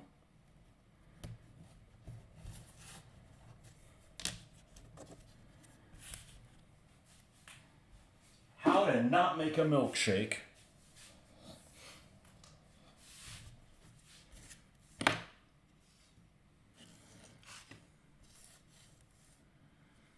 What did I do with the... Oh, we were waiting for this to dry. Well, it's probably dried now.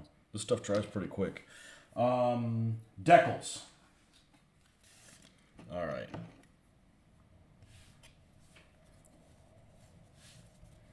Let's see if this still looks like a good idea. Yeah, I think so. All right.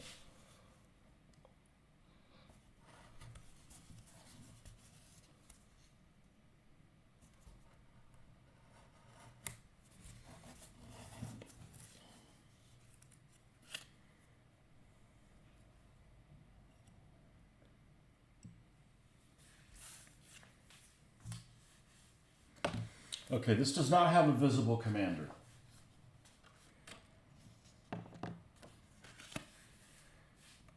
So with that said, I don't want the last number to end in a 1. We're going to do hollow white numbers. We're going to have a pair of 8s.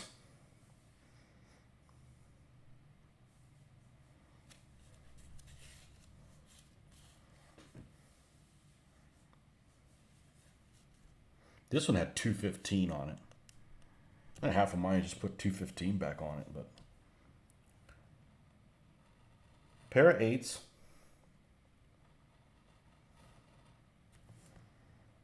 Not going to use the 1s.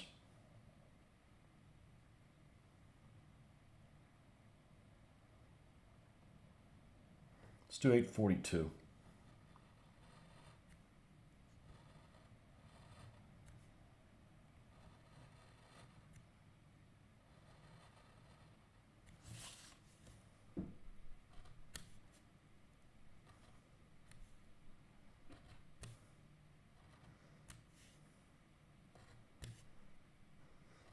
I don't generally like the last number to be higher than a 4 because there's lots of situations where there weren't more than 4 tanks in a platoon. You got to have some overstrength time periods to have a 5 tanks in a platoon. It's not a given.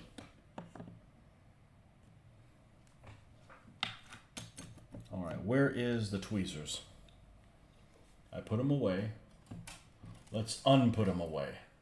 Perfect. Oddly, a gaming-based channel. My 5 most viewed videos have nothing to do with games. 3 are Lego unboxings. 1 is Calico Critters. I have no idea what Calico Critters is. Me recording my dad instructing me how to start his 1936 John Deere tractor. Wow.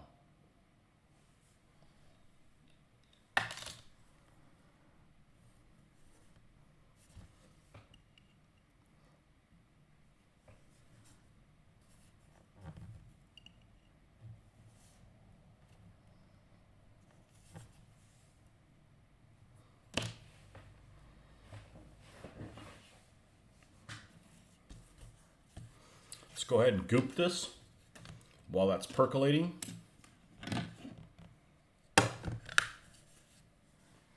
Goop, goop, goop, goop, goop, goop. The goop. How long we been on here? Oh, it doesn't tell me. Why doesn't it tell me on here? Oh, 5 hours? Yeah.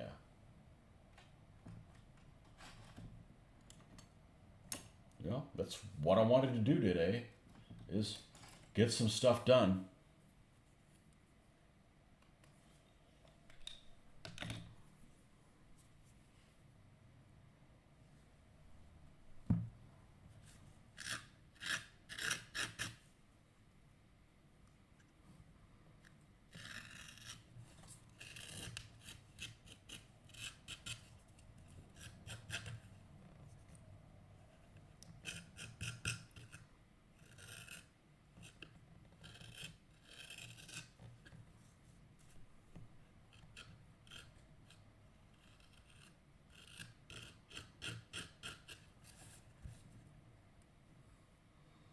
Holy Ninjago.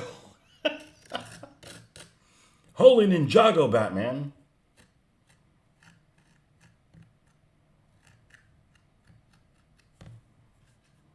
Actually, Ninjago sounds like something you would call somebody when you're upset at somebody. You freaking Ninjago. Get the hell out of here.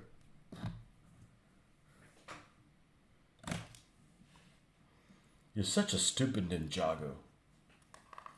What'd you call me? Oh, shit. He called somebody the N-word. What? Ninjago! Ah! We get you for this. Everybody knows the N-word's a nerd burglar. Bloody nerd burglar.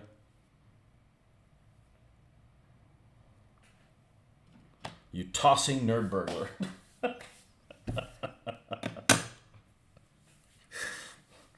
All right. Oh, I'm an idiot. Again. I'm putting one all the way on the back. I need a third set of 842. Well, slap my ass and call me a donkey. 842. 8. A 4. A 2. Or 824. It's 842.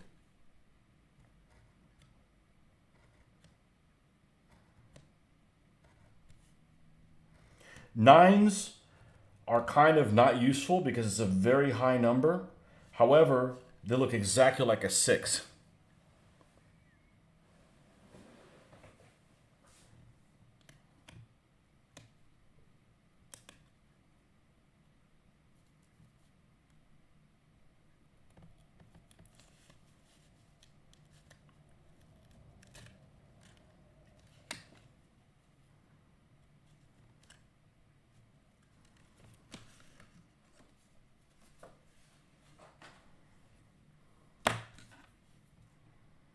Now, the ones that are separate haven't been percolating as long. So we'll put them on last. Now, where is the vinegar one? Microset.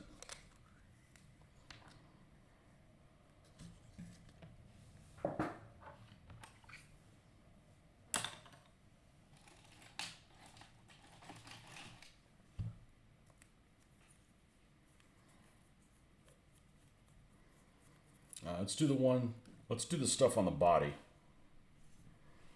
Start off there. A little bit there, a little bit there, a little bit there. I don't know if this makes that much of a difference. I have the product, I might as well use it.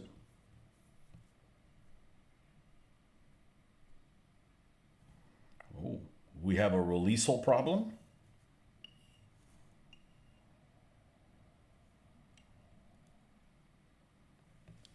Oh, there's a piece of dust in here.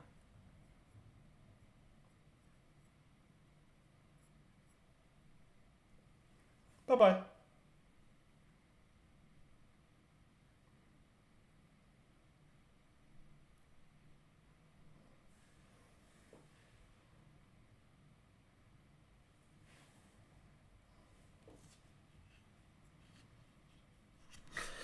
Okay, Barnes, thanks for stopping by.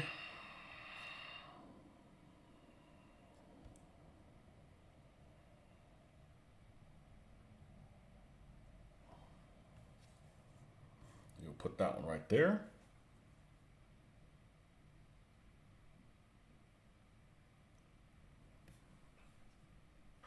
This one goes here.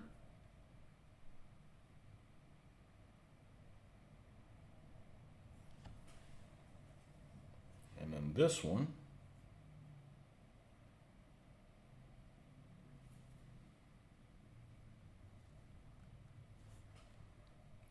goes there.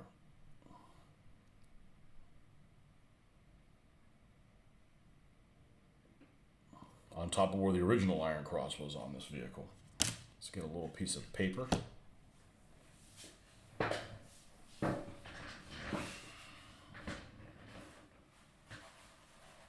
little corner should be fine.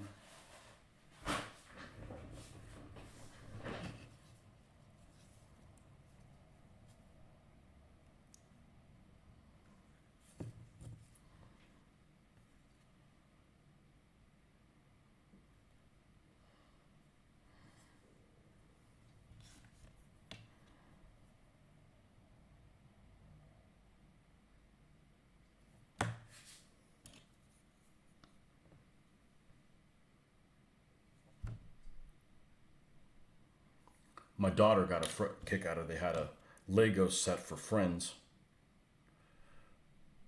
This series. I thought that was pretty cool.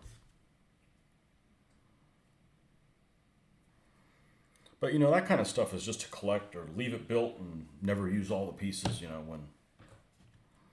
when I was a kid, I had Legos, but we didn't have any. The coolest stuff I had the astronaut guys, but that was it. You know, we didn't have anything other than that. Not all these fancy pieces and the astronaut people.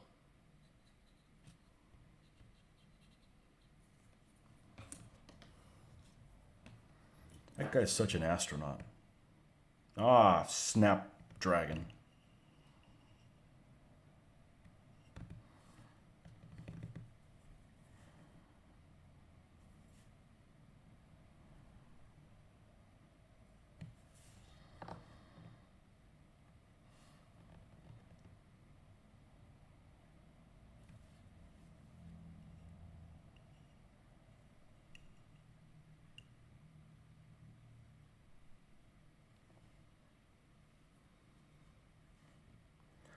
You need to make a game, Rick, with a bunch of characters. The characters' names are based on the spam email that we used to go around like 10 years ago. And let me elaborate on that. About 10 years ago, we'd get spam emails at work. And it was just garbage emails. But the sender was a random first name and last name put together. And sometimes it was two first names pretending to be a first and last name, or sometimes two last names pretending to be a first and last name. For example, Kevin John, or John Kevin, or McGillicuddy Johnson. In other words, McGillicuddy was the first person's, supposed name. And it was just spam emails, but they didn't come from, Sir Spamalot or anything. It was, actually, like weird combinations of surnames and last names. I'm going to go actually 824. You changed your mind. That's right.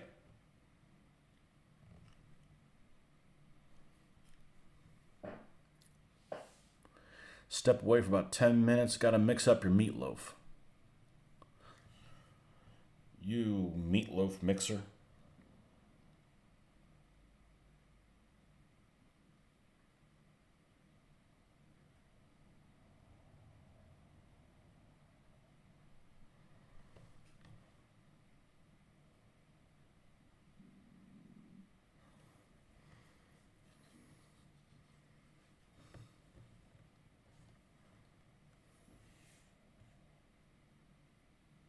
Which is the one that I use as an example. I thought about that the other day. I was telling my daughter about it.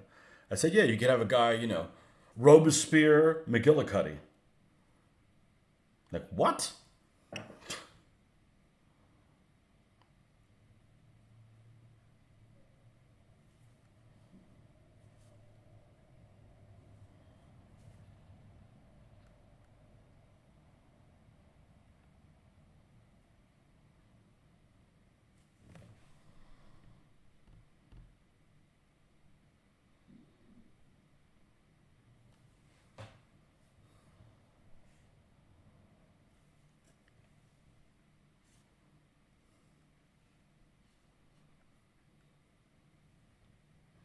Oh, yes, I always loved hearing from John Melissa Parker Stevenson. There you go.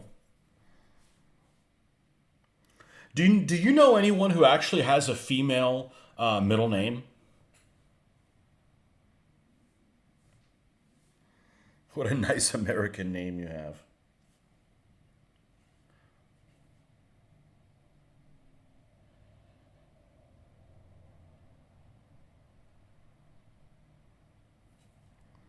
William Gladys Hardball.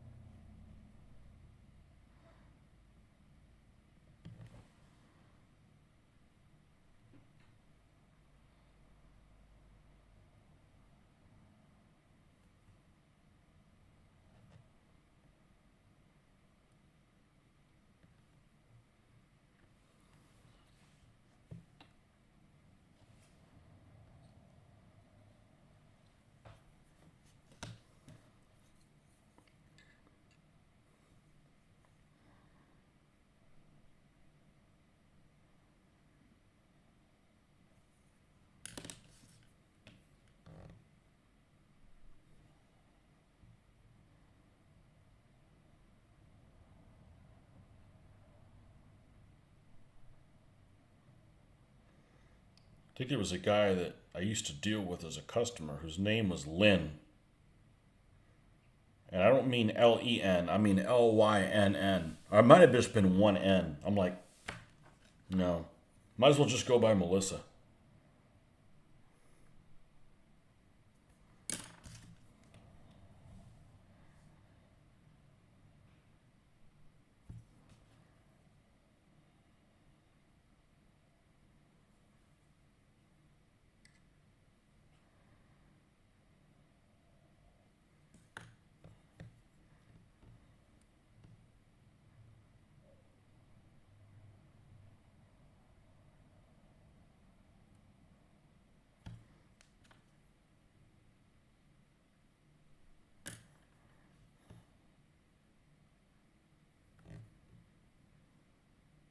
Oh, come on, move.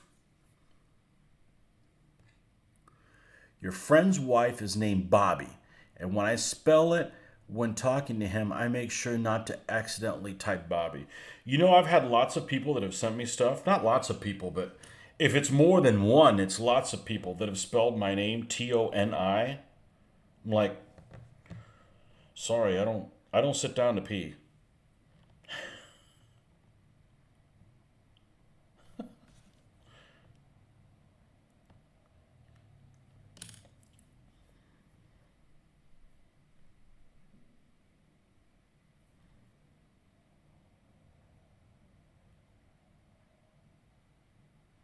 I mean, how many female Tonys are there in the world? About two more than they are female Ricks. Ricky. What's Ricky short? Ricolette? This 8 won't budge, won't booge. No, that's a different problem. This 8 won't budge. You insolent bastard.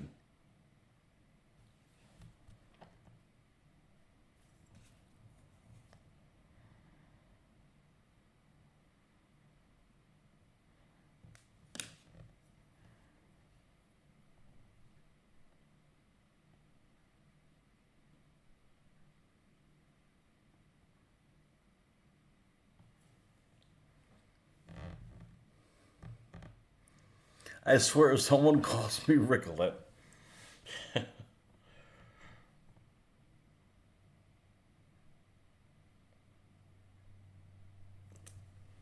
Well, slap my... What the hell, man? I have never seen something as incorrigible as this 8 all of a sudden. Alright, we're going to war, bastard.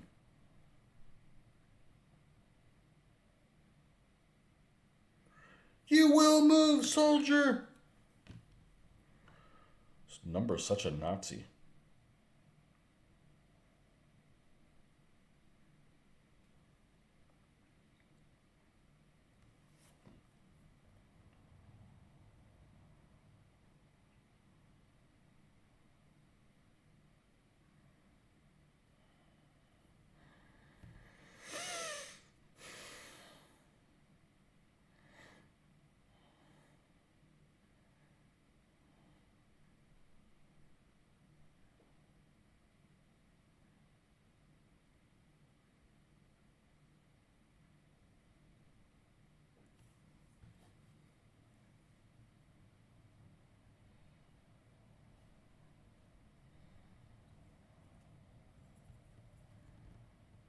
Damn it.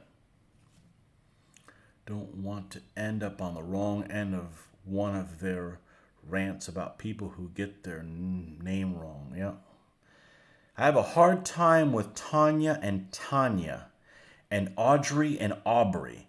I have to pause before I greet them and make sure I get it right. Okay, so I have 2 names that I have a problem with. My wife hates being called Sandra, which I've never known a Sandra. That's not one of the names I have a problem with. The names I have a problem, the one I have the most trouble pronouncing is Jeremy. I usually call him Jeremy, like somebody who, needs some of this stuff right here. Get that guy some Purell. Why? Because his name's Jeremy. That's the one I have problem pronouncing. And the other one that I get mixed up is Kirsten and Kristen.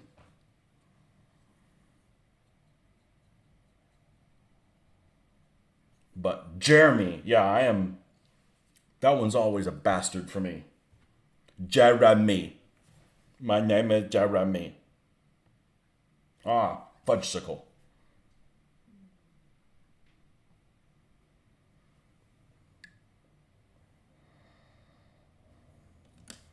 Well, my wife hates when she gets called Sandra. I don't think I've ever known.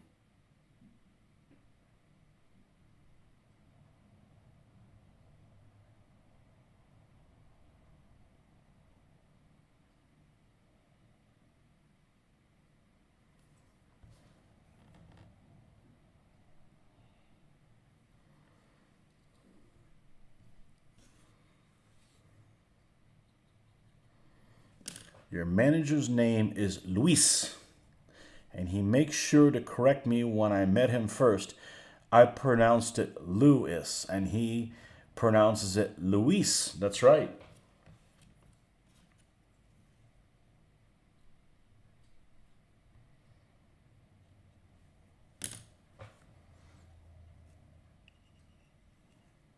The word in the name in Spanish that's a doozy is a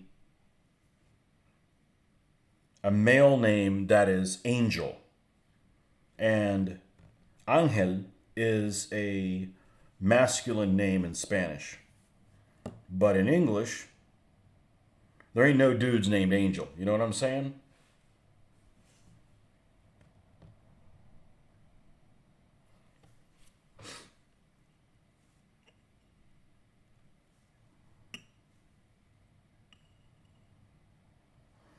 Kind of like in Italian, Andrea is a male name. But it sure looks like a female name.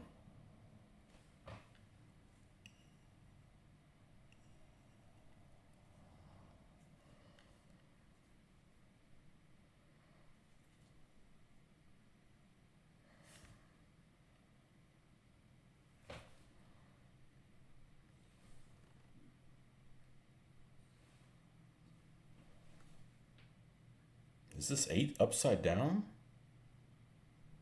I thought it was omnidirectional. And it might be, but let's flip it.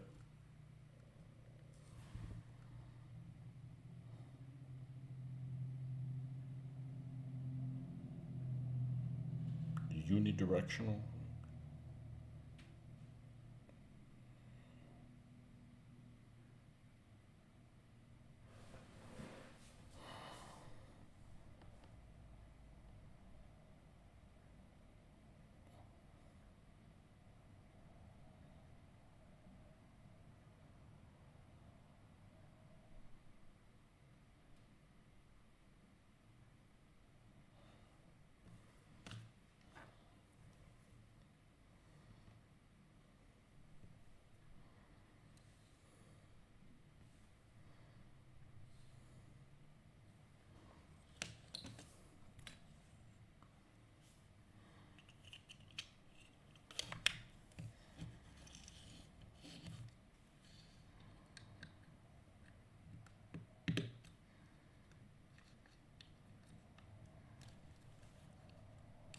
Don't touch the numbers, asshole.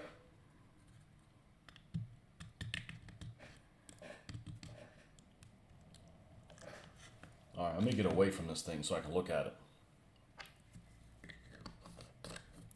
She said her kids have ADD, and I found out the hard way she didn't mean all different daddies. Now I'm blocked.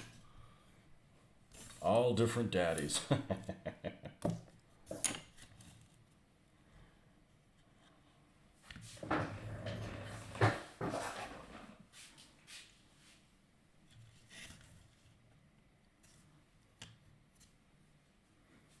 That looks freaking great. And we haven't weathered it yet to tie it all together. And I did a shitty airbrush job. I hope this is my worst airbrush job ever. I got it made then.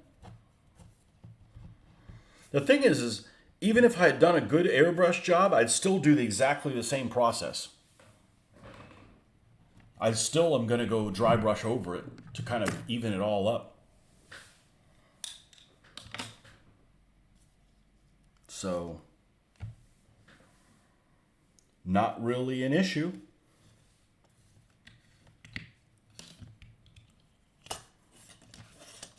You down with ADD? Yeah, you know me.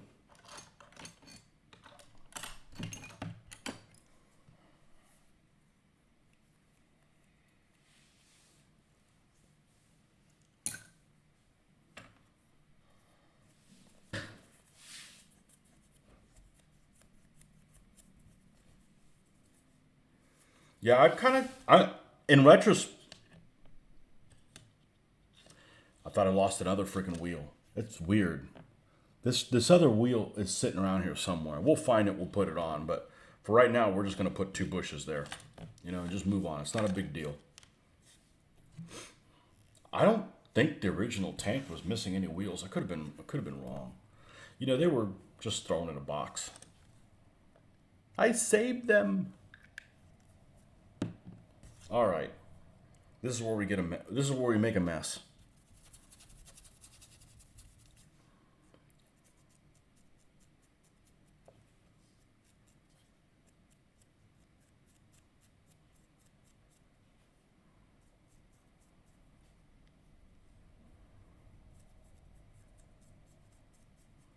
Okay, let's flip this thing on the inside. Probably should have done the inside first. We'll do that next time.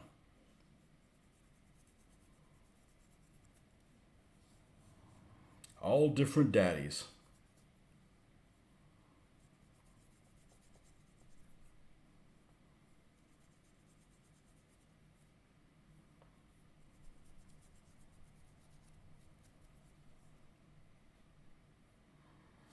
All right. And let's flip this one on the inside.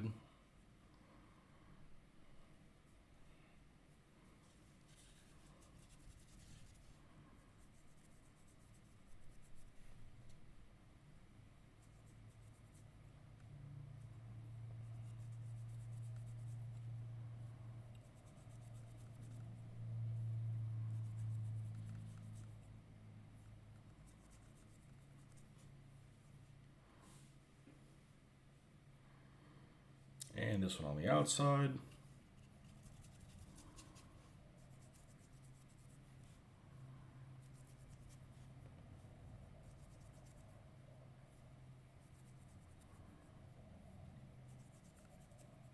This rubber track is probably the nicest rubber track I've ever seen. It's detailed on both sides. It's pretty amazing, honestly. Really? All the places it could fall, it's going to fall there? Bastard. All right.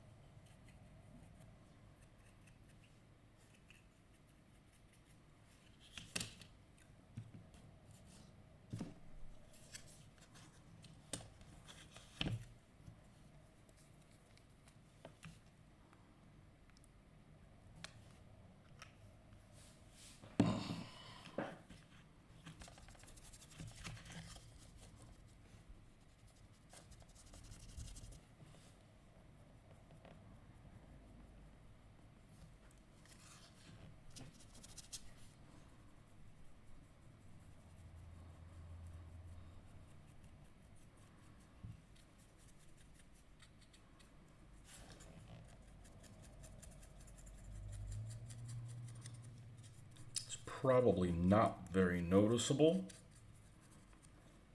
along the lower edge there. But if you look close enough, you will see it.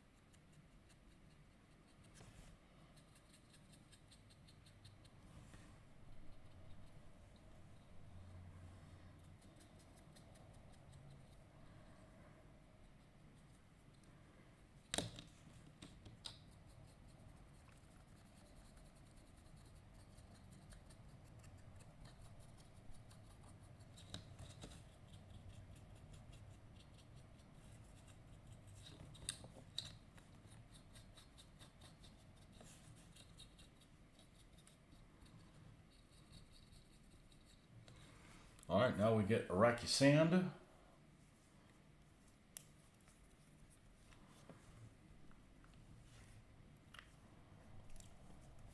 Yeah, we're gonna need more than that.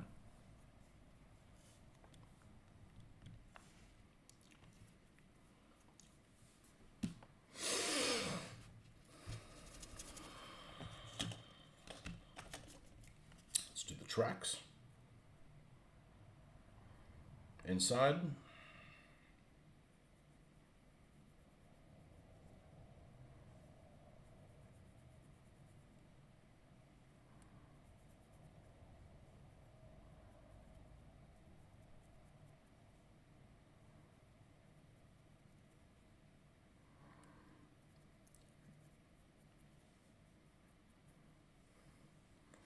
Flip it over, do the same thing.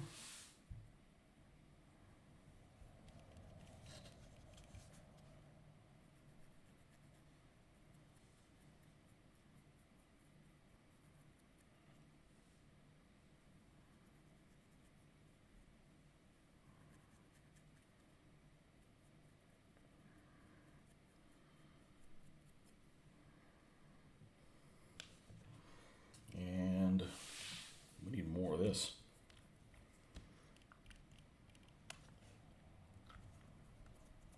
It's probably overkill, but you know what? I'm not going to have to put any more down here. Stop what I'm doing to do that. Flip this over.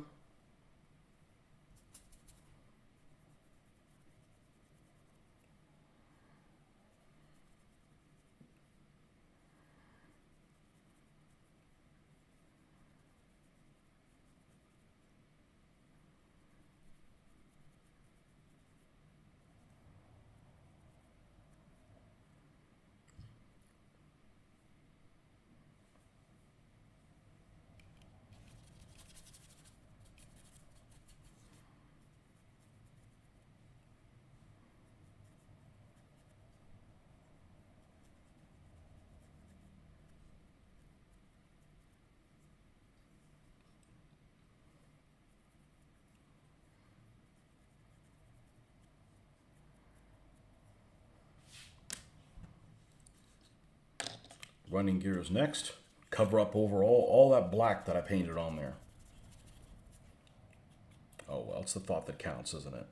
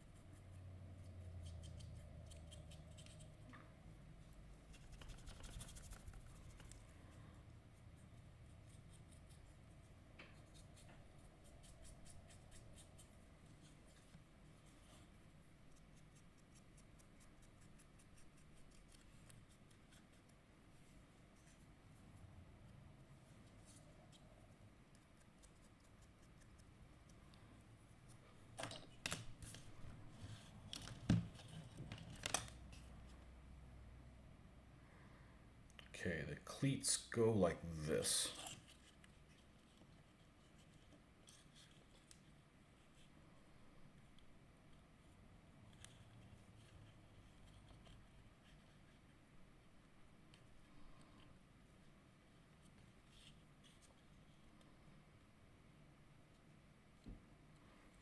I think Nordic fell in his own soup.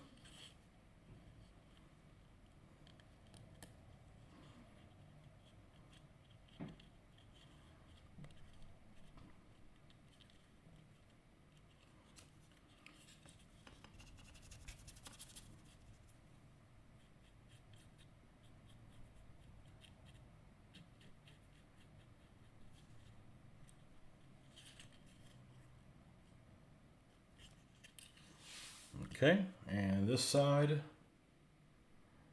goes like this.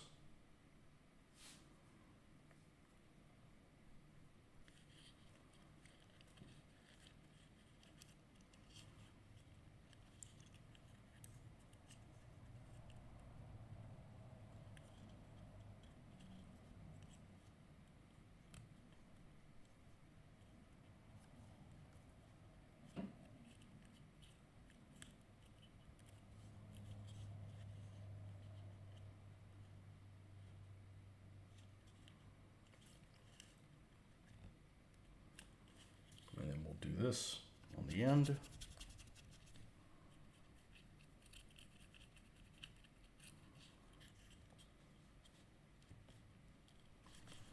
How will this fit in the...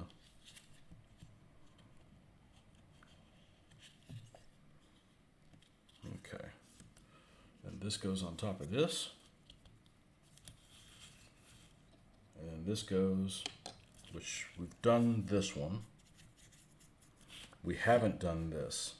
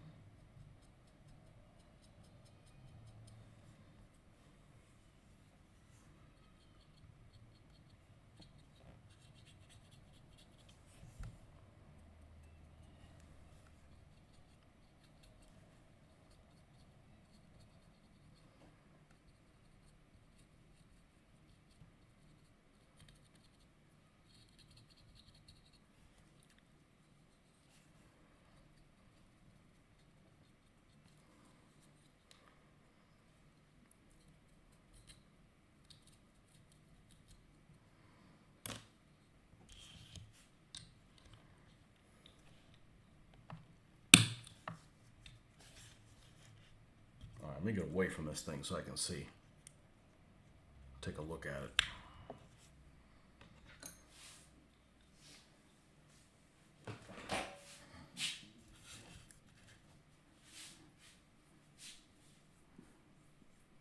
I think that looks really good at 3 feet away. And the green camouflage is a little lighter than I would have wanted it to be, but I've seen pictures of it being that light. It works. It works. Not bad for a shitty little plastic model. Die-cast model.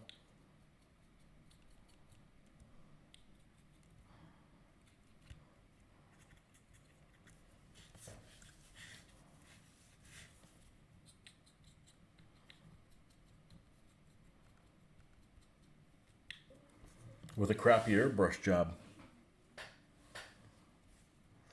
Now, I know somebody makes like bushes and stuff like that. It'd be nice to have some bushes on it. You know, to scale, like with leaves and stuff like that. So, I don't remember who the hell makes it, but somebody does out there. But that's something easy you can add on afterwards. Wooden parts. We don't have a whole lot down here. We've got a shovel and we have an axe. So, let's do those two things.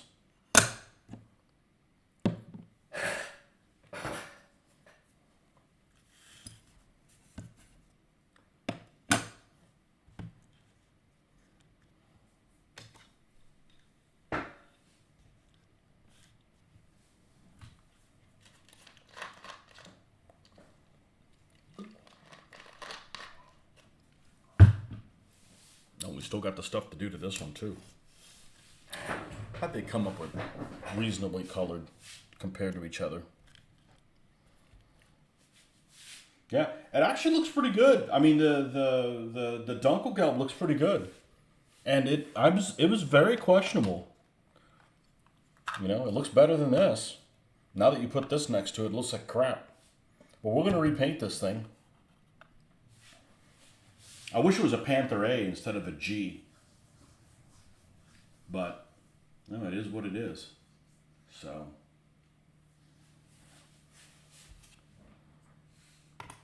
It be what it is. I did forget to do one thing. Whoops. That's wet. Made my brush all wet.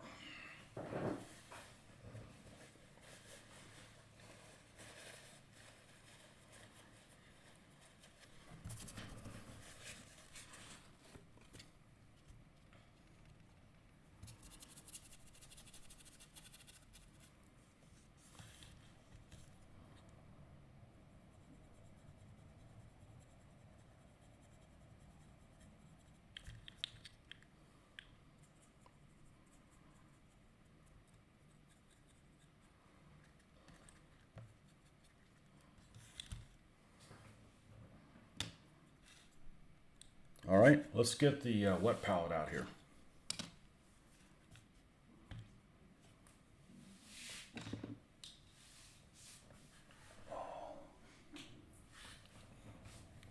And then I got to take a break. And I think we're going to be done for a night here shortly.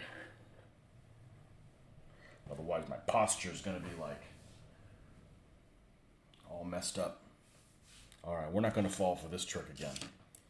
And that trick is you got live paint on here that gets transferred to something else, and we got a mess on our hands.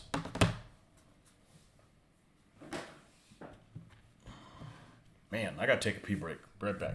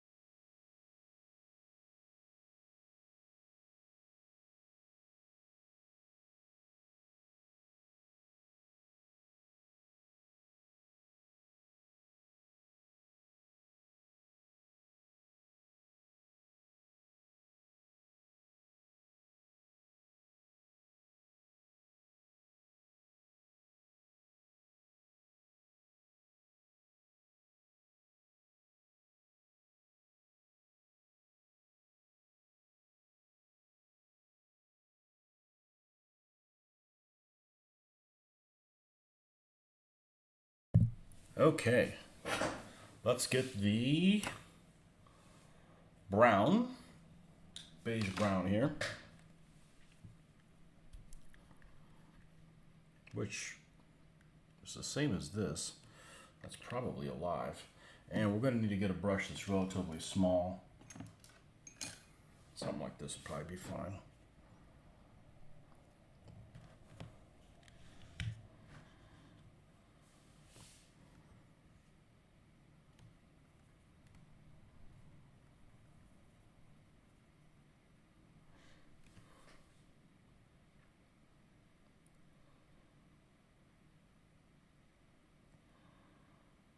Okay, there's that. There's a shovel hanging out here somewhere. There she is.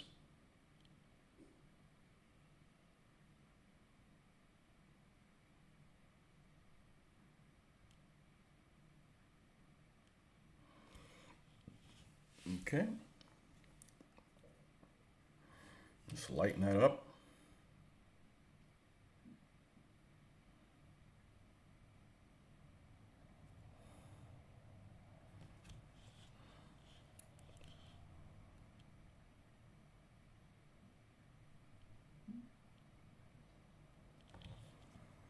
And is there any white that's alive? Yeah. Good.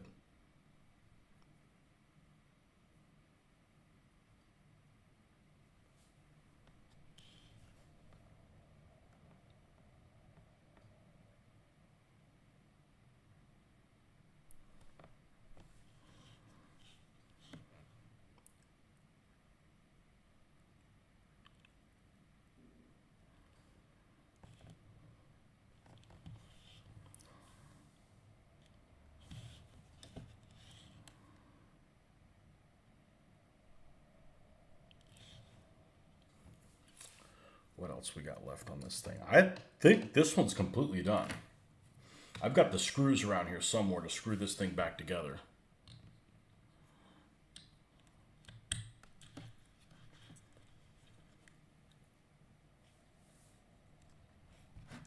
It actually looks better in real life than it... Oh, you know what? Hold on a second. We're not done yet. Nuln oil, baby. Nuln oil.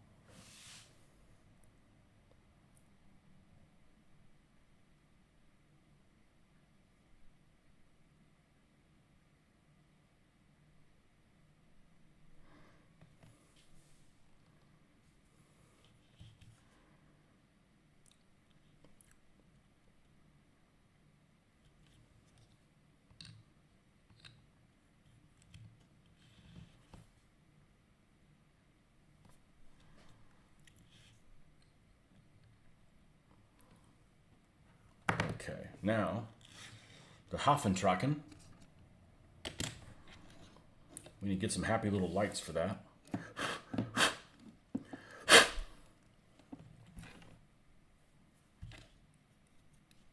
Shit. There's a little.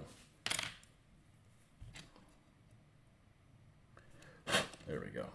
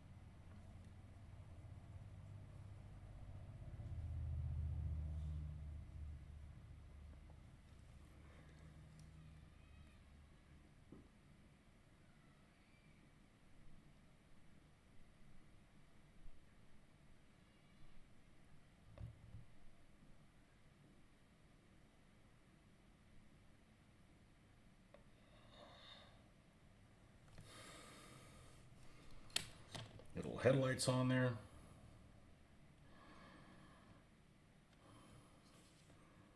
I think this one's pretty much ready to go.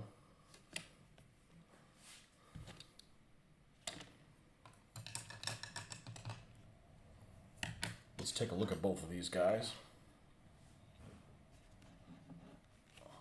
Yikes. So what did we get done this weekend? Well, we did the basing on the T35, which we had for a while. Here's the JSU. And here's the half track, which is in 1/87 scale. It's definitely smaller. And here's the Panzer 4G, which is actually 1/76, I believe. So that's what we got done this weekend. So, yeah, pretty productive, especially today. So, pretty happy with it. We'll post some pictures where you can see this a little bit closer. And, yeah, I'm real happy with how it turned out. It looks particularly good at 3 feet. So, okay, folks, thanks for stopping by. I'll catch you guys next